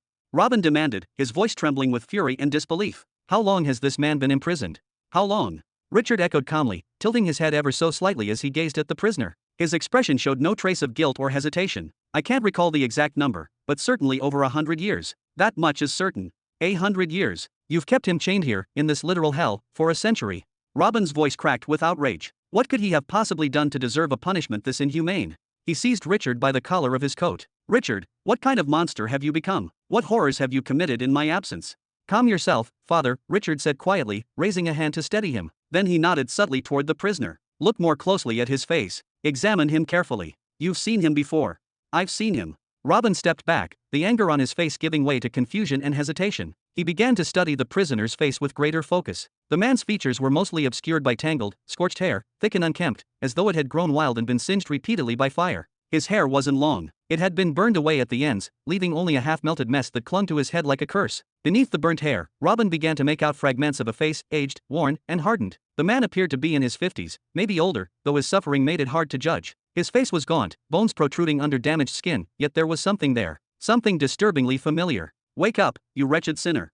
In that moment of cold fury, Richard raised his hand high and delivered a vicious slap across the prisoner's face. Bam! The crack of the strike exploded through the cavern like a whip of thunder, reverberating off every wall, shaking the silence like an earthquake through hell. Pfft, Richard, you. Robin was about to shout, to unleash a torrent of outrage at his son's cruel and merciless behavior, but he stopped short. Because in that very instant, the prisoner's eye snapped open, and Robin's words died in his throat. These eyes, he whispered in disbelief. A single eye gleamed back at him, filled with a brilliant, terrible light. A flame of searing hatred, burning with the clarity of sharp intellect, dancing with recognition and fury. Robin stared at it, his breath caught in his lungs. He knew that eye. Clang, clang, the scalding hot chains shook violently as the prisoner stirred. His face, twisted with pain and disbelief, turned toward Robin, and when he spoke, it was not with weakness, but with a voice brimming with loathing and wounded pride. Robin Burton. Robin's pupils widened like a man seeing a ghost from the past. His heart skipped a beat. Then the truth struck him like lightning. It's you, Kristen Burton. He took a step back in shock. Even after 100 years in hell, even after the fires had seared his skin and time had taken its toll, Robin recognized him with absolute certainty. Kristen, the son of Julia, daughter of Peter Burton. This man was his blood sister's child, his nephew, the very man who had ignited the flames of rebellion, the one who breathed life into the people's uprising and threw the empire into chaos. What the hell is going on here? Robin spun around, his voice now trembling with a mix of fury, confusion, and disbelief. Why is this man still alive? Kristen's voice roared out in fury, scorched but unbroken. Robin Burton, the heavens themselves will hold you accountable. For every crime you've committed, every innocent life lost by your command, the skies will rain down justice. You will not escape. Go back to sleep. Richard's voice cut like a blade. He stepped forward and, without hesitation, unleashed a bone-crushing punch to Kristen's jaw. The force shattered bone and wool alike, sending the prisoner into a merciful unconsciousness as the chains rattled with finality. He's a stubborn dog, Richard muttered coldly. But I'll give him this much, he's still got some fight left in him. Robin, burning with 100 questions, stared at his son. Richard, he growled, explain. Now, during the Jura Reclamation War, I gave the order to mark every rebel with the red arrow. Kristen was supposed to be executed like the others, swiftly, silently, without spectacle. Why the hell do I find him here, buried near the molten heart of a planet? Even the Azil tribe survivors, Robin continued, his voice rising, you merely abandoned them on planet S3 with the demons. You didn't torture them personally. You didn't bind them in hellfire like this. Why him? I'm sorry, Richard said at last, his tone softening with shame and resolve. He didn't meet his father's eyes. I couldn't stop myself. He paused. During the invasion, before Caesar's reinforcements arrived, I had to make choices that will haunt me forever. I slaughtered millions of the planet's citizens, people swept up by the lies of the people's movement. They gave me names, the Impaler, for how much I killed. He turned, slowly, to stare at Kristen's unconscious body, suspended in the chains of fire. These people were deceived, brainwashed by him. But even so, they killed tens of millions of innocents. I watched cities collapse into rubble. I saw children buried beneath ashes, families torn apart in fire and blood, all because of his revolution. His voice was shaking now, gritted with pain and rage. And then, the final blow. The catastrophe that destroyed the last remnants of the Burton bloodline in the capital. My kin, my family. He looked directly at Robin, eyes blazing. My hatred for him could not be erased by a simple death. A quick execution wasn't enough. He didn't deserve silence. So while you were busy in the final campaigns, I acted. I captured him, and I brought him here, to suffer. To taste the very fire he brought to others, to feel every second of every consequence. Richard clenched his fists tighter, until the knuckles turned white and trembled with power. Don't pity him, father. He's earned every second of this torment. 100 years in this inferno doesn't scratch the surface of the tens of millions who perished because of him. Even if one day here paid for one soul, he still owes eternity. Robin looked away, his expression dark and unreadable. Why did you bring me here? You asked about my rule, Richard replied. His voice was calm now, cold, measured, resolved. About why my laws are so brutal. Why my methods are feared. Why I govern with an iron fist and bring death to those who defy me. He gestured toward the man in chains, hanging over the molten abyss. It's all him. Chapter 1275. Robin slowly turned toward Kristen, his gaze heavy with confusion and suspicion, his eyes shimmering with 1,000 unspoken questions, all demanding answers at once. After I locked him up here for the first time, Richard began, I started interrogating him. Not because I was particularly interested in what he had to say, no, far from it. It was more about asserting dominance, humiliating him. It gave me a reason to strike when he didn't answer, to release some of the fury boiling inside me. He gave a slight shrug, as though the violence he spoke of were nothing more than a mild inconvenience. And like all living beings when stripped bare and scorched by fire, he cracked. Quickly, pathetically, he told me everything without holding back. He spilled the full extent of his methods, how he contacts his followers, what criteria he uses to select them, how he enforces loyalty through rewards and punishments, and the elaborate maze of lies and rituals he built to stay hidden from even the most persistent seekers. He laid it all out, every detail, no matter how minute. At first, I didn't pay much attention, I admit. As I told you, I was doing it just to vent, to break something in return. But then everything shifted when I learned about Caesar's grand plan, the so-called Empire of Tomorrow strategy, his scheme to manipulate the people of Jura, seducing them into following you. He raised a hand and waved dismissively. That plan was doomed to fail. The people of Jura? Please. What you did to them before the empire rose, and then what your enemies inflicted upon them afterward, it was too much, too brutal, too raw to be swept away with superficial beauty or ceremonial parades. You can't repaint trauma with fireworks. So I stepped in. I took what I'd learned from this caged animal and decided to put it to use, to test his twisted methods in the real world. Another shrug. And to my surprise, it worked. I used Juri as a vessel, a scout of sorts, to identify potential candidates, people with the right blend of desperation and influence. I'd plant ideas in their heads, guide them subtly, and give them just enough to act, but never everything. Then I'd stand back and observe from the shadows, intervening only when necessary, to terrify someone here, to silence someone there. When I realized it was working, but the atmosphere was turning too oppressive, blanketed by fear, I went back to the criminal for advice. His expression darkened slightly. After a bit more persuasion, burns, chains, the usual, he gave me what I needed. He said I had to create visible laws, actual written structures, things the people could see and comprehend, not just lurking dread or rumors of punishment. Without that, he warned, they'd lose all sense of safety, and the fear would corrode everything, including their loyalty. And so I took his words to heart. I worked with him to draft several foundational laws. We didn't just scribble them down, we legitimized them. We enforced them through the light swords, ensuring every citizen knew they weren't just ideas, but rules that carried consequences. And it worked. The constant terror dulled. The people still feared the law, yes, but now it was structured, rational. It gave them a strange kind of comfort. The fear that remained was a healthy fear, a functional fear, the kind you witnessed yourself at that cafe, Father. He pointed toward the older man, his voice unwavering. After the successful trial on Jura, my siblings, Emily and the others, they came to me, pleading, demanding even, that I replicate the process across the remaining planets. I was reluctant, of course. Every planet is different, with different cultures, climates, and psychologies. A one-size-fits-all lawbook would never work. Each world needed its own tailored system, and that meant dealing with him even longer. He glanced toward Kristen, his eyes narrowing, but in the end, I relented. For the sake of the Empire's long-term survival, I sacrificed my peace. He gestured toward the captive. For the past 100 years, this criminal has been laboring endlessly, crafting complex, planet-specific legal frameworks. And surprisingly, he's proven useful, invaluable, even. Robin's face tensed, his eyes narrowing further. He just complied? Did exactly what you told him, with no resistance. The memory of that hateful glare Kristen gave him earlier still burned behind his eyes. Well, Richard replied nonchalantly, a chilling smile curling his lips. Shoving a red-hot iron rod down someone's throat tends to encourage obedience.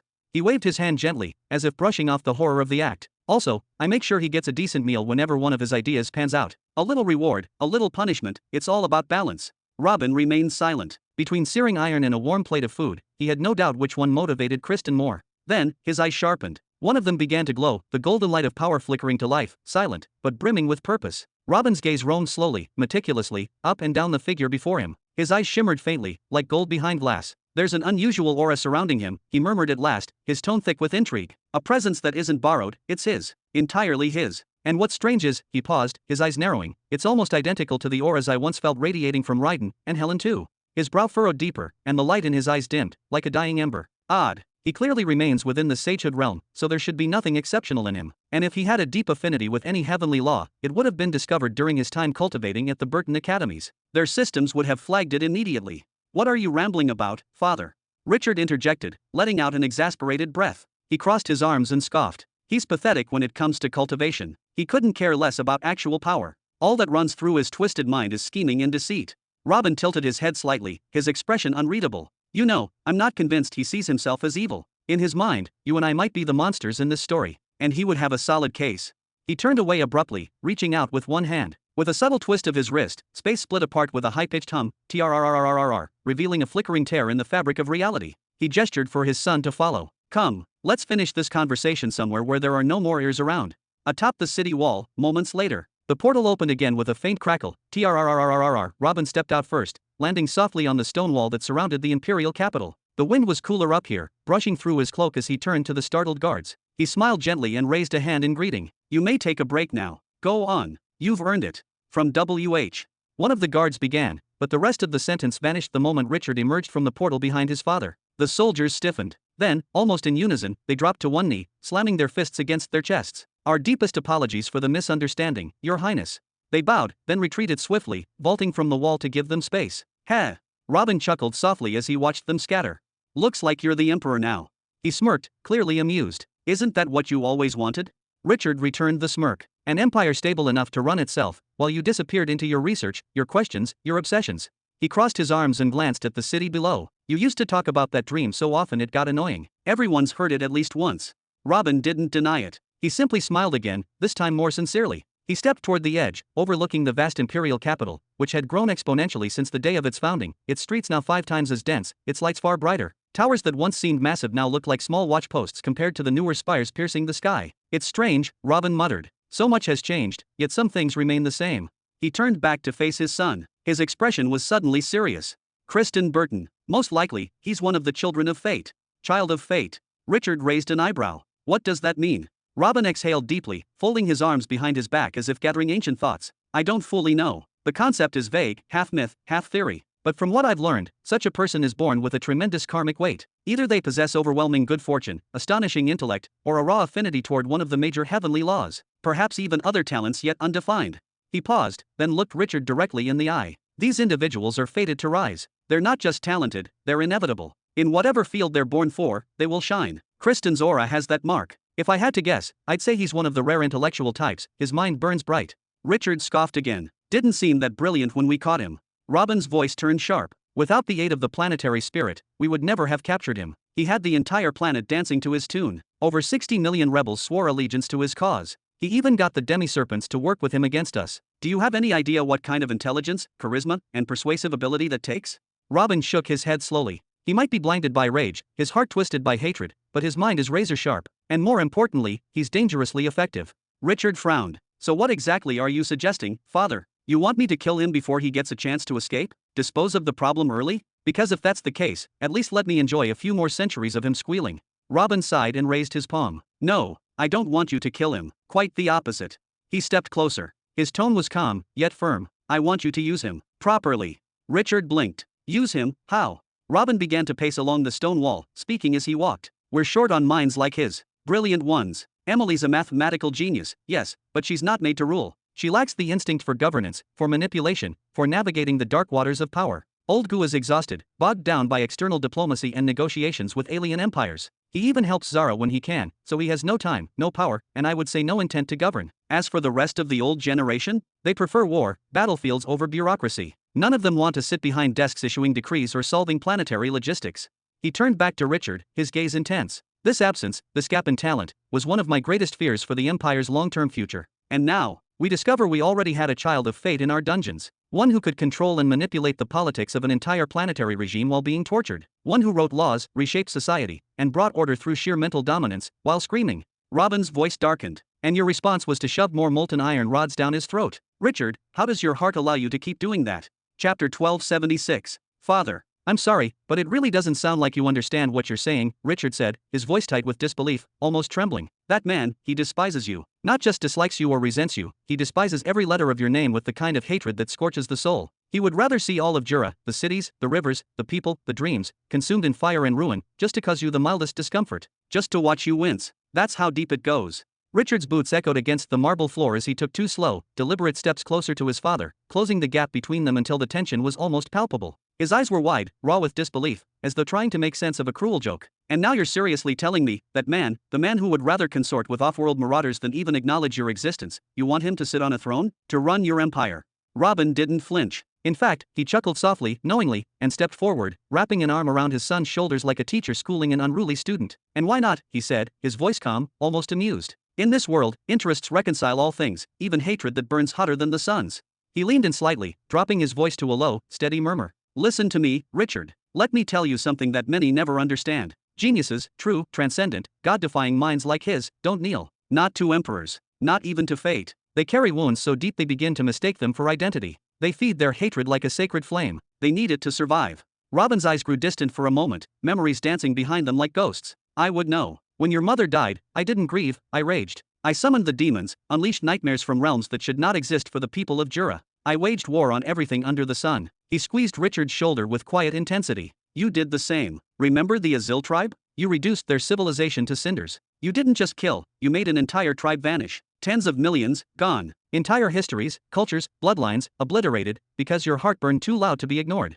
Robin's voice thickened, heavy with weight. And Helen, reckless, sweet Helen, she cast everything aside. Her status, her future, her peace. Just to try and kill me. And she knew the cost. She knew karma would hunt her down like a beast, but she did it anyway.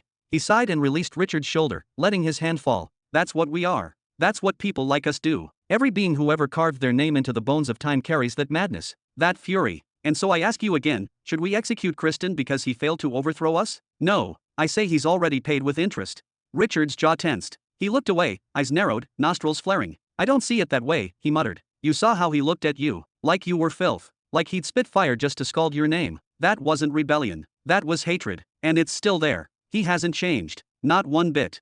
He shook his head slowly. And if you're trying to compare what he went through to what I endured, then let me make one thing clear, even if the Azil tribe rose from the dead and tortured me for 1,000 years, I'd never break. I would still hate them with every cell in my body until my final breath. That's how deep some wounds go. That's why I can't let him walk free. Robin sighed again, slower this time, and gave Richard a few thoughtful pats on the shoulder. Oh, but your situations are not the same, son. Not even close.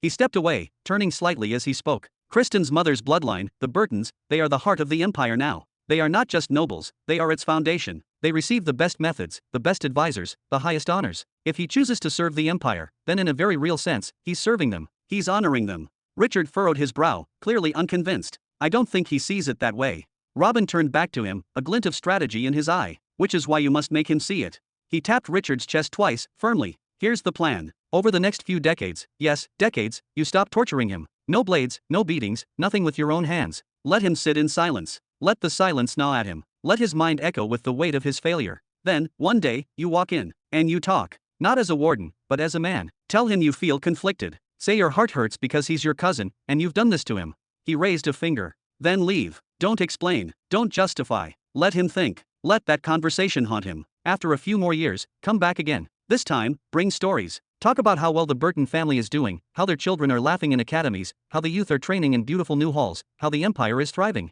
Robin's voice softened to a whisper. Show him what peace looks like, what healing looks like, what a future looks like. He smiled faintly, then disappear again, just long enough for him to ache for your return. And when you come back, he will beg. He will need to speak with you. He'll long for the warmth of those stories. He will ask for a chance to participate. Richard blinked at him in disbelief. You honestly think that kind of emotional manipulation will work on someone like him? He's a mass murderer. On the day of the uprising, he knew he was condemning hundreds of millions to death. He saw the numbers, and he did it anyway. He didn't hesitate. Robin's eyes darkened, his voice cutting like a blade. And you broke him already, you cold-hearted bastard, he snapped, swatting the back of Richard's head. Who the hell tortures a man like that for 100 years and expects him to remain human? If he weren't a child of fate, he would have gone mad within days. Days, Richard. Robin exhaled, tension leaving his shoulders. What's left of him now is nothing but a shell. A withered, broken thing hiding behind defiance. He clings to pride because it's all he has left. But offer him even a thread of hope, one thread, and he will latch onto it like a dying man gasping for air. No one wants to stay in hell, Richard. Not even him. Richard scratched the back of his head, frowning deeply. Couldn't you just slap a slave seal on him and be done with it? And what am I supposed to do with him afterward? Richard snapped, his voice low but tight with frustration. A slave seal doesn't just compel obedience, it reshapes the very way a man thinks. Even the weakest of seals creates a dependency, a need to return to his master for every decision, every moment of uncertainty, every flicker of crisis. That's not what I want. I need someone who can solve problems, not a puppet waiting for orders. I need a mind that moves on its own, not one bound by strings. Robin gave a slow nod, his expression calm. I understand, and that's why I'm telling you, just follow the plan I gave you. Do it step by step. When the day comes, and it will come, when he himself asks you for a chance to cooperate, make him swear an oath. But not just any oath, use a reinforced oath tablet, something powerful and binding. Have Zara create it personally for you, and when that moment arrives, bring him back into the light. Announce his return as the new Prime Minister of the Empire. Place him in the public eye, dress him with authority. Just be sure to keep him under your close watch at all times, and I promise you, everything will unfold as it should. Richard let out a heavy breath, then brought a hand to his forehead, fingers pressing hard into his skin as if trying to crush the very thought swirling in his mind. His jaw clenched so tightly that it seemed his teeth might shatter. But after a few seconds of silence, he let the tension drop from his shoulders. His voice, when it came, was flat, devoid of warmth, void of anger. As you wish. Robin smiled faintly and gave his son's shoulder a reassuring pat. Holding on to hatred, it won't give you anything of real value, my son. Trust me, I've lived longer than you, and I've walked down that same path more times than I care to count. Even when I sought vengeance for your mother, when I unleashed my wrath upon the people of Jura, I didn't destroy them all. I stopped after I had eliminated everyone ranked knight and above. I ended the bloodshed at that point. Then, I turned my thoughts toward rebuilding, toward peace, toward restoration. His tone softened. You must learn when to stop fighting, and when to forget. Only then will your heart begin to heal, and your mind find clarity. Only then will you discover who you are beyond your rage. He lifted his hand from Richard's shoulder. Well then, I leave it all in your hands now. Everything, our people, our empire, our legacy. It's time for me to go. Go. Richard blinked, momentarily stunned. Go where? To the mid-belt. Robin sighed deeply, as if a great weight pressed on his chest. I don't know for how long. It might be a few decades, or it might be centuries, but I suspect I'll be gone for quite some time. Richard's eyes widened again, this time in disbelief. But why? We have everything we need right here. Even if you cut ties with the Nine Paths Empire, we've become self-sufficient. We can stand on our own now. And you, with just a few more secluded cultivation sessions, you could ascend to any realm or state you desire. I heard about what you distributed to Sister Zara and the others. In just a single century, you've multiplied the power of this empire several times over. Why stop now? Why not keep going for a few more centuries? Robin looked at him with a sad, almost distant smile. It's not about what we can achieve anymore, Richard. It's about when we must achieve it. Timing is everything in this realm, and beyond it. He paused, then added, to speak plainly, within the next 900 years, we must ascend to the mid-belt. And when we do, we won't be facing rogue sects or scattered armies, we'll be going to war against world calamities. Against forces that threaten entire planets. Maybe even against entities who've touched the threshold of arrival. Tell me, what good will my inventions do against them? What? Richard took a step back, stunned. His voice was barely a whisper. Why 900 years? Why that number specifically? What's coming?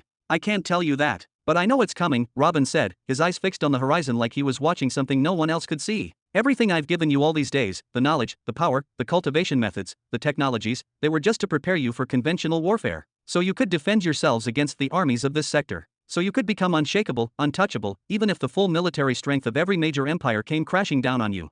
His voice was laced with pride, but his next words were tinged with concern. But that level of strength won't help us against the giants. Against the ones who walk like myths and burn like stars. Against the ones whose very presence warps the laws of nature. Richard stared at him for a long moment. So what are you planning to do? Robin took a breath. The weight on his shoulders was almost visible now. I don't know, he admitted, his voice quieter. Then he looked back at his son with a small, weary laugh. But I've got to start somewhere, right? I'm coming with you, Richard said without hesitation, his brows furrowed, his voice resolute. Not yet. Robin placed a hand gently on his arm. When the stabilization movement no longer needs your constant presence, when Kristen Burton is no longer a problem, then come find me. If you can. He smirked. And when your siblings and the other commanders hear of this, they'll all want to come too. Tell them what I'm telling you now. If any of them believes their role has become meaningless, if they truly think their subordinates can handle everything in their absence, then they're free to follow me. But I doubt that day will come anytime soon. He laughed again, this time a little louder, a little sadder. Robin knew the truth. This answer wasn't just about planning. It was about soothing, calming Richard, and later, the others. Because each and every one of his children, every general he raised, was buried in responsibility. Even Hulak, the most carefree, the most indifferent among them, was now busy training the Imperial Guards with rare seriousness. This journey, Robin knew deep down, was destined to be long. And it would be walked alone. Chapter 1277. A few days later, somewhere deep within the untamed stretches of young Sector 100, a long, eternal silence. Through a narrow strait, barely a slit, hidden within the vast, immeasurable sea of the cosmic void, Robin floated. His body was frozen, locked in a posture of absolute stillness, as though time itself had abandoned him. It was as if he had been buried alive beneath glacial stars for 1,000,000 years. No heartbeat, no breath, no twitch of muscle. Every biological function within him had come to a complete stop.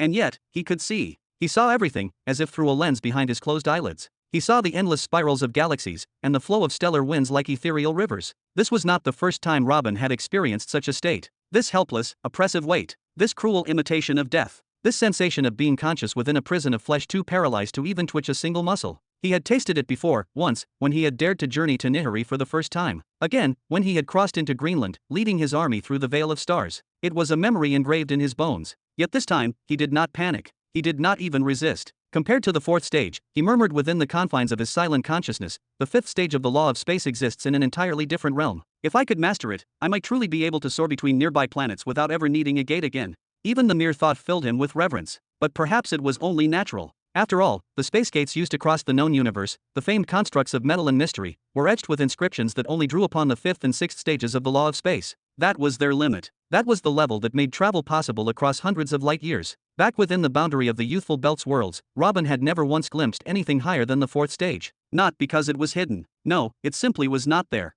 He had wandered, observed, and even meditated beneath the looming skies of countless juvenile planets, and yet had seen only the gigantic runes shimmering in the distant heavens, massive, mesmerizing patterns that spoke of laws too complex to name. But now, here in the abyss between worlds, in this emptiness that only true travelers dared cross, everything had changed. The moment he left the gravitational cradle of his home system, he had begun to see things differently. He could now perceive the fifth stage. He could feel it humming all around him, like invisible threads woven into the very fabric of space itself. This was not his first time glimpsing such power, though. Once, during his long, lonely century of cultivation, he had felt the urge to look at something new, to break the monotony of training and seek wonder. He had chosen Nihiri once more. He had traveled to the molten shores of the Sea of Lava. He got near the abyss of echoing fire. And there, wrapped in solitude and ash, he had seen it, the fifth stage of the law of ashification. A pure and terrifying force. Just one glance at that law had accelerated his mastery of the destruction path by leaps and bounds. Still, something gnawed at him. This fifth stage is wondrous, but why can I even see it? Is this the natural power of the Eye of Truth? Or did the golden veil granted to me by the all-seeing God play a role?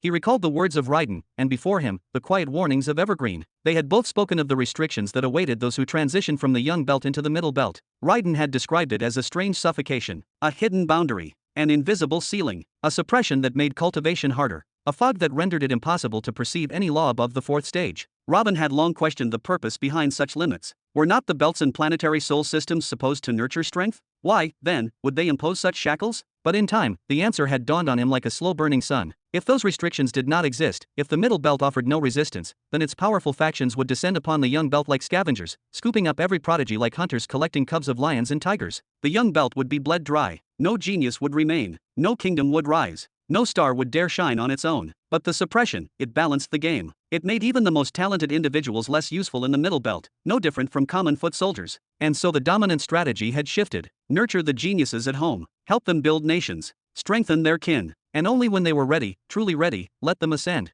Moreover, if one of those talents somehow reached the threshold of a world cataclysm while still residing in the middle belt, the suppression would force their planet to rise immediately. But what if the rest of that world was still weak, still unprepared? Then that world would be devoured. Transformed into a farm, a colony of suffering. From any perspective, such chaos would only lead to the death of the young belt, and of every future empire it might ever birth. No, whoever designed this rule knew exactly what they were doing.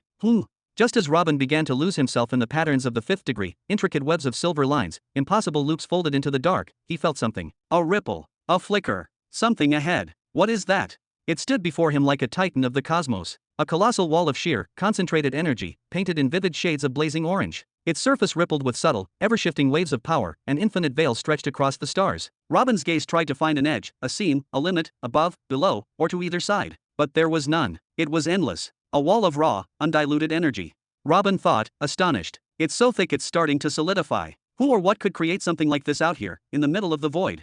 But before he could process the enormity of it, his heart skipped a beat. His frozen form, locked in that strange state between motion and stillness, was accelerating. He was headed directly toward the barrier. At blinding speed. And there was no way to stop. Oh no. No, no, no, no, no. No.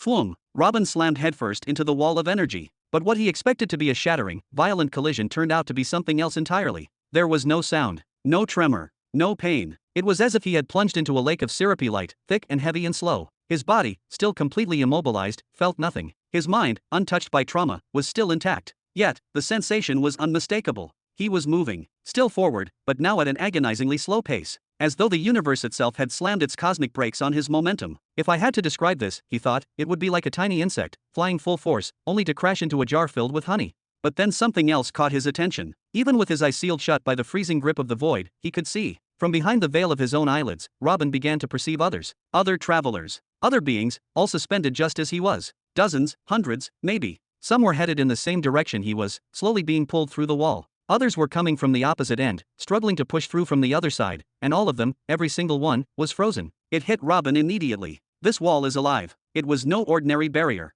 It was thinking, watching, judging. Robin could feel it examining him, not his body, but his essence, his soul. And not just him. It was scanning everyone. He noticed something strange. After the initial impact, his forward motion had nearly stopped, but now, it was gradually increasing again. Yet others were not so lucky. Especially those from the other side, they were slowing down, some to the point of complete stillness. Trapped. Like bugs caught in amber. Shush. Days blurred by in silence, time seemed to flow differently here. A moment felt like a lifetime. And Robin watched it all. He saw person after person attempt the crossing, each frozen, each moving at different speeds. Some were pushed back by unseen forces. Others were seized by arcs of violent light, their bodies disintegrated without warning. It was not just people, either. He saw rings shatter, bracelets crumble, and enchanted items burn away into nothingness. The wall was purging, testing every fragment of power that passed through it, and destroying whatever did not meet its standards. Most of the destruction was inflicted on travelers coming from the other side, from the middle belt. But not all. Even some coming from the young belt were judged and stopped. This has to be it, Robin whispered internally, awestruck. This wall, it's the true boundary. The great divider between the young belt and the middle belt.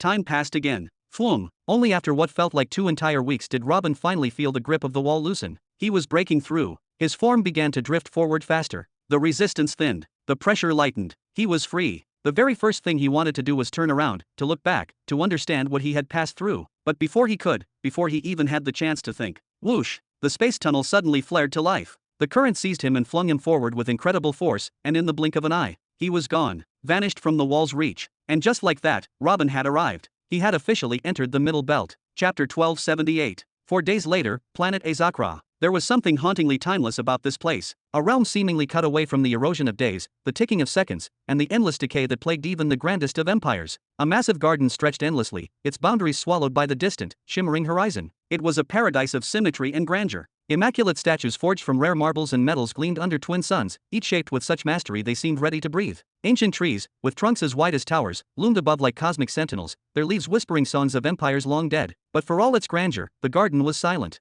Too silent. There were no children laughing between the hedges, no lovers resting beneath the boughs, no old storytellers spinning sagas into the wind, no birds perched on branches, no insects skittered through the grass, not even the hum of distant machines. It was as if the garden had been abandoned by life, frozen in a moment of perfect beauty, forever untouched. Almost. Because in the very heart of this still, dreamlike land, 2 colossal structures shattered the illusion of lifelessness. The first was a palace. But calling it just a palace was an insult to its majesty. It was a skyscraping monolith, built of white crystal and star metal, so tall that one might snap their neck simply trying to trace its spires. Each level glowed faintly with arcane light, and strange runes danced across its surface like ripples on water. The second structure lay before it, a raised circular platform, carved from hard materials and etched with runes. At its center stood a towering metallic arch, pulsing gently with latent power. A space portal. Surrounding it were dozens of elite guards clad in reflective armor, their helmets concealing all emotion. They stood still like the statues around them. Suddenly, a harsh hum resonated, followed by a distortion in the air. Bzzzzzt. The portal sprang to life, radiating beams of raw energy. Its circular core spun, stabilized, and locked into an active transit field. The moment it did, every guard reacted in perfect synchrony. Weapons vanished behind their backs. Feet came together with a heavy stomp. Backs straightened. They stood like statues, honor-bound, motionless, unblinking. This portal was sacred. It was only ever used by the most important figures within the Empire of the Nine Paths. Whoever emerged from the portal was not to be questioned. They were to be received. But these guards had been stationed here long enough to grow suspicious. No matter how prestigious the portal, no matter how protected the destination, something could go wrong. And so, as the portal's energy swirled, their eyes did not lower in reverence. They stared with the sharp alertness of apex predators. Because one day, an enemy might slip through. Today, however, was not that day. From the shimmering portal stepped a figure both feared and respected. We salute Lord Darmek. Every soldier lowered into a deep, calculated bow. Come, human. And from behind Lord Darmek followed another. A man, a human. He wore a suit of black and gold armor, but it was marred and scratched. His hands were shackled with glowing restraints, and a heavy chain was wrapped around his throat like a leash. Darmak held the chain casually, his grip firm, his stance dominant. He then turned to the guards. Is Her Majesty in the throne hall today? The lead guard responded promptly. Yes, Lord Darmek. She received a visitor earlier. She remains in the hall. He then gestured toward the prisoner, his tone deferential. Shall we escort the human to the holding cells, my lord? Darmak's eyes narrowed. No need. This one's judgment will be delivered by Her Majesty herself. He is a war criminal and shall be given the judgment of such. I will make sure he will. He pulled the prisoner sharply and began descending the staircase toward the palace. The captive grimaced. His pride, more than his body, had been wounded. His voice, hoarse yet furious, spilled out. This will not end well for you. When General Raiden learns of this insult, you'll all. Whack! Darmek delivered a brutal strike to the back of his head, the sound echoing like thunder across the stone steps. The man staggered, eyes spinning from the force. Speak again, Darmek said coldly, and I'll remove your tongue before the trial.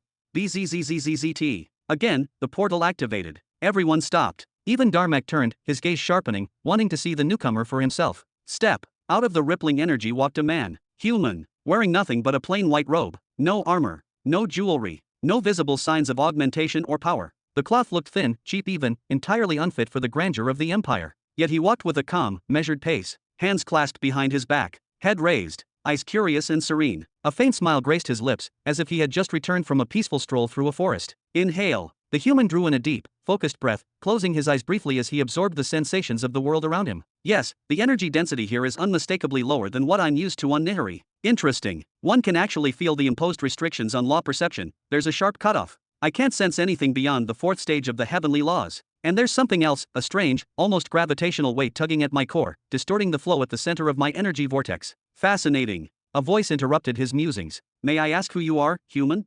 The captain of the guard stepped forward, his posture rigid, military, one arm folded neatly behind his back in ceremonial formality. His tone, though polite on the surface, was edged with clear disdain. It oozed with skepticism. After all, what he saw before him hardly matched the profile of someone worthy of passing through the royal portal. This was no noble, no emissary clad in enchanted armor, no being of divine rank or celestial resonance. The man before him wore a simple white robe, loose and unassuming, made of coarse material with no enhancements of any kind. No sacred sigils, no cosmic energy field, no protective runes. And his aura was barely level 44. By all appearances, he was little more than a wandering monk or a backwater villager who had somehow stumbled onto imperial soil. And above all else, he was human. Still, duty demanded a thin veil of courtesy. The portal from which the stranger emerged was reserved for those of exceptional importance, nobility, envoys, imperial messengers. No ordinary traveler could gain access to it. If this man had come through, then someone, somewhere, had granted him permission. Oh, my sincerest apologies, the man said cheerfully, his voice warm and oddly disarming. Where are my manners?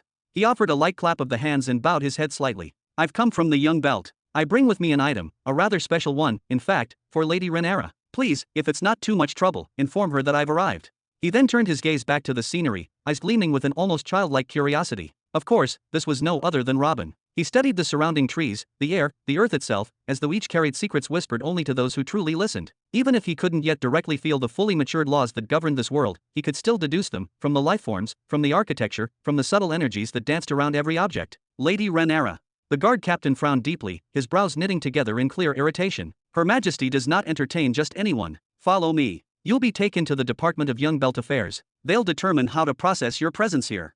No problem at all, the human replied with a casual shrug, completely unfazed. Bureaucracy didn't bother him. He wanted time to get used to this new environment anyway. Good. Glad we understand each other. The captain gestured to one of his subordinates, who stepped forward to escort the man. Then the captain turned back with one final warning. Keep your hands to yourself. Do not touch anything. Every stone, every blade of grass in this garden is worth more than your life. Yes, whatever you say. The man murmured absent-mindedly, his attention drifting again toward a towering tree not far from the path. He wasn't listening. His senses were already busy analyzing the deeply rooted, ancient laws etched into the bark of the tree. Move along, peasant, the escorting guard snapped, gesturing sharply toward the palace stairs.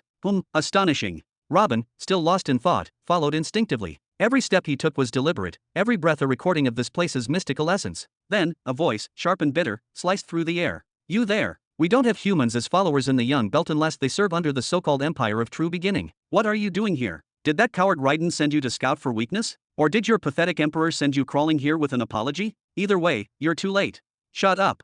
The shackled prisoner snarled back, his voice hoarse but filled with wrath. Even General Raiden might show mercy when insulted, but none will allow you to defile His Majesty's name. Thwack. Without warning, Darmek lashed out, striking the prisoner on the back of the head with crushing force. Blood burst from the man's ears, eyes, and mouth. He staggered but did not fall, still held upright by the chains around his neck. You think I give a damn about your general, or your emperor? Darmek's voice was cold and devoid of emotion, like metal scraping stone. Robin, still observing the world around him, froze. A single word echoed in his mind. Raiden. His focus snapped like a tightened wire. He looked ahead, and there, standing tall and terrifying, was a being with 8 massive tails flowing behind him like smoke. He was dragging a man in black and gold imperial armor, like an animal on a leash. The cheerful light vanished from Robin's eyes. His face darkened. His brows sank so low they seemed to shadow his entire face. His voice was quiet, but it carried the weight of thunder. What the hell is going on here? Chapter 1279. What the hell is going on here? Robin shouted, his voice thundering across the vast, sprawling garden, echoing off its marble pillars and towering walls, forcing every head in the vicinity to turn. Bam! Without hesitation, the guard standing behind him raised his arm and brought it crashing down on Robin's shoulder with brutal force. A strike from someone at level 48 should have been more than enough to obliterate a mere level 44 intruder, sending him straight into the ground like a nail hammered into stone. Silence yourself, you backwater peasant, the guard barked arrogantly. Do you even know whom you're speaking to? This is sacred imperial ground, not some village fair you, ha! Before he could finish his tirade, a sudden surge of soul energy swept the air as a shimmering silver portal opened right next to Robin. From it emerged a massive silver warhammer, its surface glowing with ancient runes. Hey, what do you think you're? Boom, PFGH. The world spun around the guard. 1 second he was towering over the young man from the young belt, gripping his shoulder with scorn, and the next, he was airborne, hurtling backward, his body numb, his lungs filling with blood. He stared up at the sky, gasping in disbelief, unable to feel a single bone in his body. Lord Darmek's expression darkened ever so slightly. His keen senses had just registered the force released from that hammer. It was no ordinary attack. That hammer carried a weight of nearly 5,000 units. You dare assault an Imperial Guard, the chief of security roared, his voice filled with fury and disbelief. He unsheathed a massive weapon from behind his back and pointed it squarely at Robin. Arrest the intruder at once. Detain him. Nearly 30 guards clad in Imperial armor leapt into action simultaneously, converging on Robin like a tidal wave of steel and fury. Fuck off. Robin's voice was cold, calm, and absolute. Without even turning to look at them, his gaze still fixed on Lord Darmek and the battered prisoner in his grip, Robin swung his hand forcefully through the air. In that instant, dozens of silver portals burst open like firecrackers across the garden, tearing through space and time with deep, resonating hums. Home, home, home. The garden exploded into chaos. From the portals, massive soul creatures emerged. A three-tailed mammoth stomped onto the ground, its tusks crackling with lightning. Beside it landed a colossal six-armed gorilla, roaring with primal fury. And these were merely the vanguard. More portals burst open, revealing human and demi-human warriors, powerful entities cloaked in soul armor. Among them stood known faces, Marshal Lanta, wielding twin glaives that shimmered like stars, and the first Marshal Celebos, his eyes glowing with battle-hardened wisdom. He's a soul master. The chief guard shrieked in disbelief, stumbling backward in a panic. But Celebos was upon him in a flash, not giving him the chance to draw another breath. And he wasn't alone. The once serene hall, a structure meant for diplomatic arrivals and dignified receptions, had turned into a raging battlefield in a heartbeat. And this was no even fight. This was a full-on siege. Robin had flooded the area with soul creatures, ensuring that not a single enemy could even think of slipping past his rear line. Oh, so you're not just an ordinary envoy.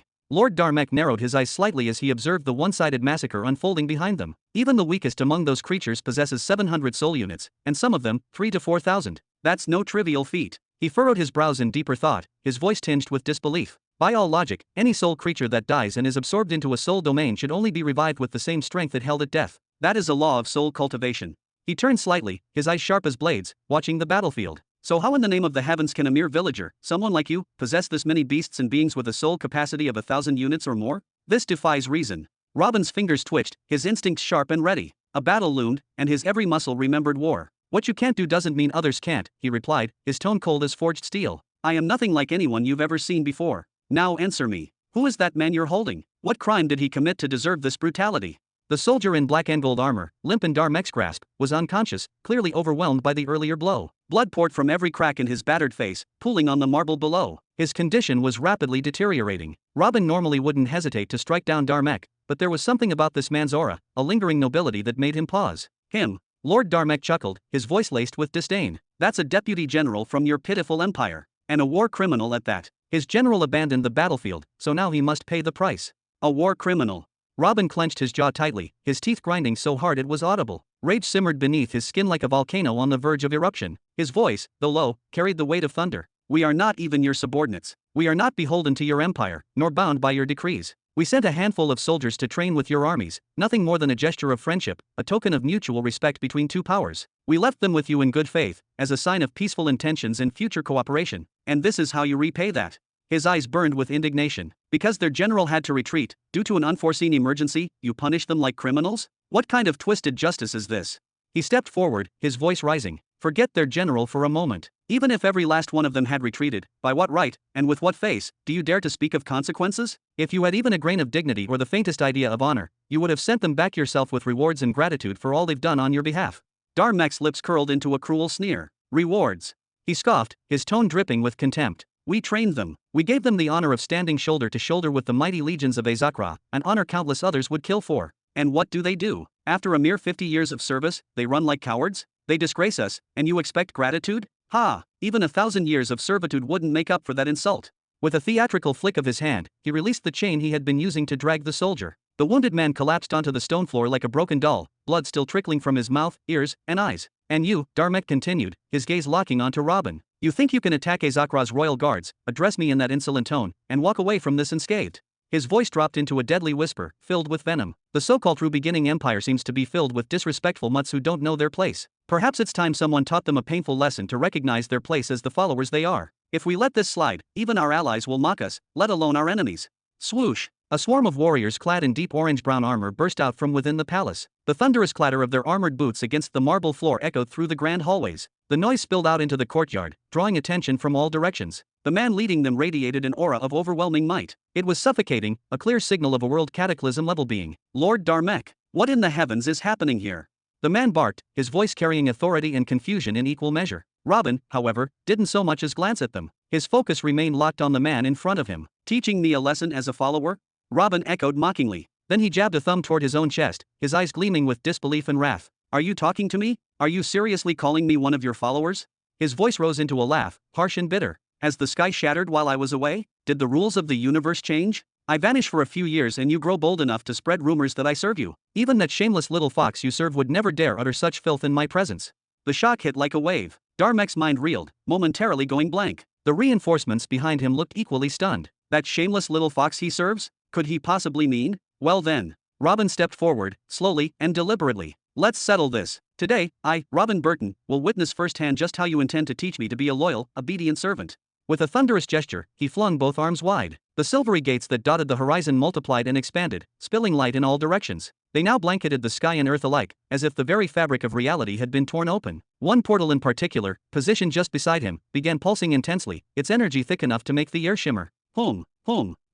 Then they began to emerge. This time, it wasn't a mere squad. It was an army. Hundreds, no, perhaps thousands, of soul creatures came pouring out of the gates. Gargantuan, otherworldly creatures filled the air and ground. Their howls, growls, and roars blended into a symphony of chaos. The earth trembled under their feet. The wind howled with their arrival. Damn it! The newly arrived reinforcements barely had time to orient themselves before they were swallowed in a flood of soul beasts. Beasts of all shapes and sizes descended like a divine punishment, and accompanying them were soldiers, many of them humanoid, others not, each one carrying soul pressure rivaling that of a mid-tier emperor or higher. It wasn't just a battle. It was an invasion, an overwhelming storm of soul-forged wrath. Hold formation. Follow standard Soul Master defense protocol.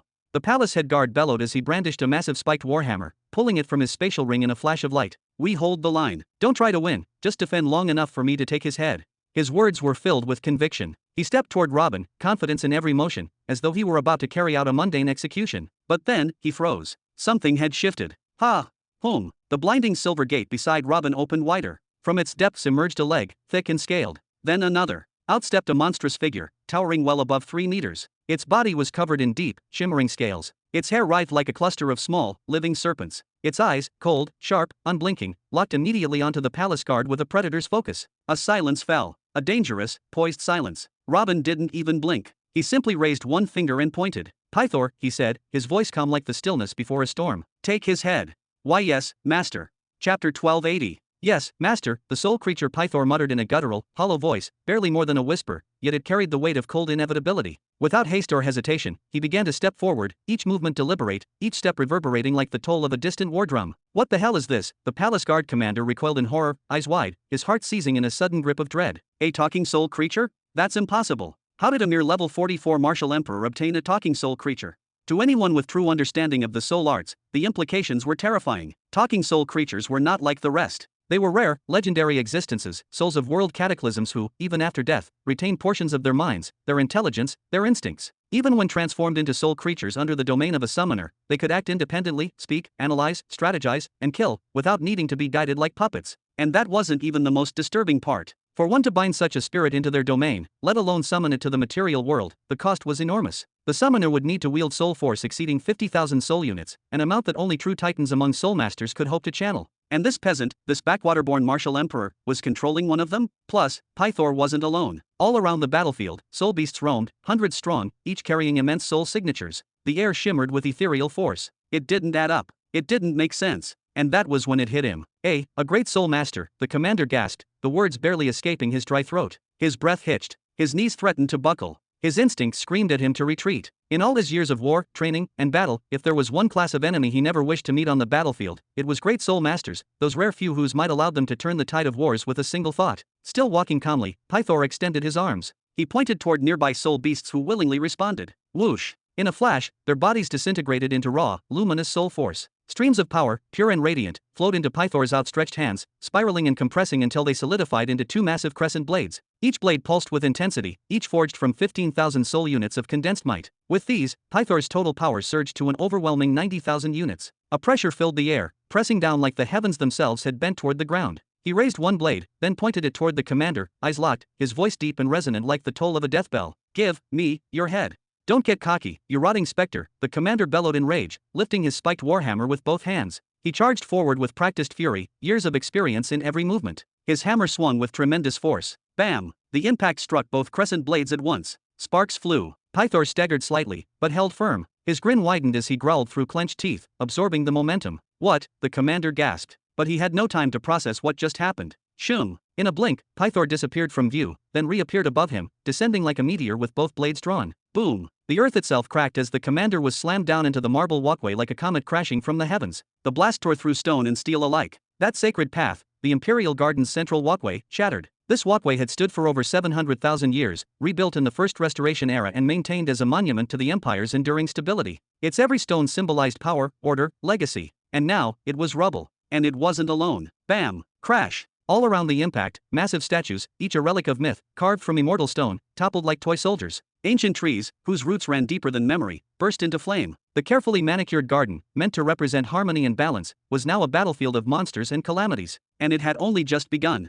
From the sky to the soil, soul shockwaves erupted in all directions. The clash of titanic beings tore reality apart. Nothing could withstand it. And then it came. Rumble. A low, monstrous quake. The foundation beneath the space portal, the very shrine built to stabilize dimensional travel, cracked. 3 out of 8 supporting pillars, forged with star steel and runed to last in eternity, collapsed in on themselves. "No!" The portal commander screamed, his voice breaking. This was the greatest failure of his life, of his entire lineage. He had inherited this post with honor, guarding the gateway between worlds, preserving the integrity of this imperial site. And now, all of it was crumbling around him, brought low by a human. A mere human from the young belt. Even if he were to be executed 1,000 times over for today's disaster, it wouldn't even begin to repay the loss he had just witnessed. Lord Dharmic turned slowly. He looked not at the soldiers, nor the shattered portal, nor the ruined walkway. He looked at everything, and in his eyes burned a rage so deep it chilled the soul. His voice came cold, calculated. "I sincerely hope you comprehend what you've done today, human. The entire true beginning empire, all its armies, its cities, its legacy, they aren't worth even one of the statues you just destroyed. Your so-called empire of the 9 paths isn't even worth a single technique, one single divine technique, created by him."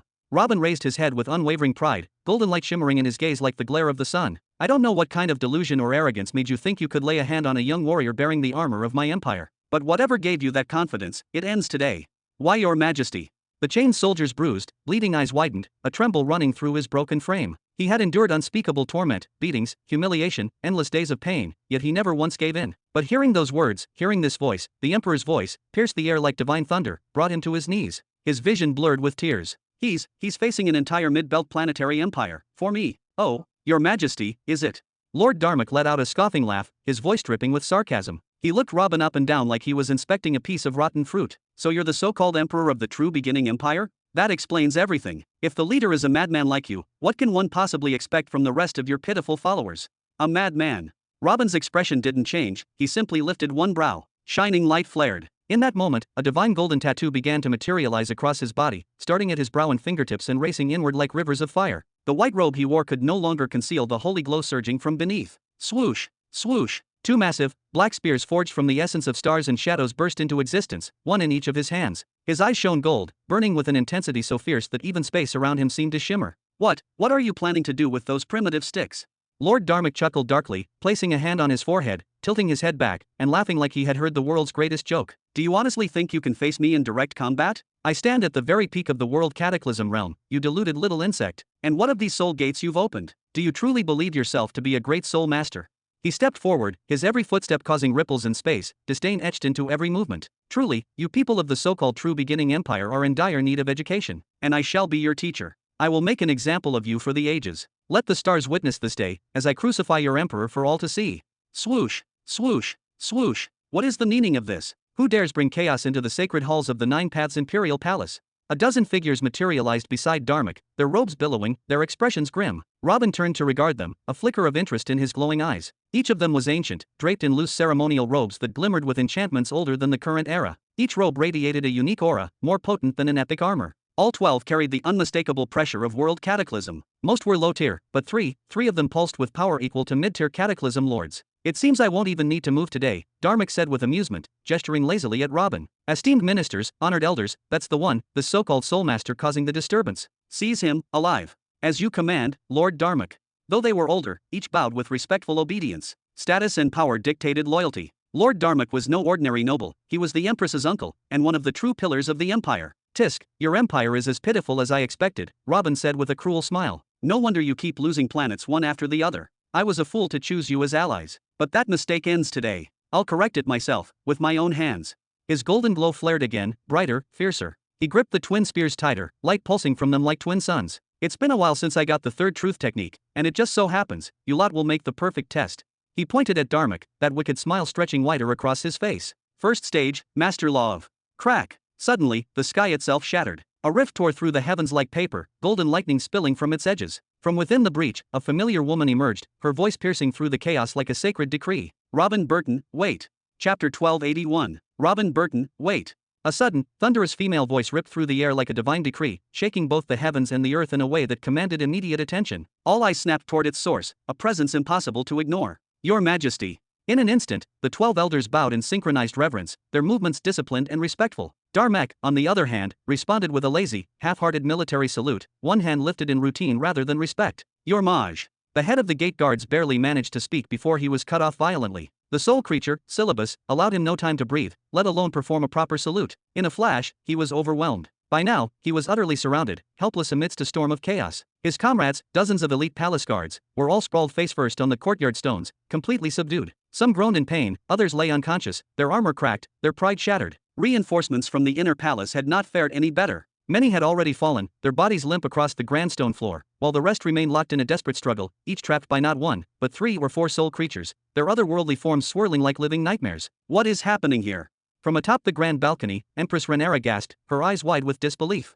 The chaos that now defiled her private courtyard was something unseen for hundreds of millennia. Robin Burton, why are you fighting my guards? At that moment, Robin Burton slowly lifted his head. The glowing tattoos on his body pulsed softly, even as the battle aura surrounding him began to recede. He had stopped channeling the technique, but the remnants of divine force still clung to him like a second skin. Without a hint of hesitation, he raised a steady hand and pointed directly at the shackled soldier lying on the cold, cracked ground. Was this what we agreed upon? His voice cut through the air with cold, controlled fury. Is this the kind of friendship you promised me?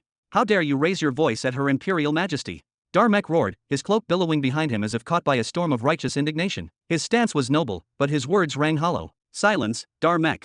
Rhaenyra's voice cracked like a whip, sharp and precise. She then turned to the shackled soldier, her expression unreadable. What is the meaning of this? Explain yourself. Darmok stepped forward, confused but defiant. He is the deputy of the traitorous human division. I captured him and brought him here so that we may decide what punishment to deliver to them. His brows furrowed. He truly did not understand why Her Majesty was questioning his actions. Robin's eye twitched, his fury no longer hidden. Who's the traitor, you decrepit old fool? Enough, Robin Burton. Rhaenyra lifted both hands in a calming gesture, trying to defuse the explosive energy still radiating from him. She turned her gaze once more to Darmok. Did I ever instruct you to do this?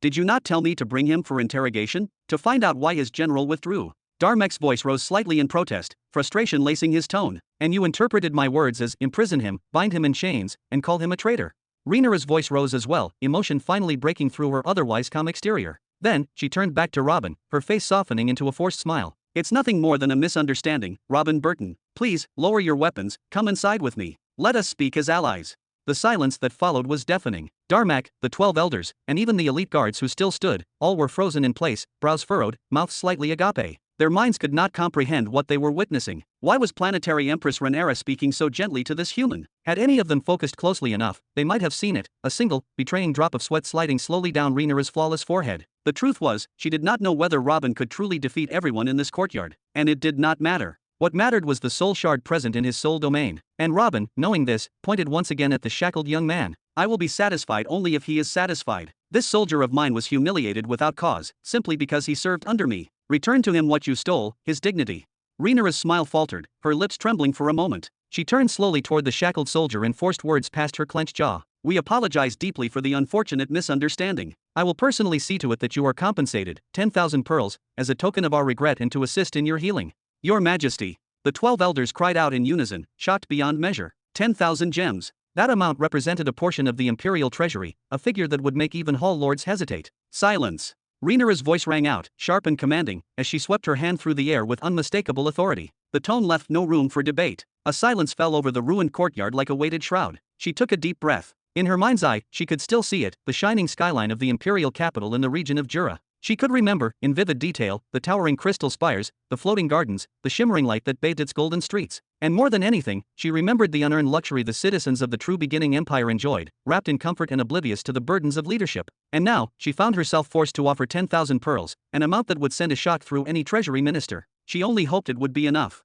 Then, without hesitation, she extended her finger toward one of the elder advisors. "You, step forward. Take this soldier into your personal care. Ensure that his injuries are healed, every last wound. And once he is stable, deliver to him his reward. Make it clear that he is not a prisoner nor a subject. He is to be treated as an honored guest of the imperial court." The courtyard was silent. The elder bowed and moved to obey, while the soldier in question, bloodied, broken, and bound, lifted his eyes with visible disbelief. "Ah!" The sound escaped him involuntarily, as if he were speaking from a dream. His bloodshot eyes, swollen and filled with dust and tears, widened until the whites showed. It was not the reward that shocked him. Pearls were irrelevant to a man like him. After decades of loyal service and daring missions, his contribution points alone could buy him a small city. No, what rattled him to his core was this. Empress Rhaenyra herself, the legendary ruler whose name echoed across galaxies, had just apologized to him. Not through an intermediary. Not through a decree. But with her own voice. "Hey," Robin called out gently, nodding toward the kneeling soldier, "are you satisfied?" The soldier blinked, trembling, then struggled to raise his head. Satisfied. Completely satisfied.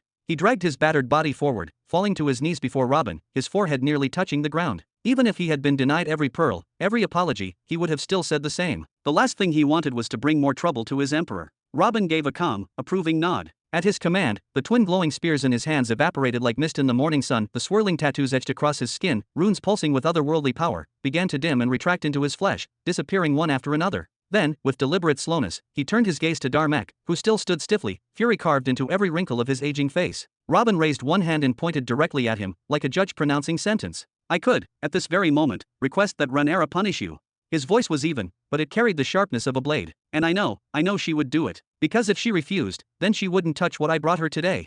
He lowered his hand, slowly, like a blade returning to its sheath. "But if I did that, it would place her in a difficult position. And honestly, Darmek," he exhaled, "you're not worth straining the bond between me and her."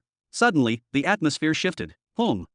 Tens of portals opened haphazardly around the courtyard. They crackled with raw force as the soul creatures began their return, one by one, their hulls fading into his soul domain once more. Bam! The head of the palace guard, a warrior reputed to be in the world cataclysm realm, collapsed to one knee the moment his adversary vanished. His body trembled violently, lungs desperate for breath, blood pouring from his mouth in steady streams. His armor was shredded, his pride destroyed. It had been too close. One more minute, and he might have been lost forever. Rhaenyra took in the sight with a heavy gaze. Her eyes swept across the destruction like a queen appraising a battlefield. Deep cracks marred the courtyard's polished tiles. Statues were reduced to rubble. The once beautiful garden was charred and trampled. Her heart sank. This level of damage, caused in mere minutes, would take years to repair. The resources it would consume were astronomical. But worse than the cost in materials was the cost in perception. The Empire had looked vulnerable today. Meanwhile, Robin did not even glance at the guards sprawled in agony. He did not offer pity. He did not offer help. He simply raised his arms wide and declared loudly, like a herald of judgment, "Let it be known, by the high and the low, by the emperors and the peasants, that the empire of true beginning is not a follower to anyone. We are allies to whom I choose.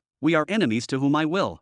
There was a terrible finality in his tone, one that carried across realms. "That's enough now. Come with me." With a subtle flick of her fingers, Rhaenyra invoked a silent technique. In an instant, she and Robin vanished, dissolving into light, leaving behind only the chaos and silence. In their wake, more than 100 palace guards, 12 elders, and Darmek himself stood frozen in place. Sweat beaded down their faces. Their jaws were clenched tight. Their eyes remained locked on the spot where Robin had stood. And in their hearts, one single, terrifying thought echoed. Were we just threatened by someone at only level 44? And right in front of the Empress. Chapter 1282. Inside one of the sealed halls. Whoosh! Rhaenyra materialized in a swirl of wind and authority, the long silken folds of her robes fluttering slightly from the residual momentum. Behind her appeared Robin, stepping out of thin air with a calm that bordered on arrogance. "Could you perhaps show a modicum of respect in front of my court, Robin Burton?"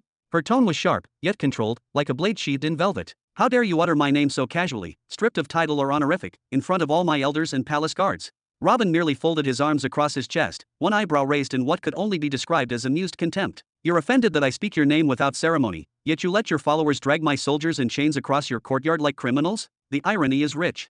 Rhaenyra's eyes narrowed as she pointed back toward the shattered gates. It was a simple misunderstanding, she said with clipped words. You could have requested my presence, or, at the very least, waited for our scheduled meeting before launching a full assault on my people and leveling the courtyard of my palace. Robin's jaw tightened for a moment before he replied. Did you wait for a meeting, or offer the courtesy of a warning, when you showed up uninvited on my lands attacking my sons?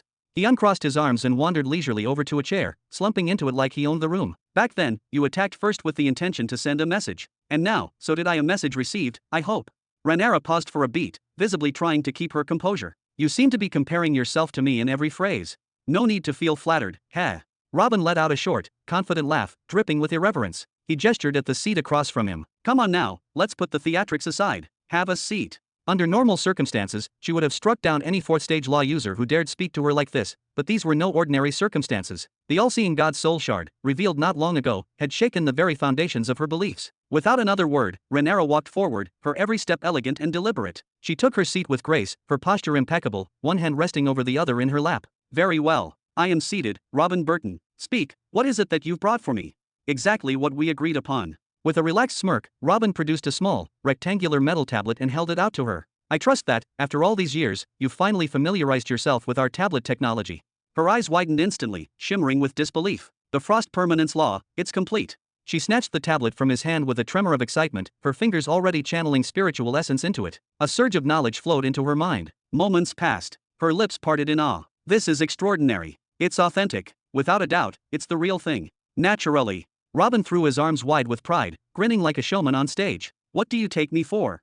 He leaned forward slightly, eyes gleaming with triumph. So, with this, the largest and most ambitious trade between our empires comes to an end, 7 fully equipped stellar scout vessels in return for the merged Frost Permanence Law up to the 4th stage. Are there any concerns, Empress? Rhaenyra couldn't contain her smile. Her imagination was already running wild, foreseeing generations of cultivators transformed by this law. None whatsoever. It's beyond satisfactory. Good.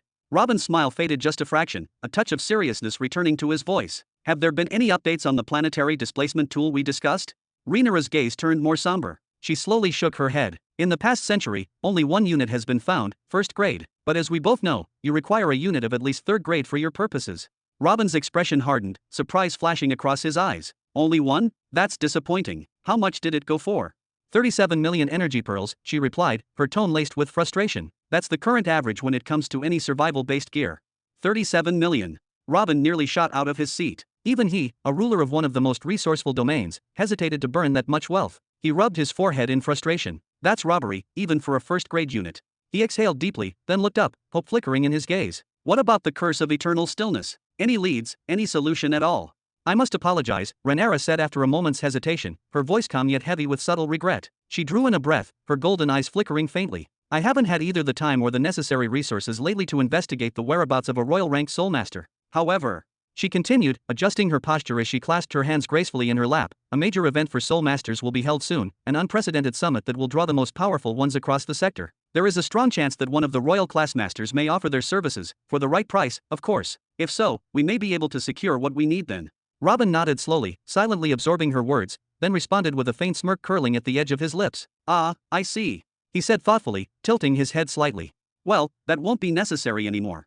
He shifted his weight and stood up with practiced ease, maintaining a composed yet confident demeanor. I've decided to take matters into my own hands. I'll search for a solution personally. You, he added with a faint gesture toward her, should return your focus to the ever-growing mountain of issues plaguing your empire. Rhaenyra raised a finely arched brow, her curiosity piqued. Leaving so quickly? Just like that, she asked, folding her arms lightly. Did you really travel all the way here merely to deliver a single tablet? You, of all people, could have easily entrusted it to one of your elite subordinates. Robin gave a dry chuckle, but the humor in it was razor-sharp. If only it were that simple. He replied, his tone growing colder, more biting. I did, in fact, come here with a proposal. One that could have reshaped the relationship between our two empires. But then I saw what was happening at your gates, my people, my warriors, shackled like criminals. It was enough to change my mind. He lifted a hand and flicked it dismissively through the air. It was just a small squad and yet, you saw it fit to chain them like wild beasts. Now tell me, if this is how you treat allies during training, what might you do should our bonds deepen? Tisk tisk. Forget it. Whatever idea I had, it's gone. Rhaenyra sighed softly and motioned for him to sit again. Her voice, however, now bore a firmer edge. I was about to speak to you about that exact matter. She gestured toward the cushioned seat beside the obsidian table. I want Raiden back under service. Let the squad remain here and fulfill their role. I'll spread official word throughout the Empire declaring them as allies, not as subordinates, not as conscripts. They will receive the recognition, the status, and the dignity you insist upon. Will that satisfy your pride? She leaned forward, her voice sharpened by urgency. The planet Armando is under direct assault from the Iron Boar Empire. The moment Raiden withdrew, they struck with devastating force. I dispatch more World Cataclysm warriors under my personal watch to stop the momentum, but that wouldn't do for long. If we do not act and gain land again, I will lose control of the planet, and all the rich resources it holds. Robin narrowed his eyes slightly, then raised a single brow. Then let's be clear. They must be paid, monthly. His voice turned steely, devoid of any room for negotiation. These men are no longer trainees. If they fight, bleed, and possibly die for your banner, then you bear the burden of their daily sustenance.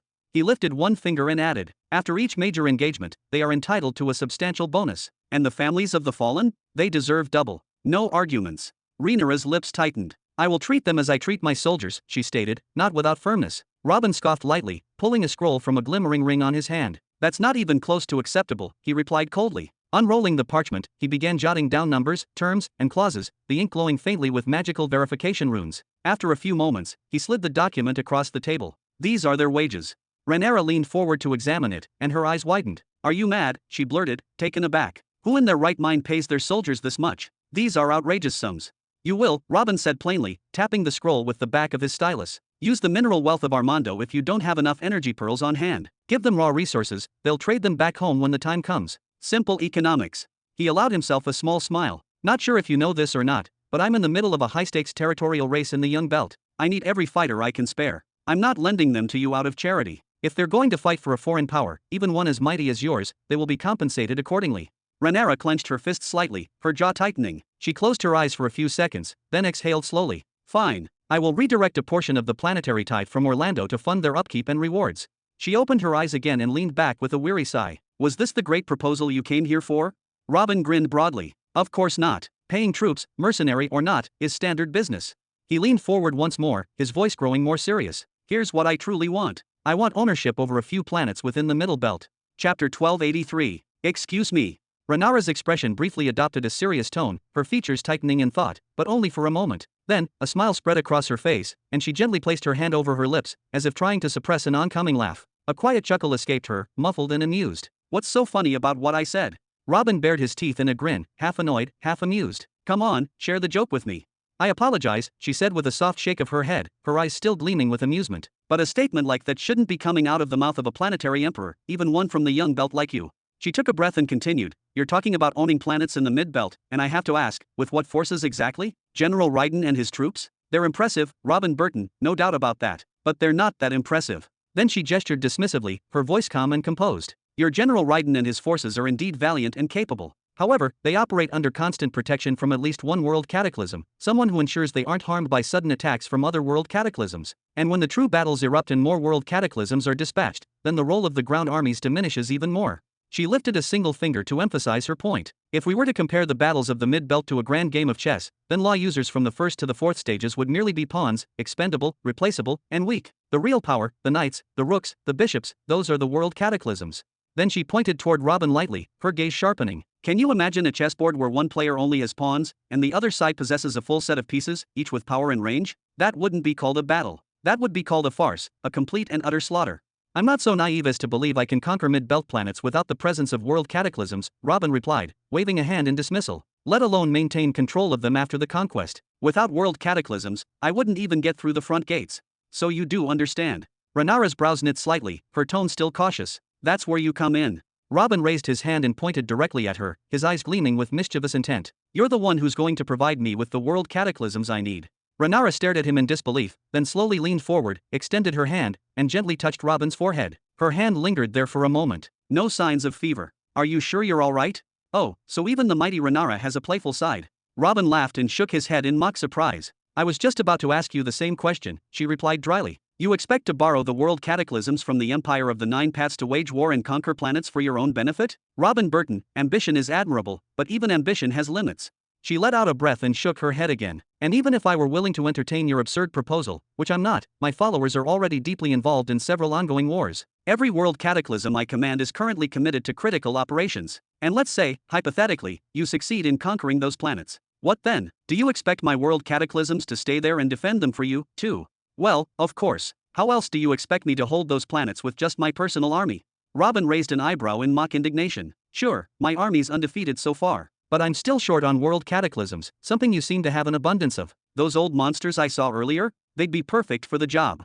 Rhaenyra locked eyes with Robin, her expression unreadable. She stared for a long moment, as if trying to determine whether he was joking, delusional, or simply reckless. But eventually, she gave up, pointing toward the exit with clear finality. Thank you for delivering the technology. Weren't you saying you wanted to leave a moment ago? Hold on, just give me a minute and hear me out. Robin leaned forward, his smile returning as he perched at the edge of his seat. That battle on planet Orlando tells me something important. It tells me that you're currently fighting on multiple fronts. Am I right? Indeed, that's something not even worth hiding. It's practically common knowledge at this point, Rhaenyra responded with a composed nod, her tone calm yet weary. At this very moment, we are locked in conflict on 6 separate warfronts, each demanding a significant portion of our attention and strength. The most perilous among them is the front against the Twilight Phantom Centennial Empire, a ruthless faction that has managed to seize 6 of our planets over the course of the past 100 years. This is precisely why I cannot offer you any form of support right now. My forces and my resources are stretched thin. 6 planets. Robin nearly choked on his breath, his eyes widening in genuine shock and disbelief. Even after you spent a fortune purchasing all those high-tier weapons and fortified array systems from us? You even took the Warlord array. He leaned back slightly, exhaling in astonishment. Wow, your situation is even more desperate than I had anticipated. That's borderline catastrophic. Robin Burton. Rhaenyra's voice snapped like a whip as her brows furrowed sharply. Did you come here today with the sole intention of rubbing salt into my wounds? Are you enjoying this? Of course not. Robin raised both hands defensively. Why on earth would I want to belittle or mock my own ally?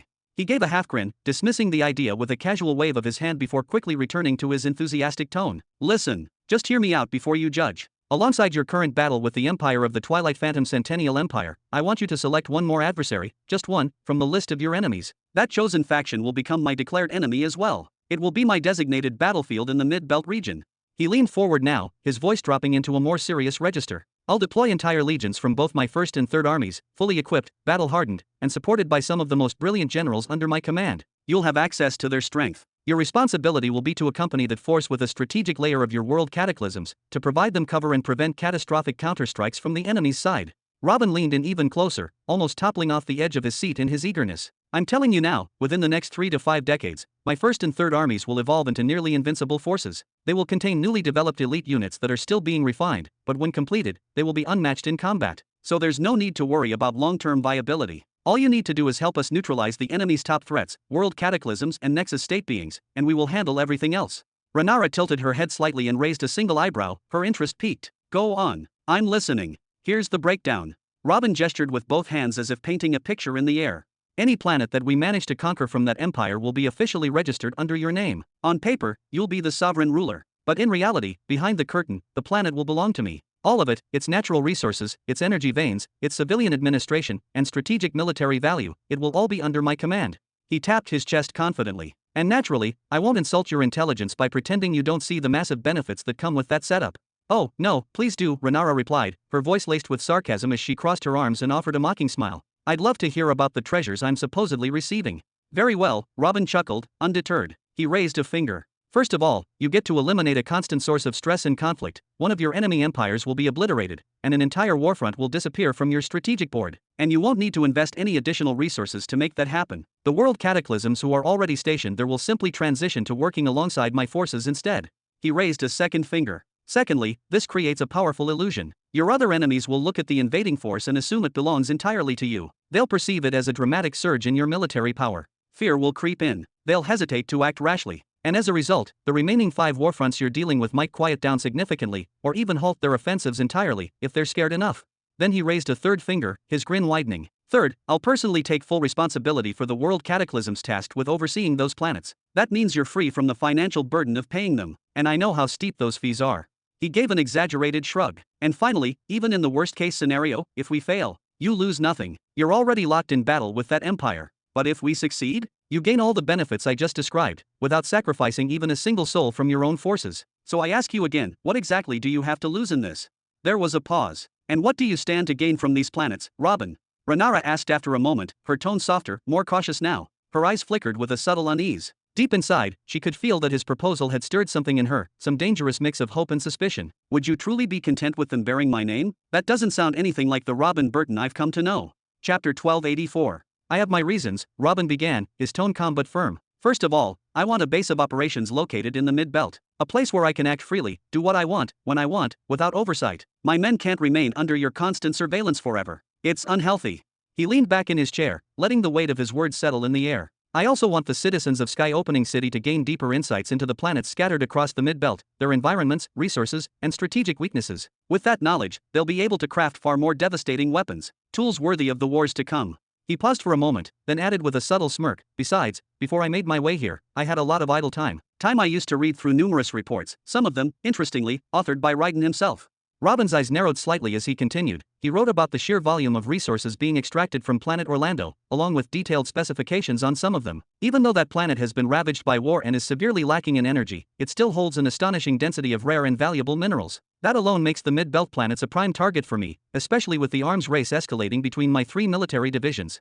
He scratched his forehead, his tone shifting slightly. Now, as for why I've allowed you to manage those planets publicly, it's because I simply don't yet have the strength to protect them myself. Not at this stage. I can't just proclaim myself as the new ruler of the mid-belt, only to immediately beg the Empire of the 9 Paths for protection. That would utterly destroy my image, undermine everything I'm building. No, I'll only step into the spotlight when the time is right, when I can stand tall and defend what's mine, without leaning on anyone. Oh.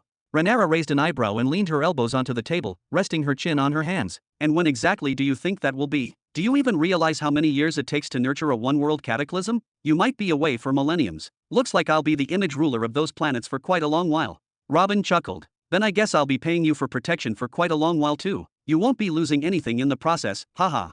He spread his arms wide in a grand, theatrical gesture. So, tell me, what do you think of this arrangement?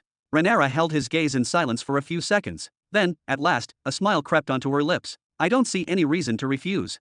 Ha, that's the answer I was hoping for. Robin clapped his hands together in satisfaction, the sound echoing through the room. He quickly pulled out a scroll and a pen from his coat, then began writing at a brisk pace. Once done, he sealed the scroll with his personal sigil and handed it to Renara with great care. Please send this with one of Raiden's followers to the Empire of True Beginning. Once they read it, they'll understand exactly what they need to do. Renara accepted the scroll lightly, her fingers brushing against the parchment. She looked back into Robin's eyes, studying him. And what about you? Don't you want to stop by and check in on your forces stationed on planet Orlando? No, Robin replied with a shake of his head. I have other plans in motion. He tapped his thigh and stood up with deliberate intent. I'm thinking of touring Sector 100 of the mid-belt. It's about time I broadened my horizons. Renara's brows furrowed with concern. Is that really wise? The mid-belt is unstable. You know it's not safe to wander through it on your own. Would you like me to assign a few elite guards to accompany you? Robin laughed heartily, his voice filled with confidence. If I, an esteemed Grand Soul Master, were to die out there, then I'd have no one to blame but myself. He gave her a respectful nod. Let's hope that next time we meet, the circumstances will be better. He turned and began walking toward the door. Do you at least know where you're going? Renara called after him. I was planning to ask the portal operator to send me to planet Orlando. From there, I'd find my way to other planets, maybe sneak onto a vessel, or kidnap a commander and force him to give me planetary coordinates. He paused, scratching the back of his head. There's no need for all that, Renara said with a light laugh. Just tell the portal guards to transport you to Planet Sarin. Planet Sarin? Huh? Thanks for the tip. Robin gave her a quick wink over his shoulder, then swung open the door and walked out without hesitation. At the back of the room, a faint, knowing smile crept onto Renara's lips. That arrogant little fool, he hadn't even asked what kind of planet Sarin was. He just accepted it and left, bold, reckless, and infuriatingly unbothered. Typical. Step. A few quiet seconds passed before another figure emerged into the dimly lit room. This one was a woman, elegant, radiant, and unmistakably captivating. So that's the man you were once considering as a suitor for me, dear elder sister, the woman said, her voice dripping with playful sarcasm. Arrogant, insolent, full of dreams and self-importance, I must say, not bad at all. Eleanor, Renara responded with a sigh, not bothering to hide the fatigue in her voice. You really shouldn't reduce him to just that. There's so much more beneath the surface. That soul shard he carries. She trailed off, her eyes falling shut as she recalled the overwhelming sensation of locking eyes with the golden soul shard, an artifact of unimaginable power and origin. And as I told you before, I suspect he holds dominion over another master law, not just the truth. If he doesn't die on the way, he's destined to become someone monumental. Eleanor mused, pressing a finger to her plump, glistening lips as if savoring the thought. A man filled with secrets and danger. That's exactly my kind of toy. She didn't bother to hide her face or cloak her presence the way her sister did. Eleanor wore no veil, no mask, no ceremonial robe. Her beauty was left bare, raw and deliberate, meant to be seen, admired, and remembered. While she was technically Rhaenyra's younger sister, everything about her, from her posture to her presence, stood in contrast to the composed, regal demeanor of the older sibling. Where Rhaenyra stood with the pride of nobility and the restraint of a warrior queen, Eleanor's stance was loose, unburdened by formality. One long leg crossed gracefully in front of the other, her hip tilted in a casual but seductive pose, with a single hand resting lightly on her narrow waist. Her gaze wasn't commanding, it was devouring. Those daring, amber eyes could ensnare 1,000 men with a single look, turning resolve into infatuation and caution into desire. And her clothes? Scandalous by almost every standard. One of her long, smooth legs was fully exposed, her midsection nearly bare, her navel forming a deep hollow between taut skin. Even her chest was only half covered, with the soft curves of her bust left intentionally visible beneath a sheer fabric. If that weren't enough, her long, flowing orange hair shimmered with an almost magical vibrancy, and the 9 ethereal orange tails that swayed gently behind her glowed faintly like molten fire, casting her in an otherworldly aura. The moment she stepped into the room, she consumed all attention without effort, stunning, powerful, impossible to ignore. And yet, as surreal as her beauty was, it still fell short of the divine gravity that her older sister, Rhaenyra, carried so effortlessly. "Don't try your tricks on him," Rhaenyra warned, her voice lower now, tinged with caution. "You saw how he spoke to me, how little he feared status or power. That man bows to no one. I've watched with my own eyes as he chose his pride over his life, and I have no doubt he'd do it again." She exhaled, her brows knitting slightly. "I don't want to lose him, not as an ally. And I certainly don't want to tangle with the force that seems to be backing him from the shadows. I already have enough enemies. I don't need more complications." He, all right, Eleanor chuckled, waving one hand dismissively as if brushing away her sister's tension like dust. "I get it. I'll try to behave. Although it's not like I have much time for games these days, anyway. Ever since Luciander revealed himself as a royal soulmaster, you people haven't left me a moment to breathe." "We do what we must," Rhaenyra said solemnly, lowering her gaze to the cold marble floor. "For what our father built, and for the legacy left behind by our grandfather. We've already lost too much. We can't afford to keep letting our heritage slip through our fingers." Yeah. Message received, High Priestess, Eleanor replied with an exaggerated eye roll and a smirk. "I'll stay close for now. I won't wander far until this crisis is behind us." She waved her hand gently to calm her sister, then took a few steps toward the exit, pausing only to flash one more sly smile. "I'm heading out to monitor Luciander's movements. Anything else you need before I go?" "Just, be careful," Rhaenyra said softly, her voice full of quiet concern. "I always am," Eleanor sang with a playful wink. Then, without another word, she turned and walked gracefully toward the same door Robin had exited through minutes earlier. With each step, her smile deepened, her orange tail swaying behind her like flames dancing in the dark. Chapter 1285. The Commercial Planet Siren. Buzz. Robin stepped out of the shimmering spatial portal, his entire body tense and senses heightened. He was fully prepared for anything. This planet was a mystery to him, a complete unknown, except for one detail: Rhaenyra had recommended it. And if Rhaenyra vouched for something, then it was bound to be unusual, if not outright dangerous. Robin's initial expectation was that he would be immediately confronted by guards demanding identification and purpose of visit. He had prepared several responses for such an encounter, some diplomatic, others not so much. He had even steeled himself mentally for the possibility of a fight or an emergency retreat. But what he saw next made all his assumptions collapse in a single moment. Come. I've got the finest lumber you'll find in the galaxy." "Thief! Stop that thief! Someone catch him! You, over there. Yes, you. I've got a beautiful wife for you, fresh and strong." Robin blinked in disbelief. Before him stretched a sprawling market, a chaotic carnival of colors, noise, and life. The gate he had exited was perched atop a raised stone platform, standing several meters above ground level. Wide steps descended from the platform, and from the final step extended a broad street that stretched endlessly toward the horizon, teeming with countless stalls, vendors, and beings of every imaginable shape and form. "Hey, are you planning to stand there all day, or will you let others pass? The portal's not just for you, you know." The portal operator, a strange creature with octopus-like tentacles dangling from his face and a fishy stench that could knock out a small beast, placed a hand on Robin's shoulder. Robin's expression darkened, and his eyes narrowed. He turned his head slowly, glaring at the source of the offending touch. With cold precision, he removed the operator's hand. "I'll be on my way," he said flatly, and began to descend the stairs without another word. Buzz. The portal shimmered behind him once more as another traveler emerged. This one, unlike Robin, sprinted forward as soon as his feet touched stone, rushing past Robin with desperate energy, as if the entire market were about to vanish. Robin, however, remained composed. His posture relaxed, hands behind his back, he scanned his surroundings carefully, his sharp gaze absorbing every detail. He needed to understand this place. Fast. To his side, he noticed other spatial portals, dozens, maybe hundreds, each installed on similar stone platforms. From every one of them, a market street flowed downward into yet another crowded bazaar. All of these main arteries were interconnected by a vast network of side streets, alleys, and paths, creating a commercial structure of staggering scale. It wasn't just a marketplace. It was an entire planet-wide economy, a city of trade without end. Buzz. Again, the gate behind him buzzed, and another figure came crashing through, yet another who darted forward without hesitation, joining the stampede into the market. But this time, Robin acted. Whoosh! With lightning speed, his hand shot out and gripped the newcomer's wrist, halting him mid-step. "Excuse me, friend," Robin said, his voice calm but firm. "This planet, what empire does it belong to?"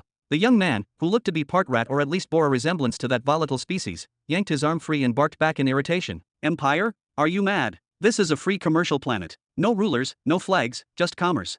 And with a whoosh, he vanished into the crowd, his cloak trailing behind him like a shadow lost to the masses. Robin stood for a moment, thoughtful. A free commercial planet? How delightful. A faint smile touched his lips. Then, without rushing, he continued his descent until he passed the final stair and set foot upon the market floor. To call it crowded would be an insult. The place was bursting at the seams with life. Creatures of every species, some tall and elegant, others squat and hulking, pushed shoulder to shoulder, bartered, argued, laughed, and shouted. The sheer density made movement a challenge. It was like swimming through a living river of bodies. And yet, one thing stood out. No one was flying. Not a single being levitated, hovered, or soared overhead. Not one. Everyone, no matter how powerful or physically capable, remained earthbound. Robin knew why. According to the numerous classified reports he had read from Ryden, one rule in the Middle Belt was absolute: flight for anyone below the World Cataclysm realm was impossible. It wasn't as though the planetary owners had ever convened and agreed upon such a restriction. No treaties were signed, no rules enforced from above. Rather, the explanation was far more intrinsic, woven into the very fabric of this place. The laws of reality here were simply different.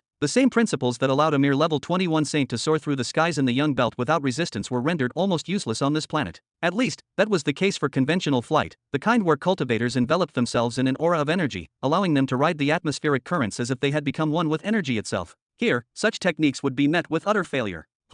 Robin's gaze slowly lifted upward, curiosity flickering in his eyes. Far above, integrated into the towering architecture, was what appeared to be a specialized aerial dock, a skyward platform made for arrivals and departures that didn't touch the ground. Upon it hovered several sleek vessels, uniform in their minimalist design. They were compact, clearly engineered for short-range transport within the confines of the planet's atmosphere. Each could seat no more than 2 or 3 passengers, at most. More intriguingly, they all bore the same emblem, a swirling spiral with twin wings extending outward. "Oh, interesting," Robin murmured to himself, narrowing his eyes in thought. "They look like commercial crafts, perhaps rentals? But those markings, they're not space runes. More like local transport seals. Must be meant for traveling across the planet itself, not into orbit." Beyond the modest shuttles, Robin caught sight of something far more eye-catching, a handful of grander, more luxurious ships, larger in size, gleaming with decorative trim, and clearly customized for VIP clientele. These floated elegantly at a separate, more secluded dock that shimmered with magical wards and dimensional anchors. A detail that didn't escape his notice: each of these vessels was guarded, flanked by a squad of armored figures standing in disciplined formation.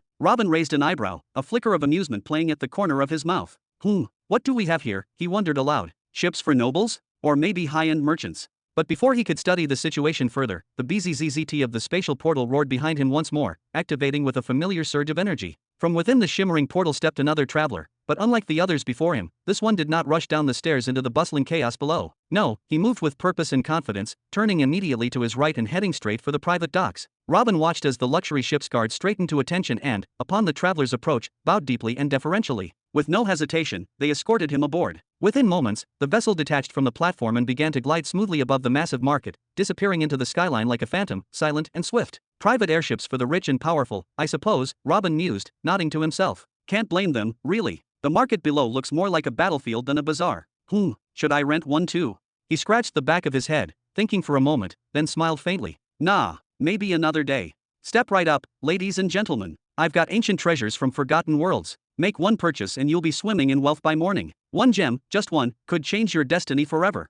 Try changing your own fate first, you crusty old scammer. I have in my possession the complete skeleton of a newborn dragon. Drink bone soup made from this, and you'll never suffer a single day of illness, and your manhood will never fail you again. Only 10 cups of energy essence, who's brave enough to claim it?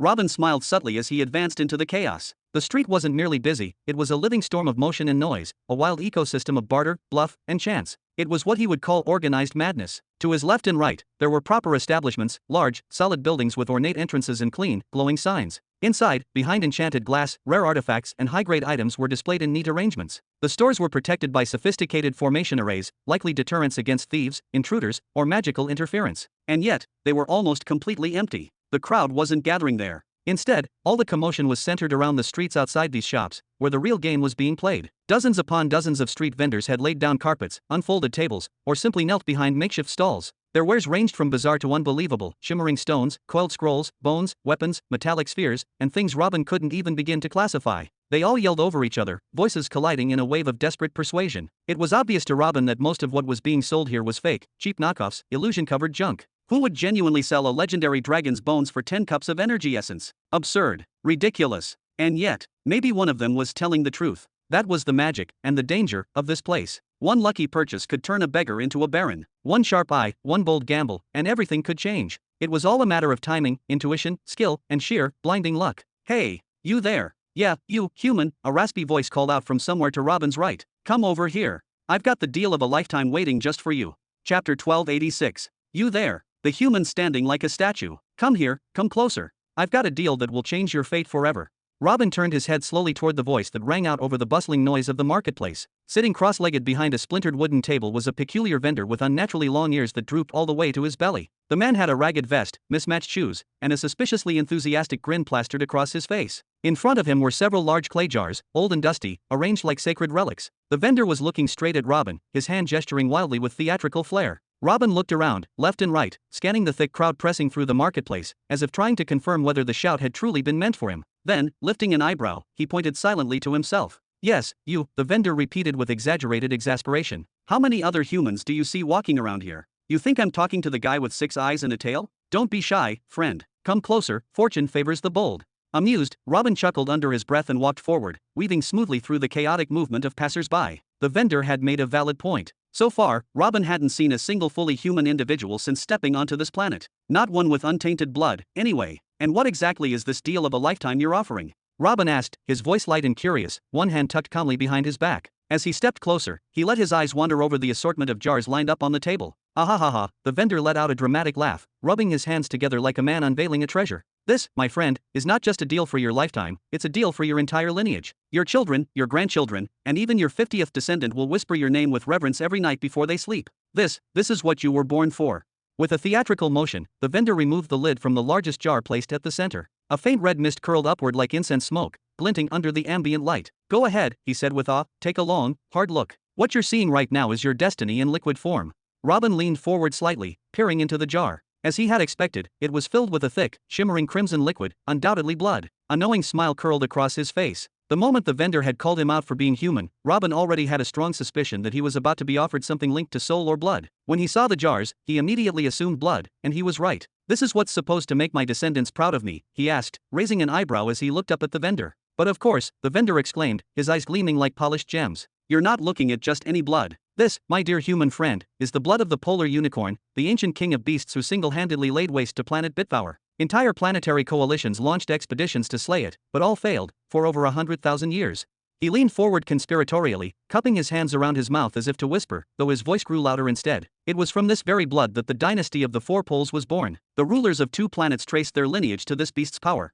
What? Are you saying this is the same blood that runs through the veins of the Four Poles dynasty? The vendor's secretive voice had already done its job. A nearby crowd of wanderers and traders snapped their heads toward the scene. Within moments, more and more people began to gather around, drawn by the intoxicating mix of mystery and ambition. They pushed forward eagerly, faces filled with curiosity, greed, and disbelief. Robin took the opportunity to scan the newcomers. Most of them had barely noticeable traces of beastly blood in their veins, nowhere near enough to form a lasting bond with the heavenly laws, let alone pass down true strength to their descendants. Among them were a few mutants with unusual eyes that glowed faintly at the mention of the polar unicorn. Others bore the scent of noble bloodlines, genuine beast heritage, and yet even they looked upon the jar with hungry, envious eyes. I'll offer 50 liters of condensed energy essence, shouted a voice from the crowd. 70. I'll take it for 70, cried another. 95, yelled a third, shoving forward. Sell it to me and I'll even consider buying everything else you've got. The air was electric now. The bidding war had begun, and the once empty vendor stall was now the eye of a storm of gold-eyed opportunists. Robin sighed quietly, casting one final glance toward the swelling crowd before shaking his head and starting to push his way gently through them. He moved with a fluid grace, avoiding the pressing shoulders and eager hands, his expression calm and detached. But the vendor, who was now almost trembling with excitement from the rising prices, noticed Robin slipping away. And he didn't like it. Hey, you, human, he called out, desperate not to lose the centerpiece of his performance. Don't walk away now. Don't you see what this is? Your ancestors will send blessings from the stars, and your descendants will sing songs in your honor for 1,000 generations. Without so much as a glance over his shoulder, Robin continued forward, his voice calm yet laced with irony. I highly doubt I'll have a bloodline to worry about, not if I inject myself with the blood of a lizard-type beast that barely reached level 15 before its death. What? The vendor's eyes bulged as if about to leap out of their sockets, his jaw slack in disbelief. But he quickly regained his composure, throwing his hands in the air and laughing nervously. Ahaha, see? Humans. Always so short-sighted. Don't waste your time looking at him, everyone. You, sir over there, did you say 95 liters?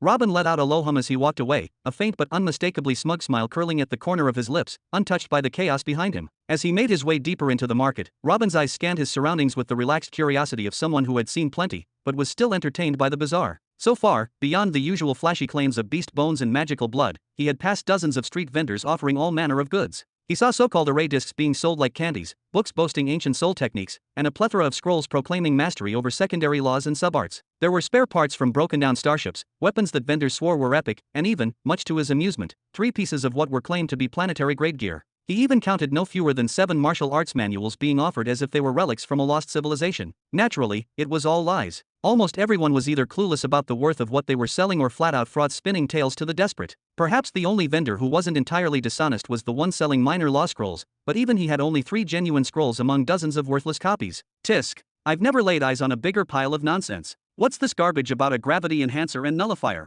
And this is the price you're asking? Move along and make room for someone who takes their scam seriously.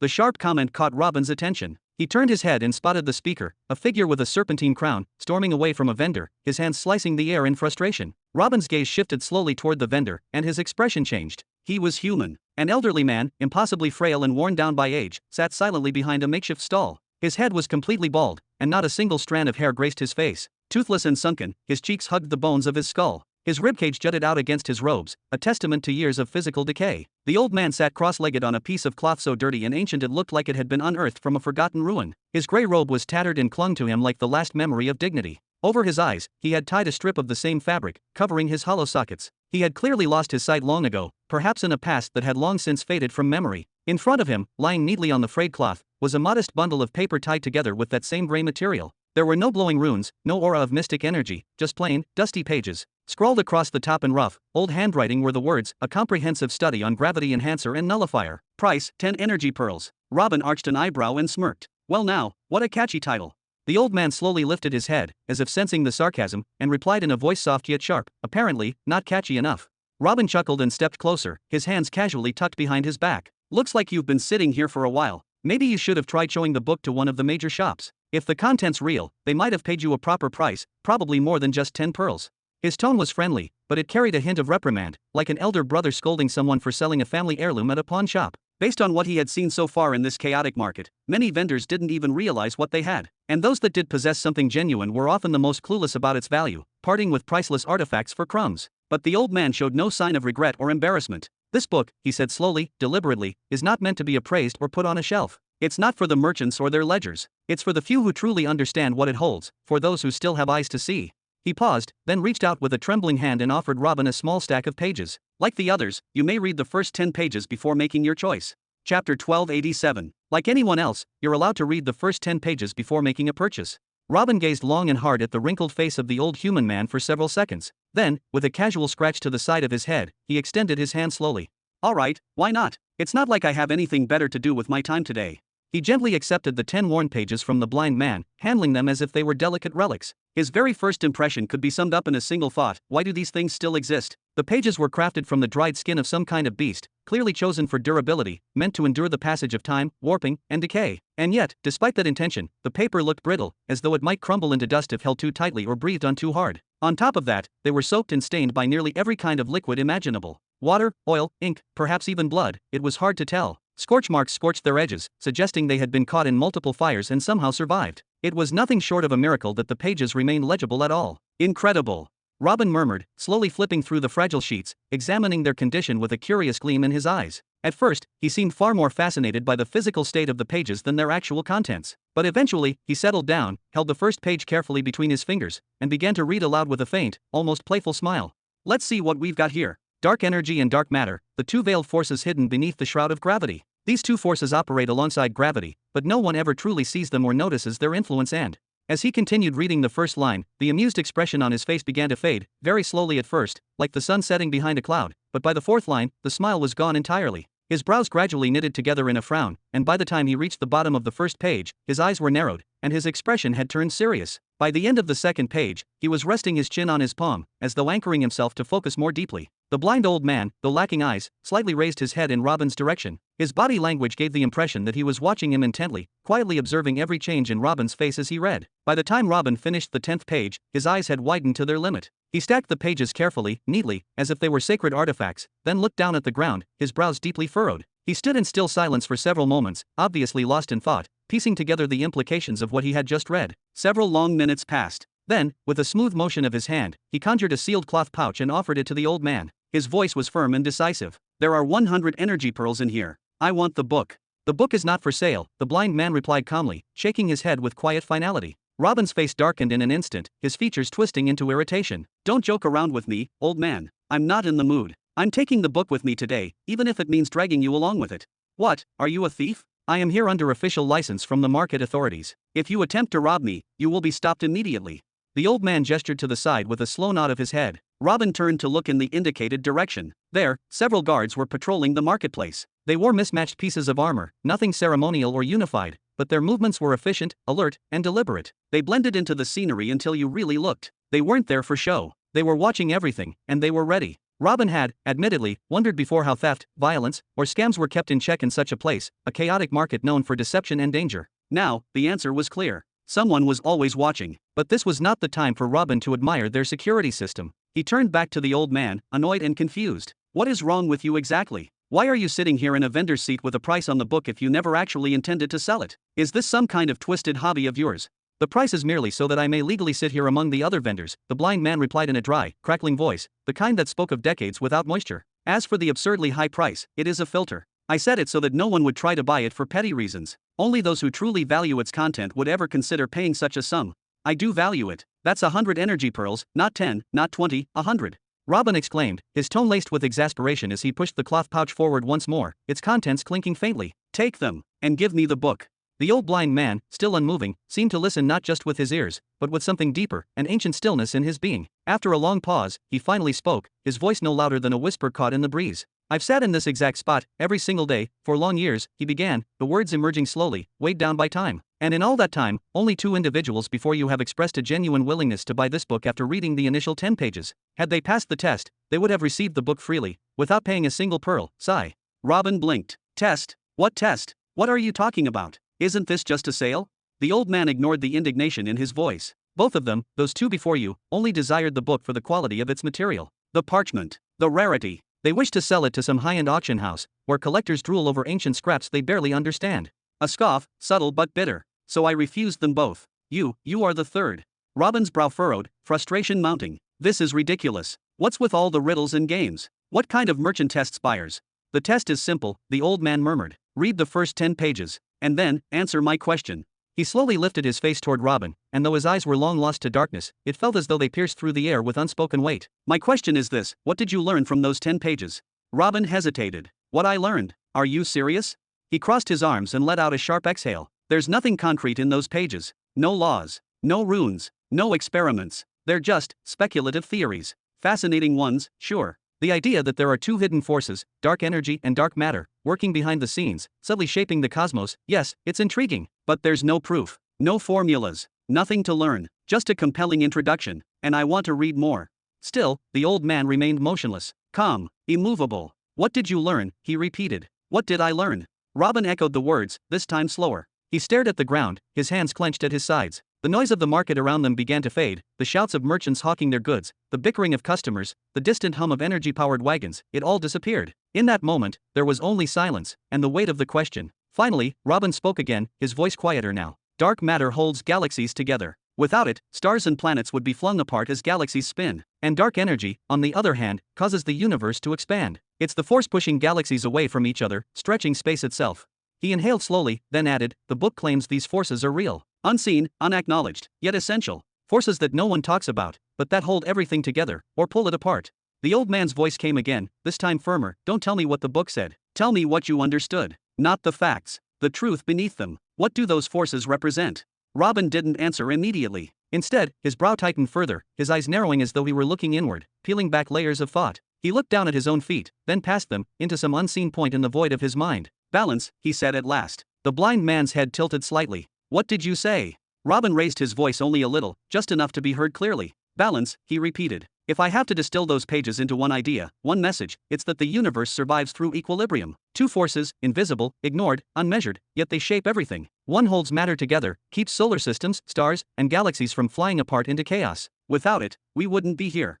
He lifted his gaze slowly, as though seeing something not before his eyes, but within his understanding. The other force does the opposite. It pushes outward, creates space, makes room for new stars, new planets, new possibilities. None of it could exist without expansion. So while one anchors the present, the other prepares the future. And though they are opposites, they don't fight. They don't cancel each other out. He extended both arms in front of him, palms facing upward, as though weighing the unseen. They balance each other perfectly. A cosmic dance of opposition and harmony. Dark matter protects the now. Dark energy protects the yet to come. Opposing, complementary, intertwined, balanced. He finally raised his eyes to meet the empty space where the old man had been. Is that the answer you were hoping for, old man? Robin froze. His eyes widened. There was no one there. The blind man was gone. The cloth he had sat on vanished. The walking stick gone. The strange aura that had surrounded the place dispersed. Only one thing remained. The ancient book, resting silently on the ground. Ownerless. Waiting. Chapter 1288. Wah! Robin whipped his head around frantically, eyes wide, heart pounding. The old man was gone, completely, utterly gone. It was not just disappearance. It was as if reality itself had swallowed him, as if the very earth had opened a silent mouth and consumed him whole without leaving a trace. In a blink, Robin unleashed his vast soul sense like a tidal wave, letting it surge outward to sweep the entire market square. Crack! But only a moment later, he gasped in pain and pulled it back violently, grabbing both elbows as a sharp, burning sensation flooded his arms and shoulders. His soul sense, one he had refined to a near-perfect level over countless hours of cultivation and battle, had been attacked, assaulted by unseen forces before it could even cover a few meters. He turned again, scanning the bustling merchant sector, but this time with suspicion and disbelief. The shops, those dozens of colorful, exotic stalls, they were not as simple as they appeared. They were shielded. No, armed. Each one cloaked in dense, ancient formations, runic arrays of alarming strength that responded violently to his spiritual touch. They had struck back instantly, with ruthless precision. Damn it all! Robin looked back down at the empty space where the blind old man had been. How did this happen? How did he vanish right in front of me without me feeling even the faintest ripple? I've pushed my soul force to over 470,000 units, and I can't use it to find someone? What am I doing with all that power? Feeding it to pigs. Hey, you there! A harsh voice interrupted his storming thoughts. Robin snapped his head to the side. Several market guards were approaching, clearly annoyed, pointing at the crumpled bundle of worn-out pages on the ground. Move your trash, or you'll be fined. No need. Robin took a breath, lowered his head slightly, and bent down to retrieve the book. I'll take it. He clutched it gently, almost reverently, then turned and began walking away. But he did not walk like before. This time, his gaze was fixed on the ground, his steps heavy, his mind drowning in thought. His eyes were wide open, staring at everything, seeing nothing. Bam! Watch where you're going, human. Smack! Open your eyes, you blind fool.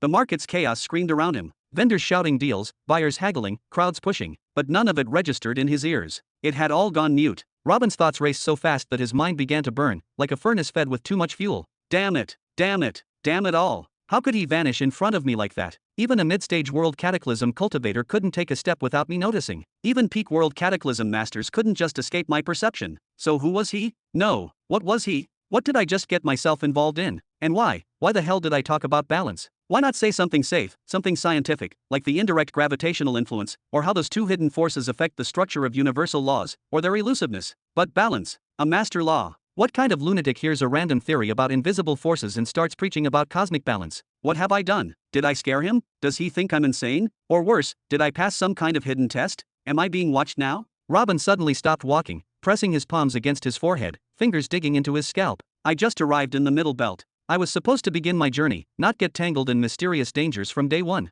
Bang! He walked straight into someone again, but this time, it was like hitting a wall. He couldn't move forward. The way ahead was completely blocked. There he is. Ha!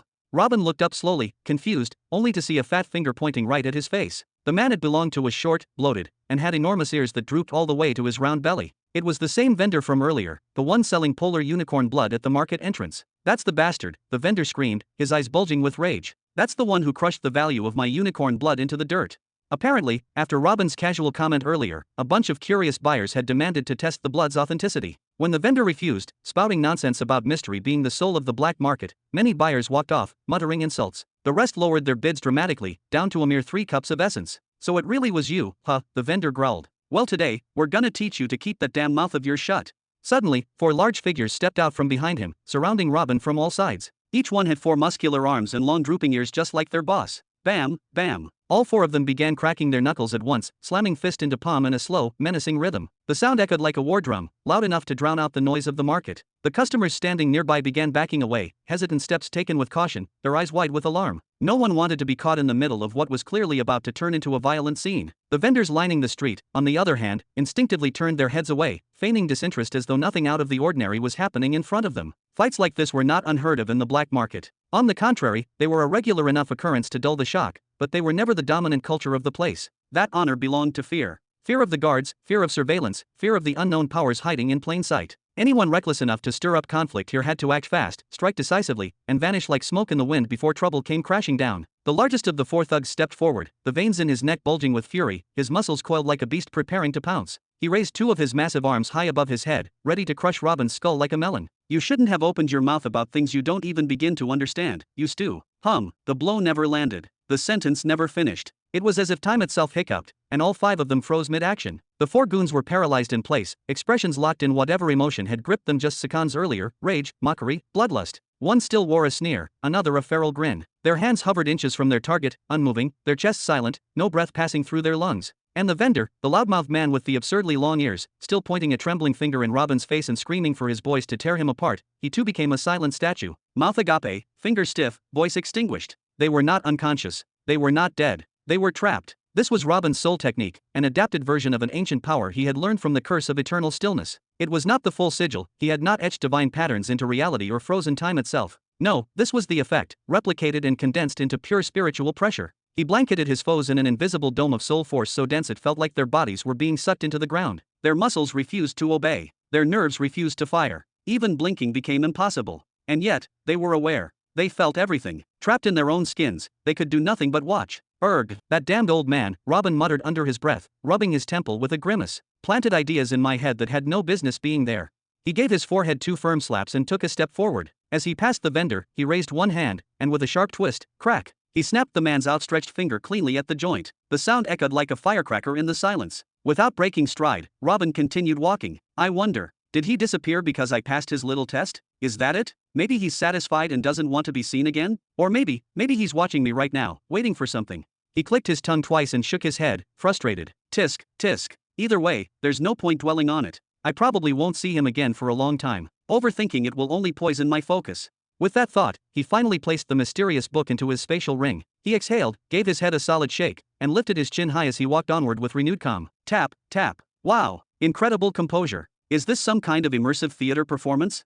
The spectators began to swarm around the frozen vendor and his four motionless thugs, gathering in a wide, curious circle in the middle of the market street. Whispers spread like wildfire. Meanwhile, the vendors who had been selling nearby, those who had clearly witnessed the entire bizarre event, did their best to look busy, completely turning their backs and redirecting their merchandise. None of them wanted any part of whatever this was. "They're real, I swear. Touch them. Their skin's warm." A boy around 12 reached out and tugged at the nose of one of the frozen goons, laughing. "This is amazing. Here, take this as appreciation for your art." One passerby knelt, laid out a napkin in front of the vendor, and placed a finely cut energy stone on top, polished and shaped like a coin. "Don't be stingy now," said a chubby man with a tiny elephant trunk protruding from his upper lip. He waddled forward and placed a small container beside the stone. "A full liter of refined essence. You've earned it. Haha, I'll contribute too. Count me in." Later that day, the vendor finally felt the crushing pressure begin to lift from his body, like invisible chains being unshackled one link at a time. With immense effort, he managed to twitch his pupils and glance down toward the ground, and what he saw nearly broke his heart. A mound of riches had formed beneath him. Energy stones, essence vials,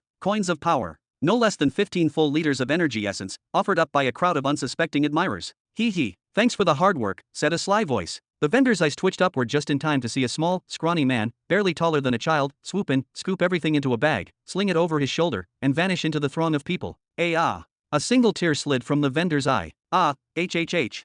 His scream tore through the street as the crushing pain returned in full force. He finally looked down at his broken finger, still throbbing violently, and howled in agony. Chapter 1289. A few hours later, the chaotic market surrounding Robin had gradually begun to quiet down, its frenzied energy slowly fading away until it eventually vanished entirely behind him. From the chatter he overheard, Robin came to understand that this place was referred to as the Walk of Opportunity, a bustling corridor of trade and chance centered solely around the space portals. As he continued walking, Robin caught the disgruntled voice of a wealthy individual muttering complaints. The man was clearly disgusted by what he called a revolting sight at the very entrance of the planet. According to him, it was an inappropriate and shameful front for the grand planet of Zurin. He added, rather dramatically, that once again, he would be filing a formal complaint to the ruling council, demanding the relocation of this mess to a more secluded location. However, based on what Robin had heard from other conversations, the council had always found such requests difficult to accommodate. The Walk of Opportunity was considered one of the planet's most significant attractions, a cultural and economic phenomenon in its own right. People from every corner of the surrounding galaxy would come here, drawn by dreams of sudden riches, legendary gear, or the hope of acquiring power from nothing. They would buy whatever caught their interest and then return to their distant homes with either treasure or regret. Having this marketplace right at the gate served a vital purpose. It expedited the business of those lesser individuals, allowing them to find what they were looking for quickly and leave without ever setting foot into the heart of the planet itself. This, at least, was the council's repeated justification, and so far, it had stood uncontested. In silence, Robin turned his head, casting his eyes over the evolving surroundings. Now that he had emerged from the overwhelming commotion, the environment had undergone a dramatic transformation, one worthy of a prestigious commercial planet that was not governed by any singular empire. The street vendors were gone, the narrow alleys replaced by broad, well-paved roads, and even the scent of cleanliness was suddenly noticeable in the air. The shops had grown in size and sophistication, some of them stretching multiple floors high. New elements had also started to appear, like recruitment convoys belonging to powerful clans and elite academies, each seeking the next generation of prodigies. Owner! Look over there again, on the third floor, quickly. After hearing Evergreen's excited voice, Robin halted his steps and followed her direction. There, towering ahead, stood an impressive 5-story weapon exhibition hall. Its entire front wall was crafted from glass, though even a quick glance was enough for Robin to realize it was not ordinary glass. No, this was the kind of reinforced material that even a seasoned martial emperor would struggle to shatter. Which one are you referring to exactly? Robin raised his eyebrows and gestured toward the third floor with his chin. There, displayed in a sleek and elegant formation, were 7 distinct pieces of equipment. Each item sat on its own illuminated pedestal, with a digital plaque or booklet beneath it explaining its features. With just one glance, Robin could already tell that each of those pieces was of low epic tier quality, a rare and powerful grade not easily found even in major empires. Isn't it obvious? That goggle set right there. Evergreen began bouncing in mid-air, pointing enthusiastically toward the third display. Robin turned his attention to it immediately. What she referred to as goggles was actually a sleek, silver accessory, entirely metallic, with no visible lenses at all. In fact, it resembled a headband or crown more than a traditional pair of eyewear. The description here says it's a supplementary armor component. It increases resistance to spiritual or soul-based attacks by 20%. That's quite fascinating. He narrowed his eyes as he scanned the next line. The price, 950 pearls. Robin's first reaction was pure astonishment. For a piece of equipment graded as epic, even if low-tier, the price seemed shockingly affordable. But then his thoughts drifted to something else, the armor sets worn by martial emperors within the true Genesis Empire. Each of those sets was composed of 16 unique pieces, with every piece performing a separate function. And when fully assembled, the set would grant the wearer an additional composite ability. How much would a complete set like that even cost? And yet, tens of thousands of such sets were currently in use across the Empire's military. Even without considering that, how much had that mid-tier black epic armor worn by Halat cost? It had seemed priceless at the time. Seems like my army might be a little too spoiled. Robin chuckled softly, scratching his chin in amusement. Then he turned his attention back to Evergreen. Anyway, why exactly do you want me to buy these goggles? They don't look very practical. I mean, I can't even tell if the wearer would be able to see anything through them. Who cares? Evergreen huffed with theatrical flair, her arms flailing as if waving away invisible concerns. With the eye of truth, you can see clearly through even the most opaque of barriers, even if they completely obscure vision. Not that such a thing could stop it anyway. Her voice carried a playful tone, but there was a sharp edge to it, a warning dressed in jest. She pointed insistently at the silver goggles inside the glass display. You have to get them, right now. No delays. No second thoughts. Before some cosmic disaster decides to stroll right into your lap. Then, without hesitation, she began nudging Neri repeatedly with both hands. Tell him, he listens to you more than he listens to me. He actually takes you seriously. Neri sighed heavily, clearly unamused by Evergreen's overly dramatic behavior. But she eventually gave a small nod, conceding to the point. I hate to admit it, but she might not be wrong. You can't just wander around with your golden eye exposed every time something interesting catches your attention or every time a skirmish erupts. Her voice became lower, more serious. Even if the people around you don't notice, there's a bigger risk, the spirit of the planet might. Robin blinked, eyebrows furrowing as a thoughtful expression crossed his face. Oh, he murmured, the weight of her words slowly settling on him like a shadow. He paused, scratching his head in contemplation. I hadn't considered that. I assumed Evergreen was just being her usual self, loud, excitable, and overreacting. Then he glanced sideways at Neri, still processing. But come on, isn't it a bit unlikely, he asked, his tone somewhere between genuine curiosity and denial. From what I understand, a planetary spirit doesn't observe everything constantly. It doesn't have eyes on every corner, every person, every moment. Even if I use the eye of truth here and now, it probably won't notice. I mean, why would it care about someone like me? He began to pace slowly, as if organizing his thoughts. And even if someone does see a golden glow coming from my eye, so what? Aren't there tons of eye-based techniques that cause a glow, golden or otherwise? The odds of someone connecting that to him are incredibly slim. There are strict conditions for identifying one of his chosen candidates. The spirit would have to be watching me directly, all the time. It would also have to recognize the nature of the power I'm using, that I'm tapping into the master law of truth. That level of awareness? That level of precision? Highly improbable. Unlikely for anyone else maybe, Evergreen snapped, but you? You're a magnet for cosmic drama. You're cursed, or maybe blessed, to always end up in the center of the biggest storm. If something can happen, it will happen, and it'll probably happen to you. In a fit of exasperation, she grabbed Neri by the neck and began shaking her wildly, her voice shrill. Thwack! Neri, without breaking her stoic expression, calmly punched Evergreen away, sending her tumbling like a discarded doll. She turned back to Robin, her voice steady once more. She's overreacting, as usual, but the danger she's pointing to is real. Most planetary spirits wouldn't risk exposing you even if they realize who you are. They'd be too afraid to get involved in matters bigger than themselves. She glanced around as if making sure no one was listening. But the truth is, each planetary spirit is different. We're all born with distinct personalities, preferences, biases, even fears. You can never predict how one might react. Better safe than sorry. Robin rubbed his chin thoughtfully, clearly giving her words more weight than he had Evergreen's. Your logic is sound enough to make me consider actually buying those awful goggles, he said, then let out a light laugh and shrugged. But still, they're hideous. You're seriously going to risk attracting interstellar calamity just because they're ugly? Evergreen screamed from where she had landed, her voice cracking from disbelief. Of course, Robin said proudly, standing tall with a smirk. I'm a planetary emperor, after all. Even if no one here knows who I am, I must still maintain a certain level of regal presentation and personal dignity. He chuckled as he resumed walking, brushing invisible dust from his cloak. Imagine walking around looking like that. It's humiliating. And if I were to pull those things out during a fight, my opponent might die from laughter before the battle even begins. Suddenly, something ahead caught his eye. In this part of the planet, where the streets had been nearly deserted just moments ago, there was now a huge congregation of people. A massive crowd had formed, standing in a wide ring around what appeared to be a sleek, privately owned airship, an extravagant vessel floating gracefully just above the ground. Driven by curiosity and instinct, Robin veered off his path and approached the edge of the crowd. He gently tapped the shoulder of the only human he could see among the onlookers. Hey, brother, he said with casual familiarity, what's going on here? The young man turned around, eyes widening slightly with interest. Oh, don't you know, he said with a polite smile. Today they're conducting spirit identification tests. Anyone born with a rare or powerful soul type gets the opportunity to join the clan of the Seven Spirits, no fee, no conditions, completely free of charge. Chapter 1290. A soul type test? What exactly do you mean by that? Robin raised a single eyebrow in clear confusion, his golden eye narrowing slightly. The term sounded completely alien to him. In his understanding, a soul was either strong or weak. There was no such thing as types, at least not in the way it was being implied here. The young human beside him clicked his tongue with mild irritation and amusement. Tisk. Seriously, where have you been living all your life, brother? Under a rock? In a forgotten dimension? Just watch, it will all make sense soon enough.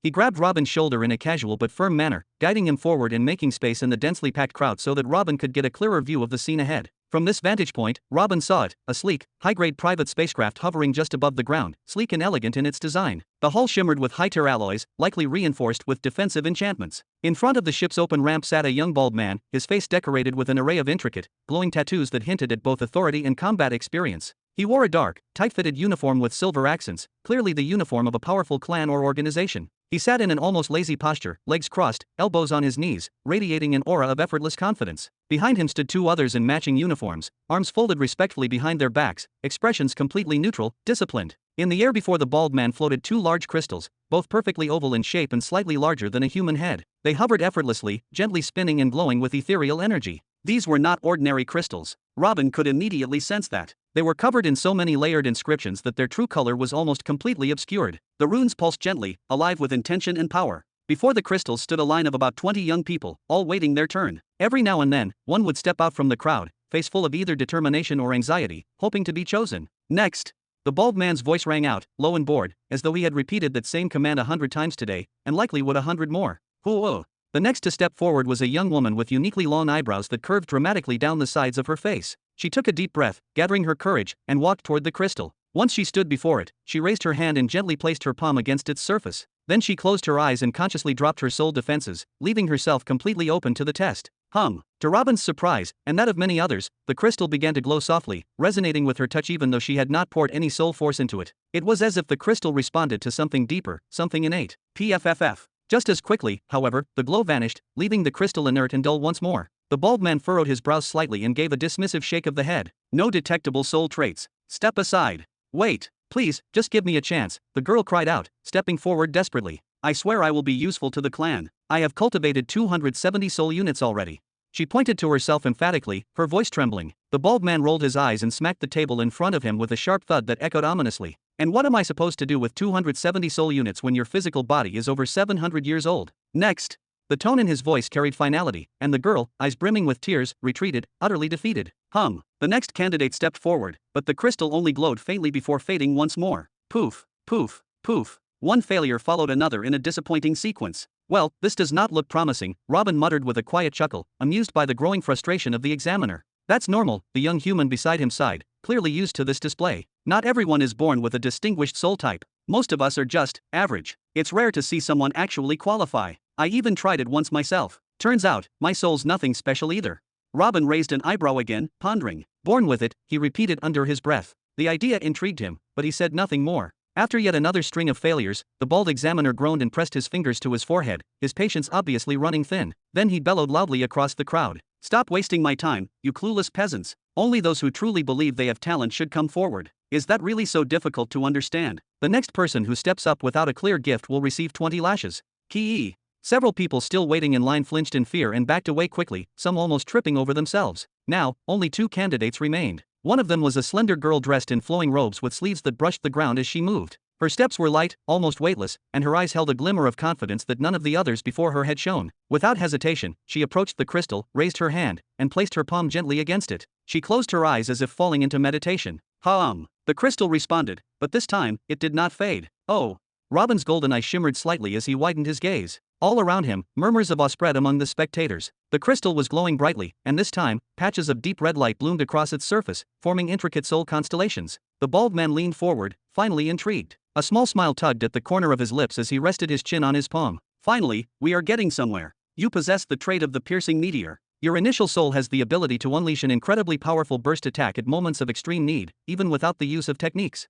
He nodded to himself with approval. If you are willing to join, we can immediately accept you into the military division of our clan. No entrance fees. No trials. Just say the word. Ooh.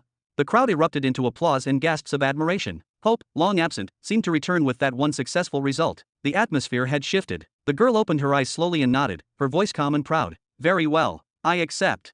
Haha, excellent. Now you can proceed to the second crystal to measure your true soul force, the bald examiner said, clapping his hands together with satisfaction. His voice carried the confidence of someone who had done this 1,000 times before. He stood up from his chair, dusted off the front of his uniform, and walked a few steps forward to guide the girl to the next test. Just like before, place your hand on the crystal. Don't force anything, it will do all the work on its own. The girl gave a firm nod and stepped forward without hesitation. She reached out and gently pressed her hand against the surface of the second crystal. The crystal responded immediately, humming with a soft yet powerful vibration. Strange, intricate symbols began to etch themselves across its smooth surface, symbols that Robin had never seen before. They did not resemble any language he was familiar with. To his eyes, they were arcane and indecipherable. But it was clear from the examiner's reaction that they meant something.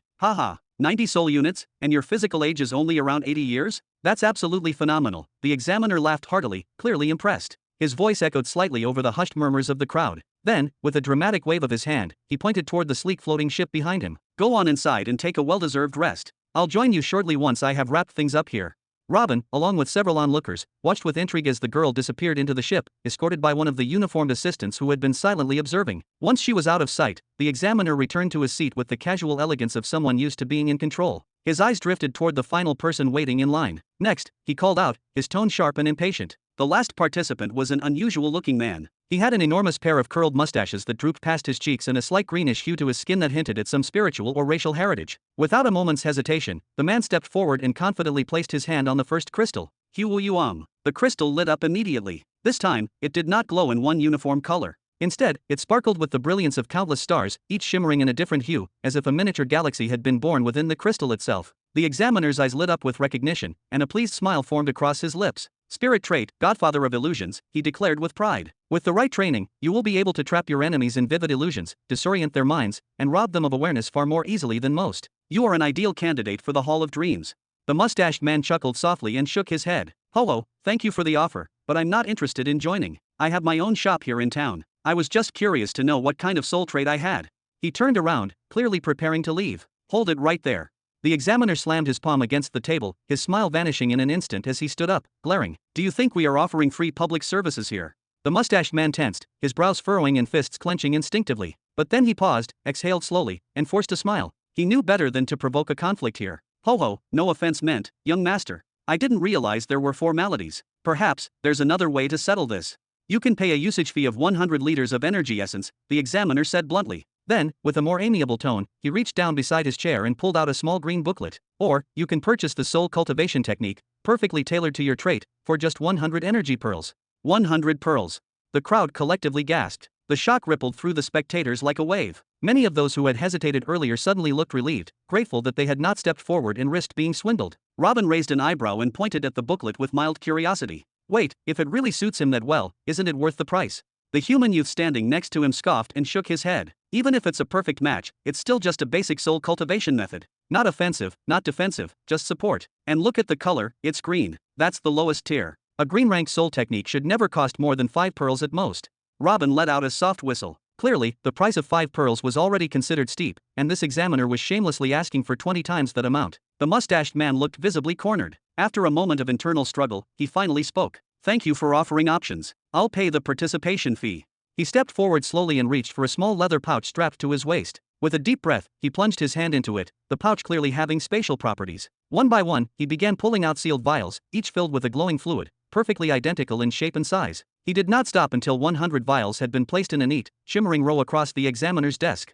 Haha, excellent. You may go now, the examiner said, nodding in satisfaction. He leaned back into his chair with a smug grin, watching the vials with hungry eyes. There had never been a real fee, of course. All that essence would be pocketed directly. Then, turning to the crowd with theatrical flair, the examiner threw his arms wide open. This is the final chance for the year. If anyone else wants to uncover their soul trait, step forward now, or wait until next year. Chapter 1291. Whoever wishes to test their soul trait, step forward now, or prepare to wait until next year. The bald examiner spread his arms wide, his voice slicing through the air like a blade. He scanned the crowd with a sharp, calculating gaze that betrayed both weariness and disappointment. After a moment, he clicked his tongue in irritation and muttered, "Tisk. Only 3 traits in this entire expedition? Has the once proud land of Zurin truly become so barren of talent?" With a sigh, he gave a casual shrug and turned away, his excitement clearly drained. Step by step, he walked back to the wooden table and began methodically gathering the crystal vials of refined essence scattered across its surface. Though this task was officially labeled as a voluntary service, something noble for the good of the clan, everyone knew he would be generously rewarded for it. And today? Today, he had made a small fortune collecting all those so-called crystal usage fees. His mood had improved significantly. Just as he reached for the final vial, a voice rang out. "Excuse me, I'd like to try." The bald youth turned his head slowly, lifting one eyebrow in surprise. His sharp eyes landed on a figure stepping forward from the crowd. "A young man. A human." "A human," he murmured, then nodded with indifference. "Very well. Come forth." But his tone changed, growing colder, sharper. "But if this is just a waste of my time, don't expect mercy. You'll have no one to blame but yourself." Though spirit cultivation was known to be the most compatible path for humans, especially those seeking to preserve their frail physiques, that didn't mean they were ideal candidates. They were rare among the gifted. In fact, since this recruitment expedition began nearly a week ago, this examiner had tested only 3 humans. None of them had been remarkable. None had passed. "Haha, no need to worry," the young man replied, stepping forward with a calm confidence that turned more than a few heads. "I don't know exactly what kind of result I'll get, but I'm sure there will be one. I just have a feeling." There was something in his voice, something light, yet unwavering. The people around him murmured. Surprise, curiosity, concern. "Brother, are you sure about this?" A fellow human beside him suddenly grabbed his arm, desperation on his face. "That examiner, he's mad. He whipped 2 people yesterday just because they failed. Please, don't do this." But Robin, calm as ever, simply smiled. "Don't worry, everything's going to be just fine." And without another word, he continued forward. What most people didn't know was that Robin had been marked as unusual since childhood. Taken from his mother when he was only 3 years old, he had spent years moving between secluded chambers and secret training grounds. His relatives had suspected something rare lay within him, a unique spirit. But even they didn't know exactly what it was. The tools they used to test him were crude, old, and incapable of showing the full picture. All they had were whispers and guesses. Now, standing before the first soul testing crystal, Robin exhaled deeply. With no hesitation, he raised his right hand and gently pressed his palm against its cool, glassy surface. He closed his eyes. He let go of all his mental defenses. He opened himself completely. The crystal activated immediately, a deep, resonant hum echoing through the air. A soft pulse of energy flowed out from it, enveloping Robin's body. At first, the energy was gentle, warm, almost soothing. But then it shifted, pushing past the physical and into his spiritual core. It began testing him. Bam, bam. The gentle force transformed, knocking against the boundaries of his soul domain like a polite, persistent visitor. Then it surged inward, flooding his core and exerting pressure. It pressed from all sides, compressing his inner space. But because there was no hostility, no malice, Robin didn't resist. Seconds passed. Then the pressure withdrew. The energy faded. Robin opened his eyes. The crystal before him pulsed with a dark glow, deeper, heavier than any seen before. That darkness condensed into the center for a heartbeat, then spread outward in a wave of shimmering color. Again and again, the cycle repeated, gather, release, gather, release. The crowd gasped. Whoa, look at that. He's got a soul trait. Incredible. Excitement rippled through the crowd. For many, seeing a soul trait revealed was a moment of joy and inspiration, even if it wasn't their own. Haha. Well done, brother, the human youth among the crowd called out enthusiastically. Robin gave a lopsided grin and scratched his head. Well, no stars, no comets, but at least it's not blank. Looks like I'll be going home unwhipped today. Hee hee. The bald examiner stepped forward, examining the crystal's glow with a thoughtful expression. Then he turned his eyes back to Robin and nodded with approval. Not bad, for a human, he said with a dry smirk. Your soul trait is called Elastic Domain. You've passed. You may join the clan, and you'll be assigned to the guard hall. Elastic Domain. Robin blinked, eyes gleaming with curiosity. What does that mean? The Elastic Domain trait, just as the name suggests, grants your soul domain the ability to expand and contract at need, within certain limits, without suffering internal damage. The bald examiner spoke clearly, his tone suddenly more respectful. He even offered a faint, approving smile. Now, while this trait might not be as flashy or awe-inspiring as some of the rare celestial ones, it's far from useless. In fact, for someone seeking to build a solid foundation in the art of defense, this trait is a blessing. He clasped his hands behind his back as he continued. Its strength lies in its adaptability. It makes your soul barrier incredibly difficult to penetrate, and its flexibility allows it to absorb shock and pressure from powerful attacks in ways that rigid domains cannot. With the right nurturing techniques and a well-balanced set of defensive arts, you could become a vanguard warrior, one who stands tall and unwavering at the front lines of the clan's future wars. The young man didn't skimp on the details, clearly making an effort to show respect. After all, Robin might very well be an ally in the near future. Elastic, huh? Robin repeated with quiet awe. He tilted his head slightly, brows furrowing in thought. That actually sounds kind of incredible. His eyes widened ever so slightly as memories rushed back, dozens of strange experiences with his soul domain over the years, moments that never made sense at the time but suddenly seemed to click. Could that odd resistance, that recoil from pain, that unnatural resilience, have been this trait all along? Then he pointed toward the second crystal resting beside the first. The bald examiner nodded. You may proceed if you wish. That second crystal will measure the raw number of spirit units within you. If your count is sufficiently high relative to your physical age, you'll be granted immediate admittance to the clan's training halls. Robin blinked a few times, lost in his thoughts again, but soon smiled and raised a hand with calm certainty. No, thank you. That won't be necessary. I don't plan to join any clan right now. What?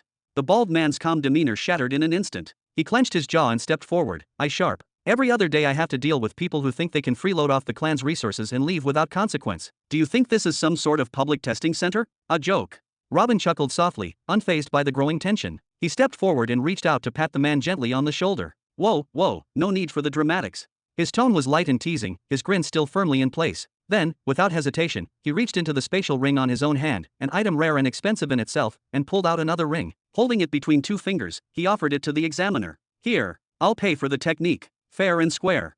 The entire area went silent. The bald examiner's eyes grew impossibly wide. The crowd around them gasped audibly, and someone even dropped a flask, shattering it on the ground. A spatial ring? If genuine, even the smallest ones cost hundreds of pearls. Gulp. The examiner, now visibly sweating, extended his spiritual sense into the ring. His voice came out as a whisper, almost involuntarily. There are 100 pearls inside. Then please, the technique. Robin extended his right hand patiently, his smile never wavering. There was a sincere gleam in his eyes, a hunger for understanding. This wasn't about the money. It was about knowledge, growth, mastery. If someone had offered him this chance back when he was still stuck in the young belt, he would have gladly paid 1,000 times more without hesitation. Ah, yes, of course. The bald youth snapped to attention. He turned, almost stumbling in his haste, and shuffled over to a side shelf. From a secure compartment, he retrieved a small booklet bound in deep blue hide, clean, firm, and glowing faintly with spiritual runes. He returned and presented it with both hands. Here it is. A second-tier nurturing technique, far superior to any green-tier method. It's not specifically designed for the elastic domain, sadly.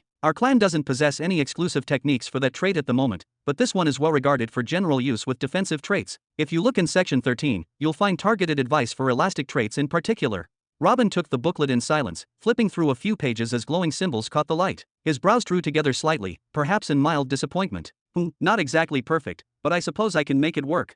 Then he smiled again, lightly clapped the examiner's arm, and added casually, keep the ring. With that, he tucked the blue booklet under his arm and turned to leave, his stride relaxed, confident, and unbothered by the stunned silence behind him. Ah, wait. The bald examiner was left frozen in place, eyes wide, unable to form coherent words. Around him, the crowd buzzed with disbelief. Chapter 1292. What a good day. Robin tossed the blue booklet into the air, watching it spin a few times before catching it smoothly with one hand. A carefree grin spread across his face. In just a handful of hours, I found a clue pointing toward dark energy and dark matter, uncovered my soul trait, and even obtained a cultivation technique for it. Truly, the middle belt is full of surprises. Hey, brother, wait up. Robin glanced over his shoulder, eyebrows rising slightly. When he saw who it was, his smile widened with amusement. Ah, it's you again. The voice belonged to a young man, human, probably in his early 20s, with medium-length, slightly unkempt hair. He wore loose, flowing clothes typical of a traveler, and his strikingly handsome features carried a friendly charm. Clearly, he was the kind of guy who was quite popular among the ladies. It was the same youth Robin had seen earlier during the soul trait evaluations. Ha, why do you walk so fast, man? The young man panted, doubling over slightly as he caught his breath. He grinned and extended his hand. I'm Pisu from the Miizer family, one of the surviving human families in the Middle Belt. What's your name? Pisu Miizer, ha. A quiet laugh escaped Robin's lips, like a bubbling stream, before he took the offered hand. I'm Robin Burton. Robin Burton? What a name. Pisu chuckled, shaking his hand eagerly. You're something else, brother. A soul trait user, and a rare one at that. Why in the world didn't you join the Seven Spirits clan? Oh, so that's why you came running. Robin's smile calmed into a curious, almost unreadable expression. Does it really matter to you whether I joined them or not? Of course it matters. What kind of silly question is that?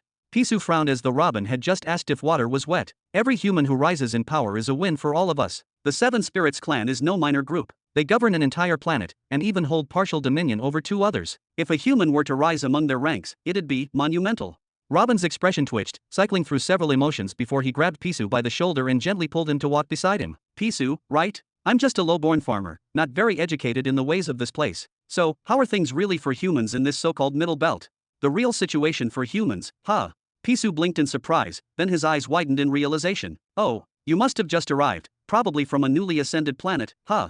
Something like that, Robin said with a chuckle, patting the boy's shoulder. Tell me the truth. Why have I only seen a handful of humans since I landed? 3 or 4 at most. And what's even stranger, no one's tried to bully me. No hostility, no harassment. Why is that? Robin had been pondering it quietly for a while. If humans were truly persecuted, then why hadn't he experienced any of it? Was it luck? Or was something else going on beneath the surface? That's because the Middle Belt is far more dangerous than it appears, brother Robin. The surface is just a mask. Pisu's voice grew serious. You may already know this, but among all sentient species, humans are considered the weakest, physically fragile, and with no natural affinity to the elemental laws. And even in terms of soul cultivation, we don't exactly shine. He looked ahead again, the rhythm of their footsteps echoing down the quiet street. Other species, mutants, beast folk, shapeshifters, they're born with powerful bodies or natural affinities to elemental laws. We're not. We're the baseline. The original design, maybe, but not the strongest. Robin nodded slowly, remembering all the old teachings about humans being the default form of intelligent life. In the Middle Belt, there's no such thing as fairness or justice. Power is law, and the strong dictate what's right. Racial wars? They're common, violent, ruthless, and they almost always end in genocide. Pisu clenched his fists. We were taught as children that humans should be present on every planet, naturally, like seeds scattered by the wind. And yet, here we are, 70 million years after the Great Invasion era, and not many are left around. Oh, so we're that rare. Robin's eyes widened, a mix of awe and amusement dawning across his face. He found no fault in what Pisu had said. Everything made a harsh kind of sense. From what Robin had witnessed during his years roaming and conquering in the Young Belt, every single planet he came across had, at some point, hosted human life. Even the Orphan Blood, a planet now consumed by chaos and brutality, had once been home to humans. But they had gone extinct. Not because of alien invaders or galactic warlords, but by the hands of the planet's own evolved inhabitants. So, if extinction was possible even in the Young Belt, what hope was there in the Middle Belt, where the threat of external conquest was constant, where danger lingered everywhere? Pisu nodded solemnly, reading the unspoken question in Robin's eyes. We're not exactly a dying race, not yet, he said slowly, but we're definitely not flourishing either. Any planet that begins to show signs of a growing human population eventually draws unwanted attention. Massacres happen, sometimes overnight. The moment humans begin to gather in numbers, fear starts to spread among the other races. They know what we're capable of. Robin tilted his head. Capable in what way? Our birth rate? Our adaptability? He asked with a hint of sarcasm, though curiosity burned in his tone. Neither. I'm talking about something more psychological, Pisu replied, his voice low, as if speaking a secret not meant to be overheard. It's our capacity for submission. When we're cornered, when a threat rises that could wipe us from existence, humans have an unmatched ability to unite. We don't squabble or delay. We follow orders. We throw our faith behind a leader, even if we barely know their name. We obey completely, and only start asking questions after the war is over. He raised a finger, emphasizing his point. That instinct, that willingness to yield to structure in times of chaos, it terrifies the other races. Because no other species has it. Some are too proud. Some are always betraying each other when the hard times strike. And some are cowards at their core. while some others, well, they trust no one. But humans. He tapped his chest. We're the only ones who can lose ourselves entirely in the service of a greater cause. He sighed deeply, the weight of a million silent histories pressing on his shoulders. That's why we're left alone when we're few. We pose no threat in isolation. But the moment we start to grow, to organize, that's when the blades come out. No empire will allow it. No faction dares take that risk. The idea of a human uprising is their worst nightmare. Robin blinked, absorbing every word. So it's some kind of universal population control, then. Not an official one. There's no interstellar law that mandates it. It's more like tradition, policy without paperwork, Pisu explained with a bitter grin. Every empire that governs humans imposes restrictions in one form or another. Forced sterilization, controlled births, infant culling, poisoned water supplies. Take your pick. The methods are many. The goal is always the same, keep our numbers below the danger threshold. And what about human planetary empires? Robin asked, a spark of naive hope flashing in his voice. Pisu scoffed. There are no human empires in the Middle Belt. Maybe there are humans who own academies, families, or sections. But empires? No, nothing like that exists. Robin stopped walking for a moment, stunned. How can you be sure? The universe is vast. Maybe there's one hidden away, waiting to rise. There isn't one, Pisu said with finality, his tone hardening. To build an empire, you need more than a dream. You need infrastructure, bureaucracy, generals, legions, and all of that has to come from the people. From the masses. From a population so large that war becomes sustainable. But how are we supposed to raise armies when we're not even allowed to reproduce freely?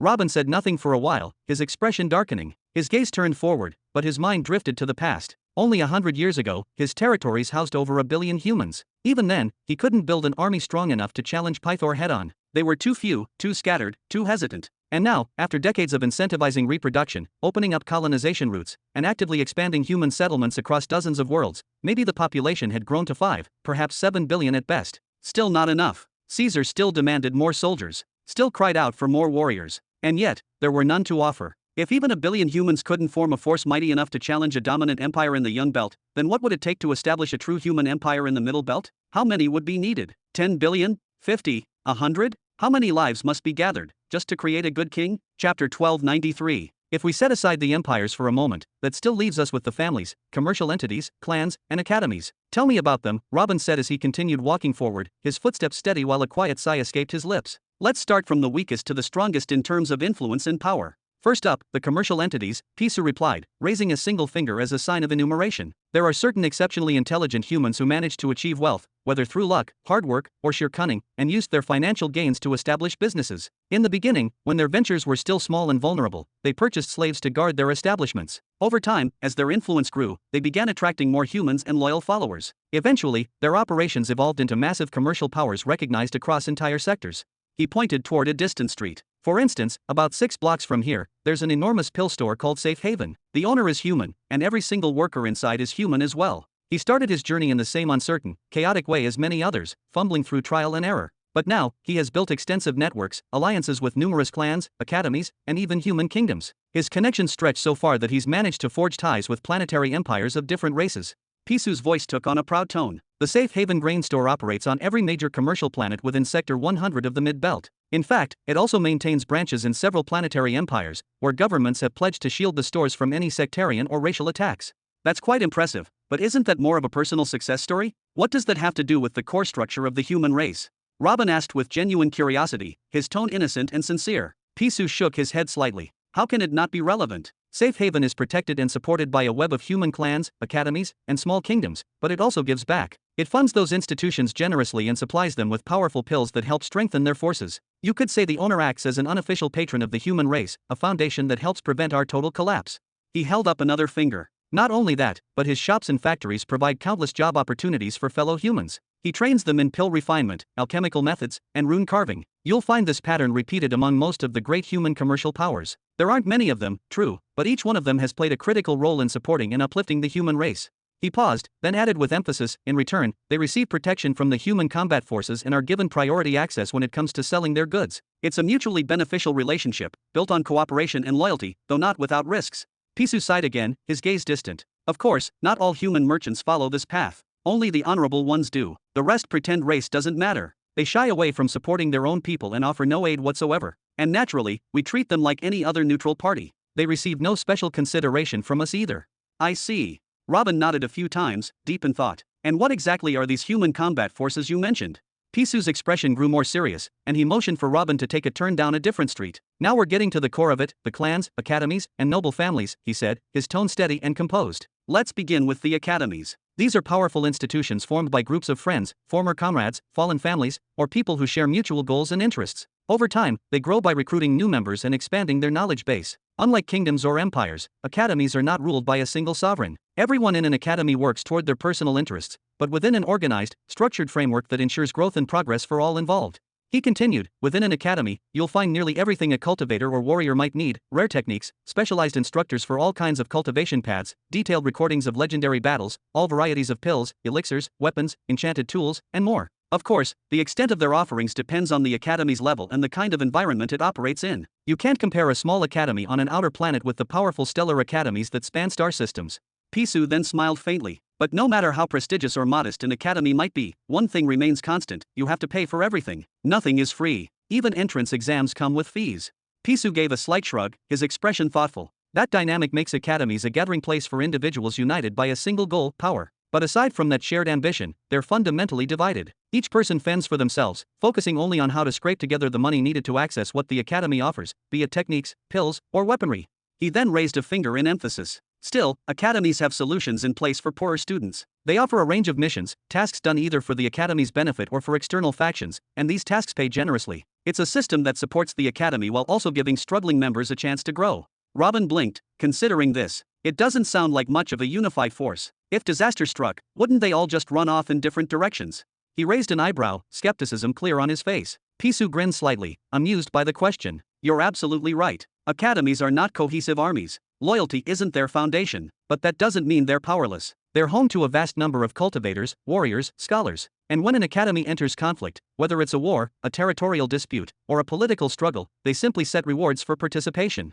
He leaned closer, voice dropping conspiratorially. And trust me, academies are never short on resources. They take a sizable cut from every completed mission, and those funds pile up over the years. Robin raised his eyebrows, nodding thoughtfully. So, they rely on incentives rather than commands. Pisu nodded. Exactly. In an institution like that, wealth is power. Even if the academy doesn't hand out divine treasures, the mere promise of access to advanced techniques, deeper comprehension of natural laws, or secrets that were once forbidden, it's more than enough to move the hearts of most cultivators. He paused briefly, looking down the road before continuing. Now, when it comes to human academies, most of them lie dormant, quiet, hidden, almost forgotten. You rarely hear their names involved in major scandals or interstellar power plays. But make no mistake, they exist. They operate quietly, often on harsh, unclaimed planets where living conditions are poor. And how do they survive? Through steady funding from large commercial entities that have a vested interest in seeing them thrive. Pisu then smiled again, his tone turning enthusiastic. Now, let's talk about clans, or you may call them sections. At first glance, clans resemble academies. They often form in the same way, starting with a small group of aligned individuals, and they also expand by recruiting promising members. They might even share the same locations, residing on barren planets or remote stations. But the key difference lies in how they treat their own. He stopped for a moment, eyes flicking to nearby pedestrians. When he noticed a few suspicious glances, he waited in silence until the strangers passed, then resumed. When you join a clan, you're bound for life. Robin tilted his head, intrigued. Clans don't ask for payment every time you need something. Once you're inside, you're treated as part of the system. The stronger you become, the more access you get to techniques, treasures, weaponry, you name it. No immediate cost. Sounds great, right? He leaned closer. But there's a catch. In truth, you become their servant, their property. Unlike academies, where you can leave freely if you're dissatisfied, leaving a clan is nearly impossible. If you try, they'll calculate everything you ever used or received from them and demand repayment at inflated, merciless prices. And if you refuse or can't pay, they'll send their own members after you. No one escapes for free. Robin's face darkened slightly, and Pisu noticed. I see you understand. He nodded. And that's not all. Because you're using their resources for free, the clan has every right to order you around. They accept commissions too, guarding convoys, exterminating beasts, even assassinations. But all the rewards go to the clan's treasury, while the members are sent out to risk their lives. And when war breaks out, every single member is expected to fight, no questions asked. Robin gave a slow nod. He had established something similar before. The Nihari Union. He knew exactly how these structures worked. A clan was, in essence, an empire without citizens or territory. An elite society where everyone was a soldier, and the ruling system was built on loyalty, power, and fear. Then Pisu stopped walking. He furrowed his brow, his tone turning somber and cautious. He turned toward Robin and asked, and finally, families. He stared directly into Robin's eyes. Tell me, what do you know about the Destra family? Chapter 1294. The Destra family. Robin came to an abrupt halt, his footsteps frozen mid-stride as he turned sharply to face the young man beside him, his eyes wide with disbelief. Of all the possible names he could have heard today, of all the whispers and rumors that could have floated into his ears, that name was the least expected. That name was heavy, ominous. From what he remembered, both Neri and the all-seeing god had mentioned this mysterious human family, the Destras. But were they really considered allies of humanity now? That seemed utterly absurd. A brief silence passed between them, filled with tension and unspoken questions. Then, after a hesitant moment, Robin exhaled and gently tugged on the boy's sleeve, signaling him to keep walking. I know a few basic things about them, he admitted cautiously, his tone guarded. You can go ahead and explain them in whatever way makes the most sense to you. Pisu nodded, his eyes brightening with a spark of approval. At least you've heard of them. That's a relief. I figured if you had managed to make it this far into the Mid-Belt region, then you would have at least come across their name once or twice. That makes explaining the family structure much easier. He let out a long breath, and his pace slowed slightly, as though preparing to delve into something deep and layered. Let me backtrack for a moment, just to connect things. You remember what I said about clans, right? When you join a clan, it's not just a temporary alliance or some guild contract you can walk away from. It's for life. You're bound by blood, by oath, by shared destiny. If you happen to marry and have children, those children are sent to what's known as the outer clan, a kind of preparatory domain where they train and live until they're ready to prove themselves. Only then can they return and officially join the core clan. This process repeats across generations. He paused briefly and looked to the sky as if recalling old stories. All the major clans operate this way. Over time, they grow massive, complex, and within them, many distinct families form under the same banner. He lowered his gaze, and his voice took on a more serious tone. But when you hear someone refer to a powerful family, like the Destras, it's something entirely different. These aren't just groups of related people under a larger structure. No, these families are the structure. The ruling class, the decision-makers, the power, they all descend from one central lineage. They've either stumbled upon some tremendously powerful martial art or possess a natural affinity to one of the higher laws, something potent enough to elevate them above the rest. Pisu's expression darkened slightly. Everyone beneath them are subordinate. Many are little more than glorified slaves. He gestured around them as if painting a grand picture. These great families control vast swaths of land, entire star regions in some cases. They have standing armies, political arrangements with other powers, and enough influence to rival empires. But here's what truly sets them apart: all of that, the land, the military, the diplomacy, is expendable, optional. All of it is like outer clothing that can be shed in a moment's notice. His eyes narrowed. You could destroy their holdings, raze their cities, break their alliances, and they'd still remain intact. Their true strength lies within the bloodline itself. As long as the core family survives, they can rebuild from nothing. Robin tilted his head slightly, unconvinced. Honestly, I still don't see that big of a difference, he said with a shrug, lips pursed thoughtfully. Pisu chuckled lightly, raising a single finger. Ah, but that's because you're looking at the surface. The real difference lies in the details, the subtle nuances that define their very nature. He lifted his index finger. Let's start with origins. An emperor, or a king, rises from among the people. He begins as one of them, grows stronger, earns their loyalty, and eventually gathers followers who crown him. He stands on the support of his people. Then he raised a second finger. But a family? A family strengthens itself first, quietly, methodically, often in complete secrecy. And only when they are ready do they reveal themselves to the world, laying claim to any land or domain they choose. Their authority isn't acknowledged by the people. It's taken by force. He raised a third and final finger. Next, let's talk about what happens when things fall apart. If you destroy an emperor's people, or worse, cause them to lose faith in him, then that emperor becomes just another man. Maybe a powerful one, yes, but still dethroned. Forgotten. His strength was never really his own. It came from those who believed in him. He paused for effect. But a family? You could tear down every piece of infrastructure around them, slaughter their soldiers, bankrupt their coffers, and they would still endure. Why? Because their power comes from within. From shared techniques, deep cultivation, inherited bloodlines, and unbreakable oaths. They don't need anyone else. Robin let out a slow, low whistle, clearly impressed, and maybe a little disturbed. The way Pisu spoke of these families, they didn't sound like noble houses or ancient dynasties. No, they sounded more like warlords. Like bandit kings who had shackled entire towns and bent them into their will, forcing their people to labor and die for their legacy. So, earlier you mentioned you're from the Meiser family, huh? Robin asked, raising an eyebrow with a mocking grin. That's kind of ironic, don't you think? What's so funny about that? Pisu raised a single eyebrow, clearly confused for a moment. Then, as if realizing something obvious, he slapped his palm against his forehead. Ah, I get it now. You think I'm trying to tarnish the image of the family system? You misunderstood me. What's so wrong with them being the power center themselves, or anything I just described? In a universe where strength dictates everything, people don't resent that. They crave it. They hope a family will rise to lead them. He then pointed at his chest with pride. Take my family, for example, the Meiser family. We're a human bloodline, and we have close to 7,000 brothers who carry the family name. We currently govern a stretch of land on a nearby planet. If we boarded a ship right now, we'd be there within a single day. A portion of a planet. Robin arched a skeptical eyebrow, a hint of surprise in his tone. Exactly. The entire planet is technically under the authority of a non-human empire, a completely different race, Pisu explained, his tone turning a bit more serious. But they allow us to stay there as long as we abide by certain conditions. For instance, they impose reproductive limits, regulations on how many children we can have, and they also require us to fight alongside them if war ever breaks out. He looked aside, scratching the back of his head with mild embarrassment. Not exactly a proud arrangement, but it's what we have to deal with. Then he turned back to face Robin, his voice steadying. Still, don't underestimate what our families manage to protect and uphold. Under our care, there are nearly 300,000 human beings, men, women, children, all living their lives with some measure of peace and stability.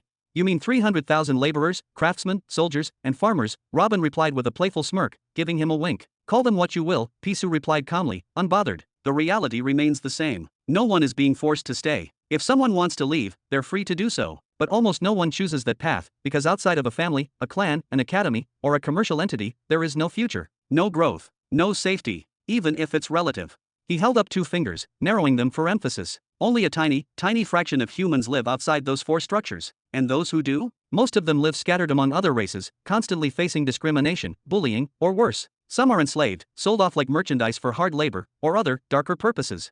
His voice dropped slightly in tone. That's why the official human population only accounts for those within the 4 major structures, because those are the ones who truly count. And here's something that might surprise you, he added, a glint of pride lighting up his face. Even if you combine the strength of the commercial entities, the clans, and the academies together, they couldn't even support a quarter of the human population that the families do. Those 3 structures tend to exist in distant, isolated places, or they operate under the thumb of non-human empires. Their resources and influence are limited, valuable, sure, but still limited. Pisu lifted his chin, pride radiating in his voice now. But families are on another level entirely. Take the Destra family, for instance. It all began with Father Helmer, a man who gained an innate affinity with destruction itself. He passed this trait on to several of his children. Each of those descendants built a legacy, and now they rule over a vast sector filled with trillions upon trillions of humans. Sounds to me like they're some kind of saviors of humanity, Robin muttered, narrowing his eyes suspiciously. Well, not exactly, Pisu said with a laugh, shaking his head. Their armies and workforces include all kinds of races. Everyone, regardless of their origin, serves equally, whether it's in combat, administration, or labor.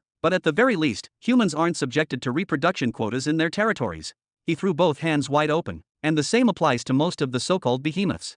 What about them? Robin asked, eyebrow raised again. They all treat humans and non-humans the same. Not all of them, Pisu said, wagging a finger. In case you don't know, behemoth is a nickname for the beings who have reached the 7th stage of law mastery, individuals of nearly unmatched power. He let out a short laugh. And no, not all of them treat humans equally. In fact, some have completely wiped out humans from their sectors. Then Pisu raised a single finger again, smiling. Only the human behemoths treat both humans and other races equally. Only the human ones. Robin stopped walking, brows furrowing. Are you saying there are more human behemoths besides the Destra family? Ha ha ha. Pisu laughed heartily and stepped closer, placing a firm hand on Robin's shoulder. Believe it or not, nearly half of all known behemoths are human. Chapter 1295. You say half of what? Robin shouted with such force that his voice echoed down the bustling street, grabbing the attention of nearly every passerby. Heads turned, conversations paused, and curious eyes landed on the 2 men in the middle of the road. Easy now, calm down, my friend. What's gotten into you? The young human said with an embarrassed smile, glancing nervously to both sides at the growing number of onlookers. He gently pushed Robin forward, encouraging him to keep walking so they wouldn't cause more of a scene. Seriously, how do you know about the Destra family but not a common piece of knowledge like this? My information sources are, let's just say, very limited and scattered. Maybe if you had mentioned literally any other family, I might not have recognized them either, Robin admitted, rubbing the back of his head awkwardly. Then he turned back to face the young man, locking eyes with him. Anyway, explain what you meant. Are you actually saying that half of the behemoths are human? Could be more than half, actually. The young man shrugged casually. I think the misunderstanding comes from me not properly explaining the whole concept of how powerful families, the great bloodlines, emerge and grow in the first place. He placed a reassuring hand on Robin's shoulder and continued walking at a steady pace. Everything usually starts with just one person, one extraordinary individual, a human who happens to be born with an unusually strong affinity toward a particular heavenly law. Robin furrowed his brow. And then what? Then it depends, the young man said with a grin. Depends on whether that special person is able to pass down that affinity to his descendants or not. Can the gift be inherited? If yes, how many generations does it last? How strongly does it manifest in the bloodline? That's where things get interesting. Robin tilted his head, still unsure. You'll have to break it down for me. Alright, let me give you an example. Take the ancestor of the Mazer family, my family. That man was born with an unnatural affinity for the law of sound. At some point, he realized he could harness the 4th tier of the sound law without relying on elixirs, enhancements, or external tools. Just raw, pure resonance. That kind of thing doesn't happen. It made him what we call a special human. Robin nodded, slowly beginning to understand. After that, our ancestor focused heavily on reproduction, like, excessively. The young man chuckled awkwardly. Over the span of a single century, he fathered hundreds of children with dozens of different human women. But here's the kicker, only 4 of those children inherited his miraculous affinity for sound. 4 out of hundreds. Wow. Right. The boy continued with more enthusiasm. Those 4 children grew up, and they also had a mission, to pass on the gift. They too reproduced with purpose, always hoping that among their children, someone would inherit that same deep connection to sound. Fast forward a few centuries, and the Mazer family now numbers in the thousands. Most of us have a slightly stronger than average affinity for sound, sure, but only 13 of us can use the minor sound law naturally. Then he proudly pointed to himself with a wide smile. And I'm one of those 13. Robin gave a polite nod. Impressive. The young man cleared his throat when he noticed Robin's lukewarm reaction. Anyway, that special affinity, that heavenly gift, it's the key behind every human who's ever reached the level of a world cataclysm class being or higher. It's the secret behind our species' survival across countless ages of conflict and disaster. Families that were built upon a divine gift like that have been the shield and banner of humanity for generations. He raised a finger. But not all gifts are created equal. Even among us Mazers, with our 13 gifted members, our affinity is still limited to a minor law under an essential path. It's not particularly glamorous. His gaze sharpened as he looked directly into Robin's eyes again. The families you should really fear are the ones with members who possess a high-level affinity toward a major law. That's a different level entirely. Robin let out a low whistle, the kind that escapes when the mind is overwhelmed by a terrifying realization. The implications began to settle in. What if Raiden, someone like him, used the same method? What if he reproduced and created 12 descendants, each with perfect affinity for lightning, each one capable of breaking through to world cataclysm level, or beyond? That would be a nightmare. An unstoppable bloodline. The young man's tone suddenly became colder, heavier. And among those, the true apex predators, are the families with a bloodline tied to a fundamental law. Robin turned sharply, locking eyes with him again. The behemoths of humanity, the young man said, pausing for effect, are those individuals born with extreme, unmatched affinity toward one of the fundamental laws of the universe. And they didn't stop there. They built families, lineages, dynasties. They turned that miracle into a legacy. Robin's eyes widened as he looked ahead, now visibly shaken by the revelation. He brought a hand to his chin, tapping it thoughtfully. That's incredible. They all truly possess some form of unique affinity, Pisu said, waving his hand loosely in the air, as if brushing aside the complexity of the topic. Some of them even claimed they weren't born with such an affinity, but rather took it by force from the heavens. Some say it came through pain, others say it came during some grand revelation. Either way, the result is the same, an innate connection to one of the fundamental laws of the universe.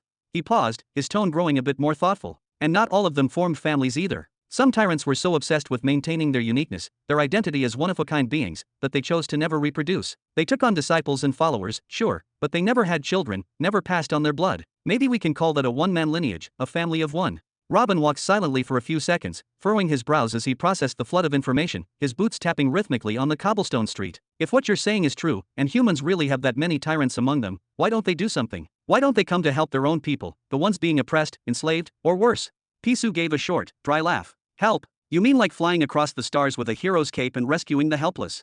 He shook his head and waved dismissively. It's not that simple. First of all, don't forget how enormous the distances are between sectors. No one can just pack their things and head out to another region because they heard some human died or got bullied somewhere. It's not realistic. He shrugged, then added with a tinge of cynicism, and honestly, I don't think they really care that much. Tyrants, they're beyond regular people. Their focus is usually on higher matters, immortality, ascension, dominion over laws themselves. Most of them probably look at the petty squabbles of mortals and think, not my problem. Besides, he went on, humans aren't facing complete annihilation, at least not yet. There are still trillions of us spread across the sectors. Even in places like Sector 100, which doesn't even have a single human tyrant to protect it, we still have many humans here. And even if everyone in this particular sector were wiped out tomorrow, well, it wouldn't be the end of the human race. Other sectors still have human tyrants, and they'd carry on. He laughed again, this time a bit more loudly. Maybe that's why the other races don't even bother trying to wipe us out completely. They know it's impossible. As long as human tyrants exist somewhere, we're unextinguishable. No matter how many fall, others will rise in other places.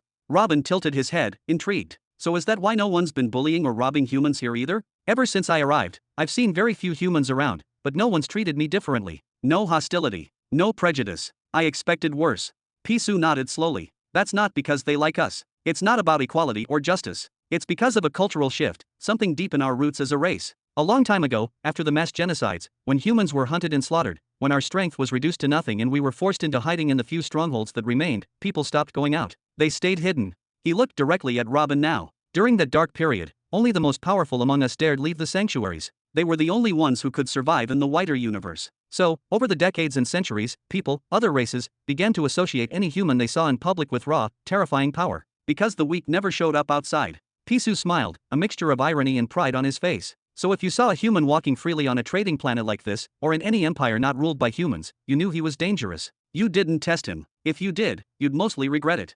He lifted both shoulders in a casual shrug, and over time, that idea settled into the minds of all the other races. It became a cultural truth, a psychological reflex, if you might call it. Oh. Robin raised his eyebrows high, clearly surprised. So they all just assume I'm strong just because I'm human? That's absurd. If someone had given him 1,000 years to guess why he wasn't being targeted, he never would have landed on that. But now it all made sense. Perhaps the legacy of those ancient, struggling humans had shaped this perception. Despite the blood, despite the fear, they had carved out respect in the minds of their enemies. Wait, is that why that bald examiner gave me a blue tier technique instead of the standard green one when he saw I had 100 pearls? Did he assume I was one of those elite human experts? That's unexpectedly clever. We've arrived, Pisu announced brightly, snapping Robin from his thoughts. Chapter 1296. We've arrived. Robin's chain of thoughts snapped as if someone had tugged at his consciousness. He blinked and looked up, his gaze quickly scanning the unfamiliar surroundings. Up until this moment, Pisuo had been leading the way through the winding streets of Zurin, and Robin hadn't thought to ask where they were headed. It didn't really matter. He was a stranger in this city, in this world even, and he was content to follow. This place is.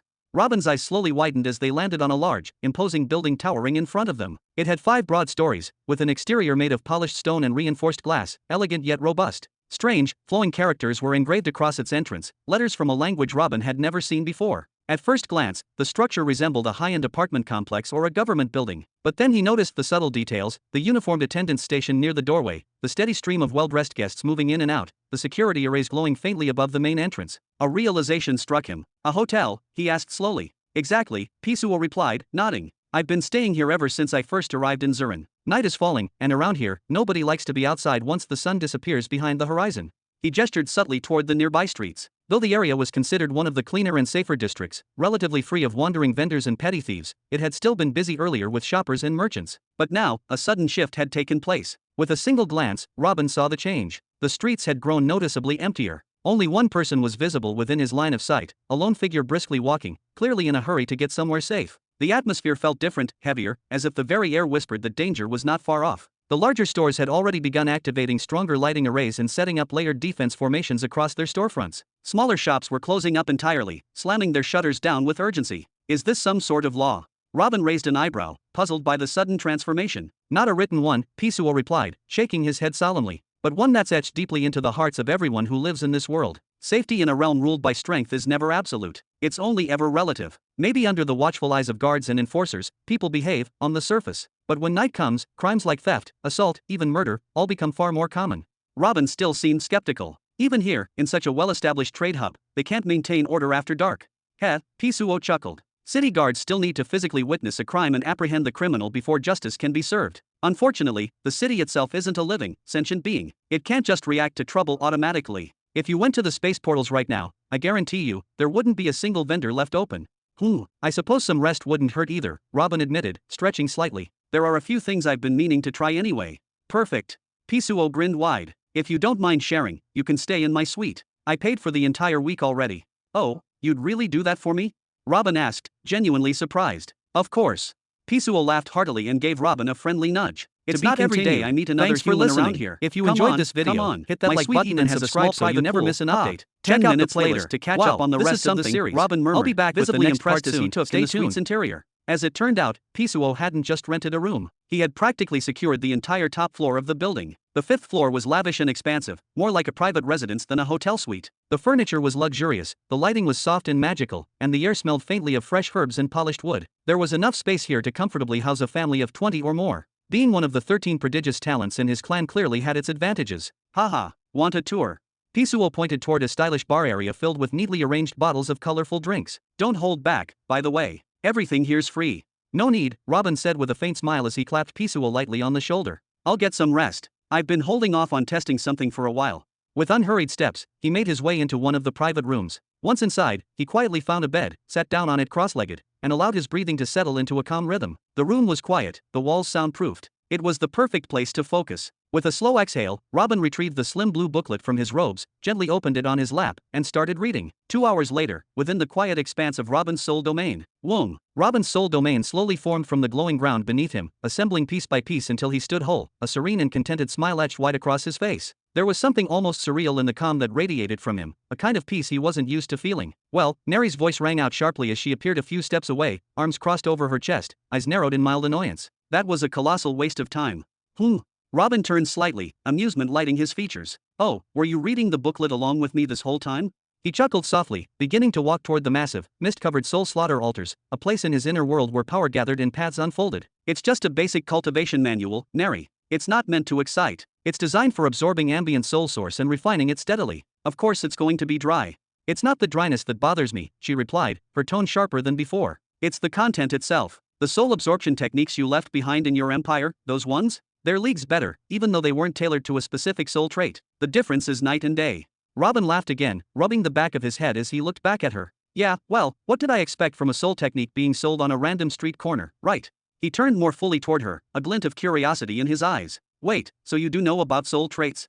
Neri nodded, her expression smoothing a little. Of course. Among the soul masters, those who possess a unique soul trait are treated with the same reverence and value as cultivators with rare affinities in natural energy paths. It's a fundamental advantage. Robin blinked, then frowned. Then why didn't you tell me about my trait? If I'd known earlier, maybe I could have reached another level entirely by now. My whole empire might have advanced with me if we had that edge. Neri let out an exasperated sigh and waved one small hand as if brushing away his complaint. First of all, I didn't know what your trait was. Second, even if you'd started researching it on your own, it would have taken centuries of studying the souls of billions of people to begin mapping out even a fraction of the known traits. And even then, you wouldn't have discovered all of them. She stepped a little closer and pointed a finger toward him. That crystal you touched, it wasn't just a trinket. It was the distilled result of millions of years of soul research, accumulated through countless sacrifices and discoveries. Stop acting like all it takes is a flash of inspiration and a bit of effort to unlock secrets like that. Fair enough, Robin muttered, raising both hands in surrender, then turned back to face the swirling altars ahead of him. His smile, instead of fading, grew a bit wider, softer, more thoughtful. He clasped his hands behind his back, breathing in slowly, letting the silence of his inner world wash over him. Neri glanced at him sideways, then walked a few steps until she stood beside him. She tilted her head and stared up at his profile for a moment, her eyes narrowing slightly in thought. All right, what's going on with you? She asked at last. It's not like you to walk around with that sort of grin plastered on your face. You're not the type to hand out smiles for free. Are you feeling okay?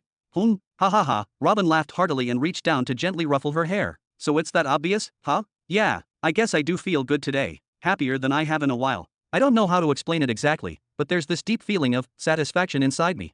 Satisfaction, she repeated, raising a skeptical eyebrow. That's a new one. What's got you feeling all fulfilled today, almighty planetary emperor?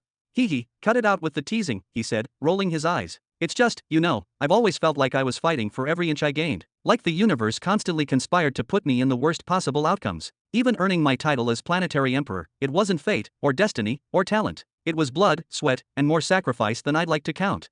He paused, the smile on his lips deepening with emotion. But today, for the first time, I felt something different. After learning about my soul trait, after realizing that I do have something uniquely mine, I felt lucky. Like for once, life gave me something before I had to bleed for it.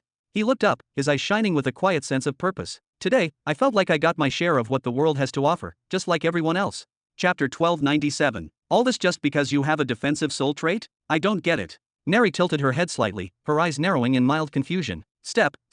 Evergreen approached from afar, strutting confidently as if on a private runway. She leaned in toward Neri, placing her hand dramatically near her mouth as if about to share a state secret. This is what happens to old men, she whispered theatrically. It's called a midlife crisis. Just ignore him for a bit, and he'll snap out of it.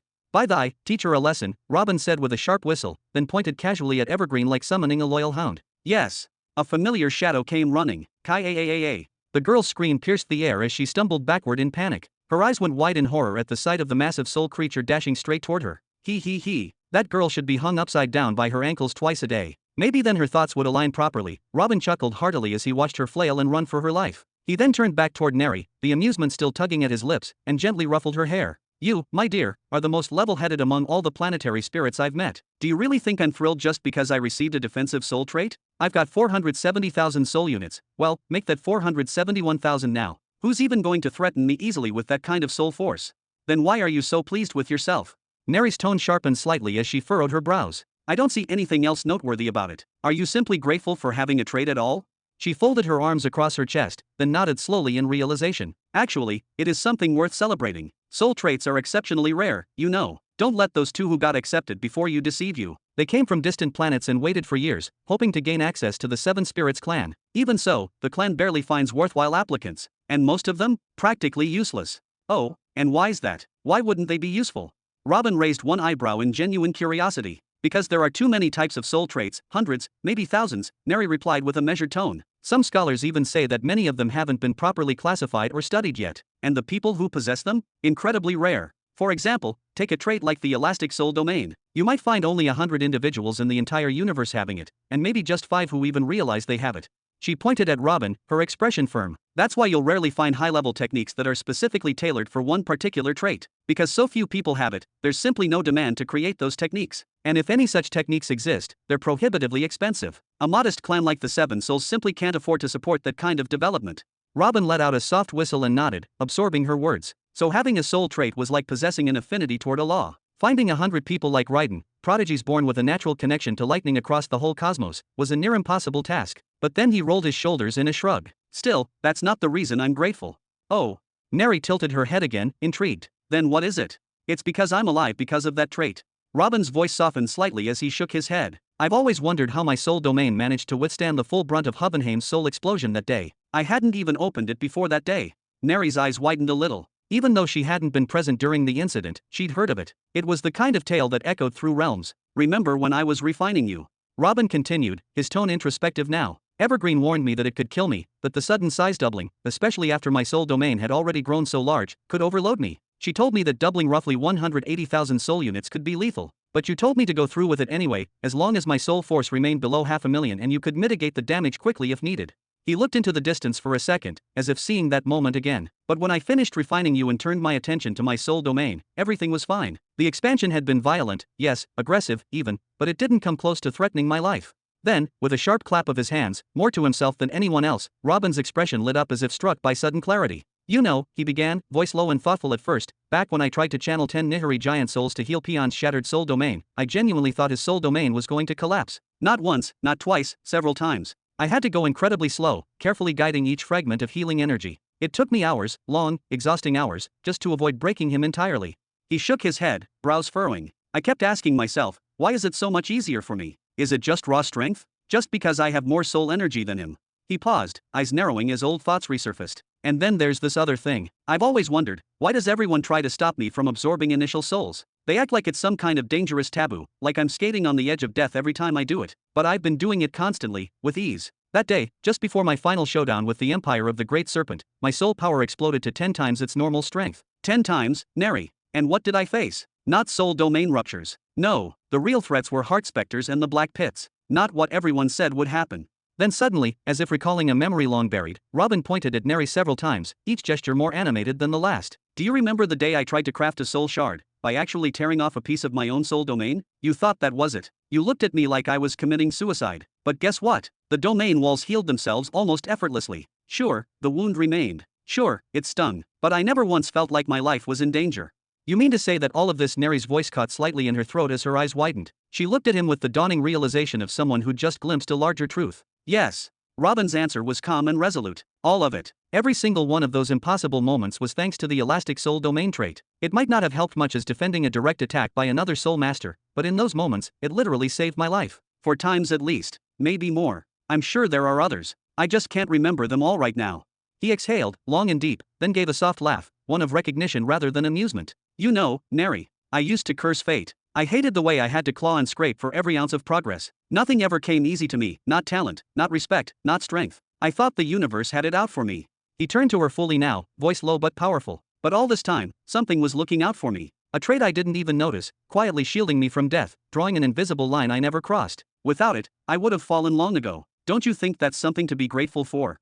Neri nodded slowly, multiple times, processing the weight of his words. She began to truly see things from his perspective. Feel them. And do you know what's even more amazing, Neri? His tone shifted again, rising with energy and fire. What is it? She asked gently, expecting another tale of survival. Robin spread his arms wide, like someone preparing to embrace the stars. What's amazing is that now I know what I'm capable of. Ah ha ha ha. He laughed, wildly, eyes flashing with a manic glee. Don't you get it? That's the best part. I no longer have to fear the tearing of my soul domain. I don't have to keep wondering if my breakthroughs were luck, or if my survival was fate playing games. It was me. It was this trait, the elastic soul domain. And it's mine forever.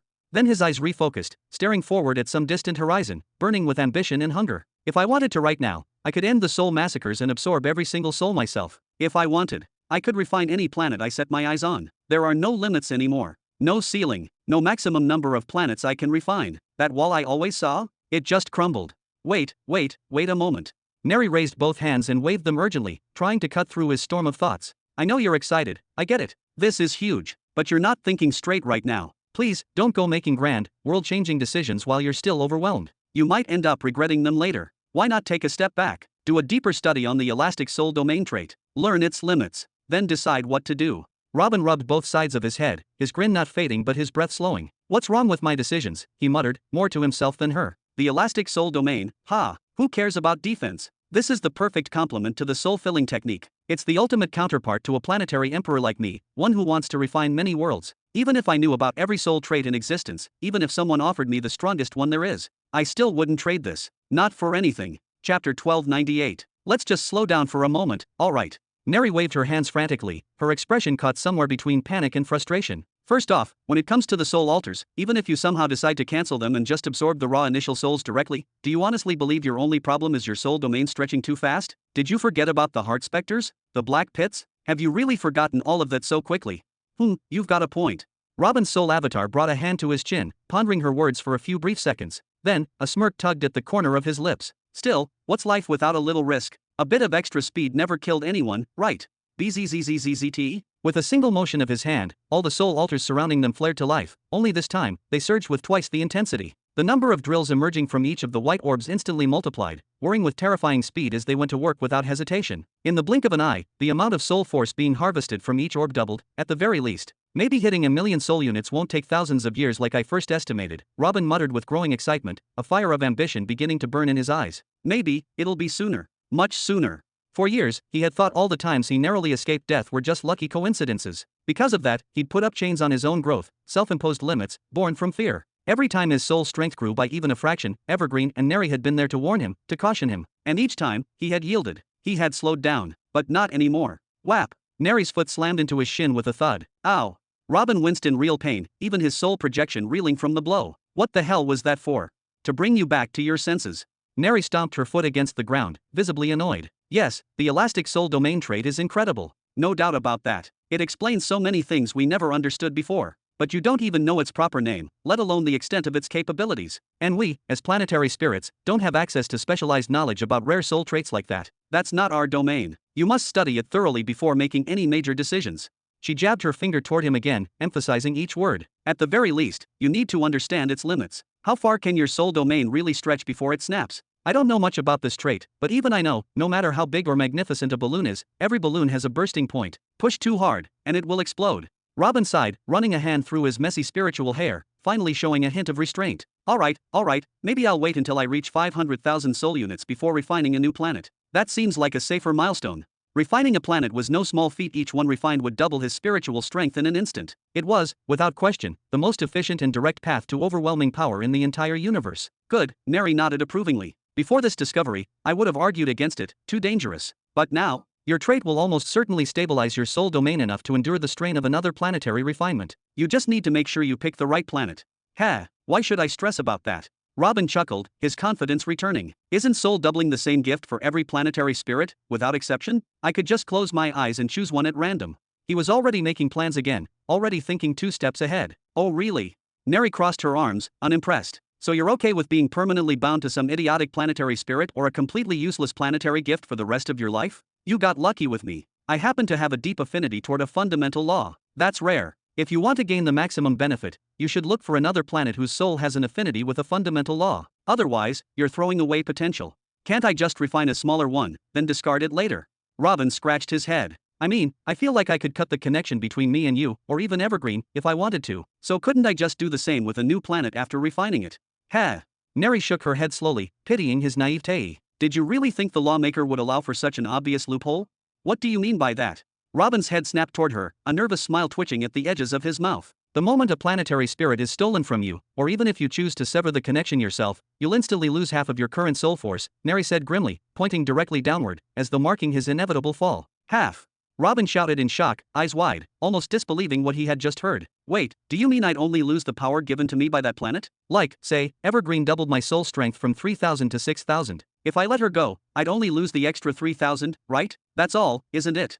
To Robin, this was the critical point. Right now, reaching the purple soul domain was his highest priority. It was the key to solving Jabba's predicament. After that, losing a few thousand units wouldn't be the end of the world, or so he thought. Hey, you better not even think about ditching me. Evergreen suddenly snapped from across the field, pausing mid-battle just to yell. But before she could say more, bam! The mighty soul creature Pythor finally caught up to her and sent her flying through the air with a devastating kick. Neri smiled softly at the scene, then turned back to Robin, her tone shifting from playful to deadly serious. No, owner. Not just the extra. I mean exactly what I said, half. If you abandon Evergreen now, your entire soul domain will begin to collapse inward, violently. Half of it will be forcibly and irrevocably ripped from your being. It won't matter how strong your foundation is, this will happen immediately and without mercy. That half won't just fade, it'll be obliterated, leaving behind a fractured, unstable wreck of a soul domain. Yes, on paper, it will seem like you still have 50% of your original power, but in reality, that remnant will be so unstable and fragile that you'll barely function. Robin's entire body stiffened. His mind flew back to that terrifying moment when he had torn out a tiny sliver of his soul domain to forge a spirit shard. Even that small operation had pushed him to the brink of death.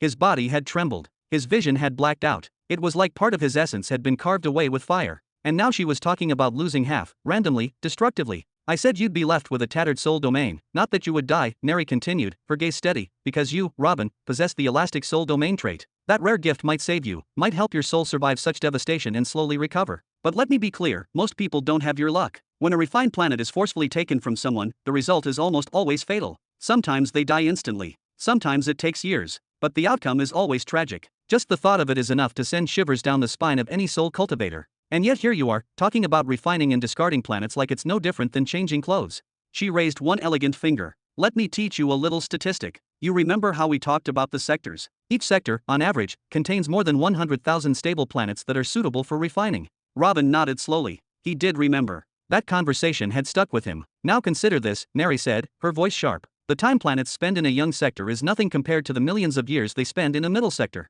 Some say the middle sector stretches out over 100 million years of evolution. So let's be generous. Let's assume there are 1 million stable, unrefined planets currently drifting in middle sector number 100. That's where real wars erupt, where emperors, clans, and academies clash for dominance. So tell me, Robin, do you think all of those planets are currently refined? Robin almost blurted out, of course. It made perfect sense. Every soul emperor had loyal followers, trusted vassals eager to grow stronger. If an emperor controlled 100 planets, surely he'd refine some and distribute the rest among his most trusted allies. It was only natural. But then he stopped. A memory surged back. Renara's words echoed in his mind. She'd said that out of the 91 planets she'd tracked, 86 had changed hands multiple times. They had been conquered, traded, taken, and lost between empires over centuries. If those planets had already been refined by powerful soul cultivators, then each change in ownership would have meant someone's death. And if those planets weren't refined, it meant something far more chilling, that soul cultivators feared refining them. Looks like you finally understand, Neri said with quiet satisfaction, nodding slowly. Even though the dream of immortality burns in everyone's hearts, very few actually dare to refine a planet. Because once they do, they paint a target on their own back. That planet becomes the easiest way to kill them, or, at the very least, to maim their soul permanently. She raised another finger for emphasis. Only the extremely powerful, the supremely confident, or the absolutely insane dare to refine a planet, knowing it might drag them straight to their grave. You already have two glaring vulnerabilities, me and Evergreen, Neri said with a frown. And now you want to go out and refine just any random third planet you happen to see? Please, owner, show a little more respect for your own life. Robin let out a long sigh, then pressed his fingers hard between his brows, as if trying to physically push the thoughts out of his head. As always, you never let me celebrate anything, do you? He groaned. You just had to dump more things into my head, more consequences, more calculations. Suddenly, he froze. His hand stopped mid-motion. His eyes shot open. Something's happening to my physical body outside. Chapter 1299. Wait a second. Something's happening to my physical body outside, Robin said slowly, his facial expression shifting from calm contemplation to a sharp focus filled with wariness and curiosity. Neri's eyebrows arched slightly in surprise. What could possibly be happening out there? If anyone had approached even slightly, both of us would have sensed it instantly. Even in his current meditative state, Robin's soul force wasn't something that could be dismissed lightly. In the past, he might have needed to hide or rely on layers of protection and guards just to safely enter his soul domain, but those days were long gone. Now, he could stand tall with the confidence that his awareness extended far beyond the physical, even when not paying attention. No one's physically approaching, that much I can confirm, but there's definitely something odd happening. Robin's brows knit together in concentration. With a simple wave of his hand, a translucent, glowing screen appeared in the air before him. Even though his physical eyes were closed, his spiritual awareness, leaking through the edges of his consciousness, gave him a crystal-clear view of his surroundings. See, there's literally no one in the room. Neri pointed toward the screen, which showed the interior of the room, completely still, silent, and empty. But Robin shook his head, more firmly this time, and his frown deepened. No, there's something wrong. I can feel it. My body is starting to grow heavier, sluggish, almost like. He suddenly cut himself off, and a broad, knowing grin spread across his face. So that's it, he murmured, almost to himself. What? What is it? What are you talking about? Neri leaned closer, her expression now mixed with suspicion and intrigue. Even Evergreen hobbled over, limping slightly and rubbing the spot where she'd been kicked earlier. Her cheeks puffed with frustration as she glared at Robin. I hope someone comes along and kicks you like that one day, preferably twice. Shush. Robin gestured for silence, folding his arms as he watched the screen with a growing, entertained smirk. If I'm right about this, something very interesting is about to unfold right before our eyes. 25 minutes later. There it is, Robin said with calm finality, unfolding his arms and watching the scene unfold like an actor reaching the climax of a play. Creak. The door to the room began to open slowly and cautiously. A head peeked in, nervous eyes scanning the room left and right with visible tension. It was Pisu. Moving with the exaggerated stealth of a child trying to sneak cookies from the kitchen, he began tiptoeing his way inside, oblivious to the fact that his movements were being watched closely from another realm. What in the hell is that clown doing? Neri muttered with open annoyance, her eyes narrowing. Exactly as I suspected, Robin said with a sigh. Just now I began feeling a creeping heaviness throughout my body, like my muscles were being lulled into stillness. And then, about 10 minutes ago, my body entered a forced sleep state. One so deep and unnatural, it felt like I'd been drugged. Even if I had wanted to wake up, I wouldn't have been able to. He paused before continuing. And even after I was completely unconscious, he still waited for another 10 full minutes. He wanted to be sure, make absolutely certain that I wasn't faking it or resisting it with sheer willpower. That tells me he doesn't underestimate me. What kind of effect are we talking about here? Evergreen asked, her curiosity now outweighing her irritation. You didn't eat or drink anything from him, did you? Robin shook his head, slowly and deliberately. It wasn't through ingestion. It was something far subtler. It was sound, inaudible to the human ear. If I'm right, he used a form of subsonic or ultrasonic sound waves designed to trigger deep relaxation and eventually force the body into a sleep-like state, a state bordering on coma. Then he smiled again. It's a fifth-stage sonic attack. If he unleashed it on a small village or even a town, everyone there would be knocked out cold before they even realized what hit them. Fifth stage, the two girls yelled in unison, their voices filled with shock. Yes. And to think, people were saying that most of the humans walking the streets of the inner cities were high-level experts. I thought it was exaggerated nonsense. But apparently, that rumor holds more truth than I gave it credit for. Our dear friend Pisu is a hidden cataclysm disguised as a harmless goofball. Robin lifted a brow, intrigued. What's more, he's been hiding his real cultivation level this entire time. Even I couldn't get a read on him. I assumed he was just barely at the entry level of the martial emperor realm. I had no idea he was this deep. His eyes gleamed. He must be using an artifact, or maybe a high-tier concealment technique, to be able to mask his presence so completely. Now that is impressive. Inside the room, Pisu cautiously slipped his head through the doorframe first, scanning the room like a thief tiptoeing through sacred grounds. His eyes darted left and right, searching for any sign of movement. When he was finally convinced that Robin lay still and unresponsive, like a stone statue in slumber, he let out a long, quiet breath of relief and crept forward with deliberate care, placing each step as though the floor itself might betray him. Phew, he sighed, wiping an imaginary bead of sweat from his brow. Sorry, buddy, but honestly, this is your fault. A little too much showboating, don't you think? Even if you've got money to burn, it's plain reckless to flaunt it so carelessly in front of others. Some of us just don't have the self-control, he chuckled softly, eyes gleaming with mischief. He made his way toward the side of the bed, his eyes never leaving Robin's unmoving form. Slowly, cautiously, he reached out toward the shimmering storage ring on Robin's finger, hands trembling slightly with anticipation. Tisk. I was being overly cautious at first, worried you might be wearing a belt too. But it seems I was just being paranoid for nothing, he muttered. Anyway, when you wake up,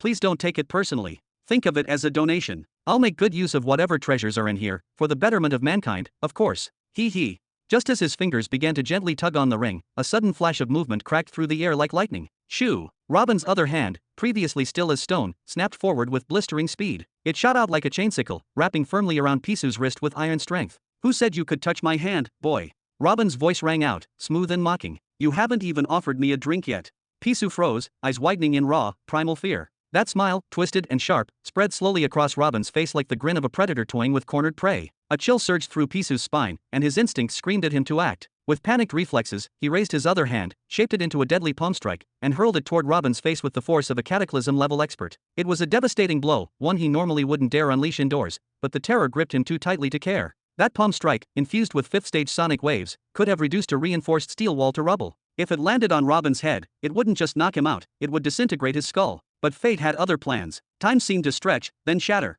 In a split second, barely even a fraction of a moment, Pisu saw golden runes flare across Robin's arm like living lightning. His arm surged upward, glowing with ancient light, and impossibly, it reached Pisu's forehead before his own attack could land. Robin's voice rang out, firm and absolute. Stop. The moment Robin's palm made contact and the command was spoken, an invisible force snapped into place. Pisu's body froze mid-attack. His muscles locked. His limbs turned to stone. Even his breath caught in his throat. But though the blow didn't land, the shockwave from his powerful strike still exploded outward. Bam! Robin was hurled backward by the residual force like a leaf in a storm, his body slamming hard against the wall with a thunderous crash. Paintings, lamps, and every piece of decor in the luxurious fifth-floor suite were rattled or knocked to the floor. Thankfully, the wall didn't collapse. It creaked but held. Tisk, tisk.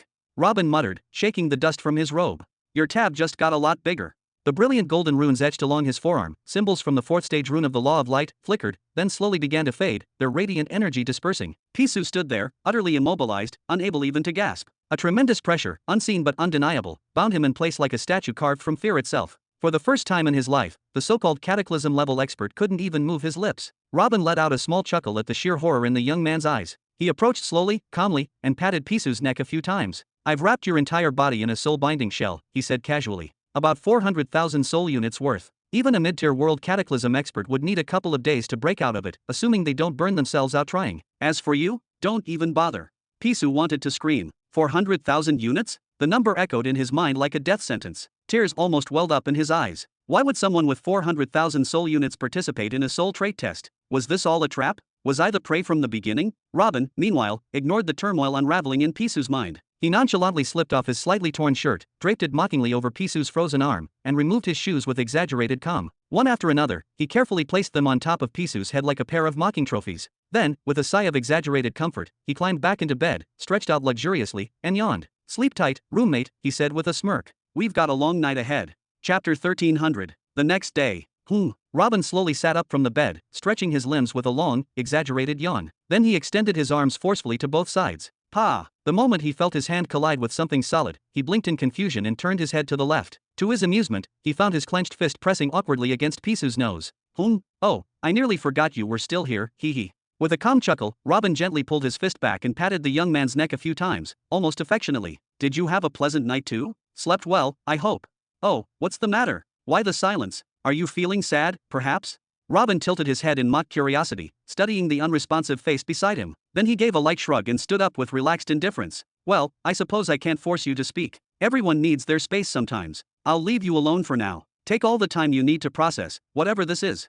Still humming a cheerful tune, Robin began changing out of his clothes. His movements were unhurried, almost leisurely. He selected another set of garments, this time, a sleek robe dominated by shades of black. The fabric shimmered subtly in the light, its material unlike anything commonly seen on this planet. But fashion norms didn't matter here. The streets were full of people from different realms and cultures, each dressed according to their own traditions. Uniformity was long gone, eccentricity had become the norm. Once dressed, Robin retrieved his shoes, currently resting on Pisu's head, much to the young man's silent dismay. In their place, he tossed the pair of pants he had worn earlier, which were slightly torn and scuffed. They now draped loosely over Pisu's head, obscuring most of his face. Robin sat beside him again and calmly began fastening his shoes. Don't worry, I won't be gone long. I'll make it back in time, just like always. Try to find a way to entertain yourself while I'm out, alright. After tightening the last strap and spritzing himself with a light, fragrant mist of cologne, Robin leaned forward and looked down at Pisu with a familiar grin. Do you want me to bring you anything from outside? Maybe a hot meal? Some kind of treat? There was no answer, of course. Robin chuckled softly, giving Pisu a reassuring pat on the shoulder. Alright, I get it. I'll take that as a no. You keep enjoying your silence, and we'll resume our little conversation once I'm back. Until then, stay safe and don't miss me too much. If Pisu had even the slightest control over his body, he would have screamed until his throat tore. He would have thrown something, anything, just to express his frustration. That damn bastard was doing it on purpose. Mocking him, taunting him, challenging him again and again to say just a single word. What kind of twisted humiliation was this? But he couldn't do anything. Not a word. Not even a twitch of the eyelid. Total paralysis. All he could do was lie there in helpless silence, listening to the sound of the door closing behind Robin, and the fading footsteps as the man walked away. In the streets, Robin continued walking through the sprawling cityscape, humming a casual melody as if he hadn't a care in the world. Hours passed, more than 2, in fact, and still he moved forward without any destination in mind. Behind him, shimmering space portals closed silently, one after the other, vanishing like ripples in a pond. He didn't look back. Hey! Came a voice from deep within his spiritual domain. It was Neri, her tone curious, as always. What exactly do you plan to do on this planet? You've been wandering around aimlessly for a while now. With a smile lingering on his lips, Robin paused in front of a grand store. Its window was lined with glowing pills of various colors, each with a floating, glowing description in midair beside it. He scanned them slowly, admiring their radiance. Absorb everything I possibly can about the current state of the mid-belt, he replied cheerfully, his gaze stopping on a particularly eye-catching red pill. Ah, look at this one, it enhances fire law affinity for 3 full months. That's incredible. The best I've ever managed was just a few days under intense combat pressure. This is a real game changer.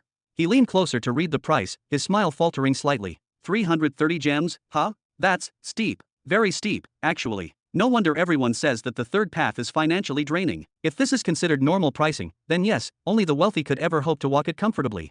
And after you absorb everything you're here to absorb? Neri asked again, her tone soft but serious. Do you have a real plan? Some goal you're working toward? Or are you just drifting? Robin's eyes stayed on the display, unmoving, as his smile returned slowly, wider this time, yet more thoughtful. His answer, however, did not come right away. We'll find out as we move forward, Robin said with a casual grin, stepping away from the shop and continuing his walk through the chaotic and colorful streets of the city. Robin Burton. Neri's voice echoed in his mind, full of disbelief and frustration. She stomped her spectral foot within his soul domain. You seriously came to the mid-belt without a single concrete plan? Are you out of your mind? Robin chuckled lightly, not the least bit fazed. Hee hee, now, it's not like my head's completely empty, Neri. I do have a goal in mind, you know. I'm not just here for a vacation. He stretched his arms behind his back as he walked. My objective is simple, either I forge alliances with one or more great powers in this belt, or I recruit a solid force of elite cultivators before the deadline comes. When that day comes, only one of these two options will give me the strength to protect you, and to safeguard the true beginning empire. He paused, then let out a deeper laugh, almost mocking his own situation. But even so, I can't kick off any grand plan just yet. Why not? Neri's voice dropped just a little in intensity, especially after hearing him mention her safety. Robin's tone grew more serious, though still light. Because I haven't made up my mind on which mid-belt sector I want to ascend in. He waved a hand casually. Right now, we're in sector 100 of the mid-belt, but planet Nihiri lies in sector 99 of the young belt. That means, naturally, it's destined to rise into sector 99 of the mid-belt eventually. He raised two fingers in front of him like he was giving a lecture. So I have two main options. One, I establish a foothold here in sector 100, then transfer you into the Youth Rings sector 100 before I begin gathering the nearby planets to form your destined galaxy. Or two, I completely abandon this sector and set up my foundation directly in sector 99 of the mid-belt, where Nihiri is going to ascend naturally. He sighed and lifted his shoulders in a shrug. Honestly, I came here mostly because I don't have the coordinates of any suitable planets in sector 99 yet. That's the first reason. The second, at least I know someone in this place. Renera. She might be useful, maybe even a powerful ally, if I offer her the right incentives. She owes me a bit, and she knows I'm not someone to underestimate. Robin's expression darkened a little as he added, but then there's Helen. She's also here. That complicates everything. Her presence makes the potential benefits and the possible disasters pretty much equal in weight. No, if I take her background into account seriously, then I'd honestly prefer to flee this sector entirely. The sooner the better. Then what are you waiting for? Neri said sharply, her spiritual form crossing its arms in frustration. Let's leave this place already and head straight for sector 99. You'll definitely find coordinates for a viable planet if you just look hard enough. Robin shook his head slightly, still walking. Not yet. There's still more to learn here. I need to gather more information, understand the full picture. It's not like this vast slice of the universe contains only Helen and Renera, right? He snapped his fingers thoughtfully. Also, I don't want to rush into Sector 99 only to find it ruled by some overwhelming tyrant, someone who's already monopolized all the resources and power. I need to know who's there, what forces are at play, and what opportunities or threats I'm walking into. And where exactly are you going to start? Neri asked skeptically. You can't just wander aimlessly across the whole sector forever. That's not a strategy, Robin. That's just stalling. Robin laughed softly, his eyes beginning to gleam. Actually, I think we're a lot closer than you think. He suddenly stopped and pointed ahead, excitement flickering in his gaze. There. Ha! Neri blinked, opening a small viewing window into the outside world. As she glanced in the direction Robin was pointing, her breath caught in her throat. Is that what I think it is?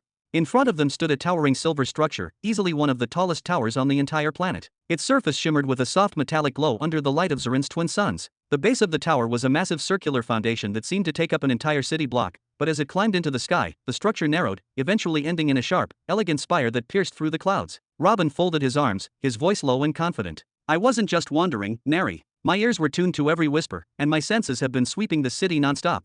His eyes glinted as he looked up toward the tower's peak. If I'm not mistaken, that building right there is the headquarters of the Soul Society on planet Zarin. To be continued. Thanks for listening. If you enjoyed this video, hit that like button and subscribe so you never miss an update. Check out the playlist to catch up on the rest of the series. I'll be back with the next part soon, stay tuned.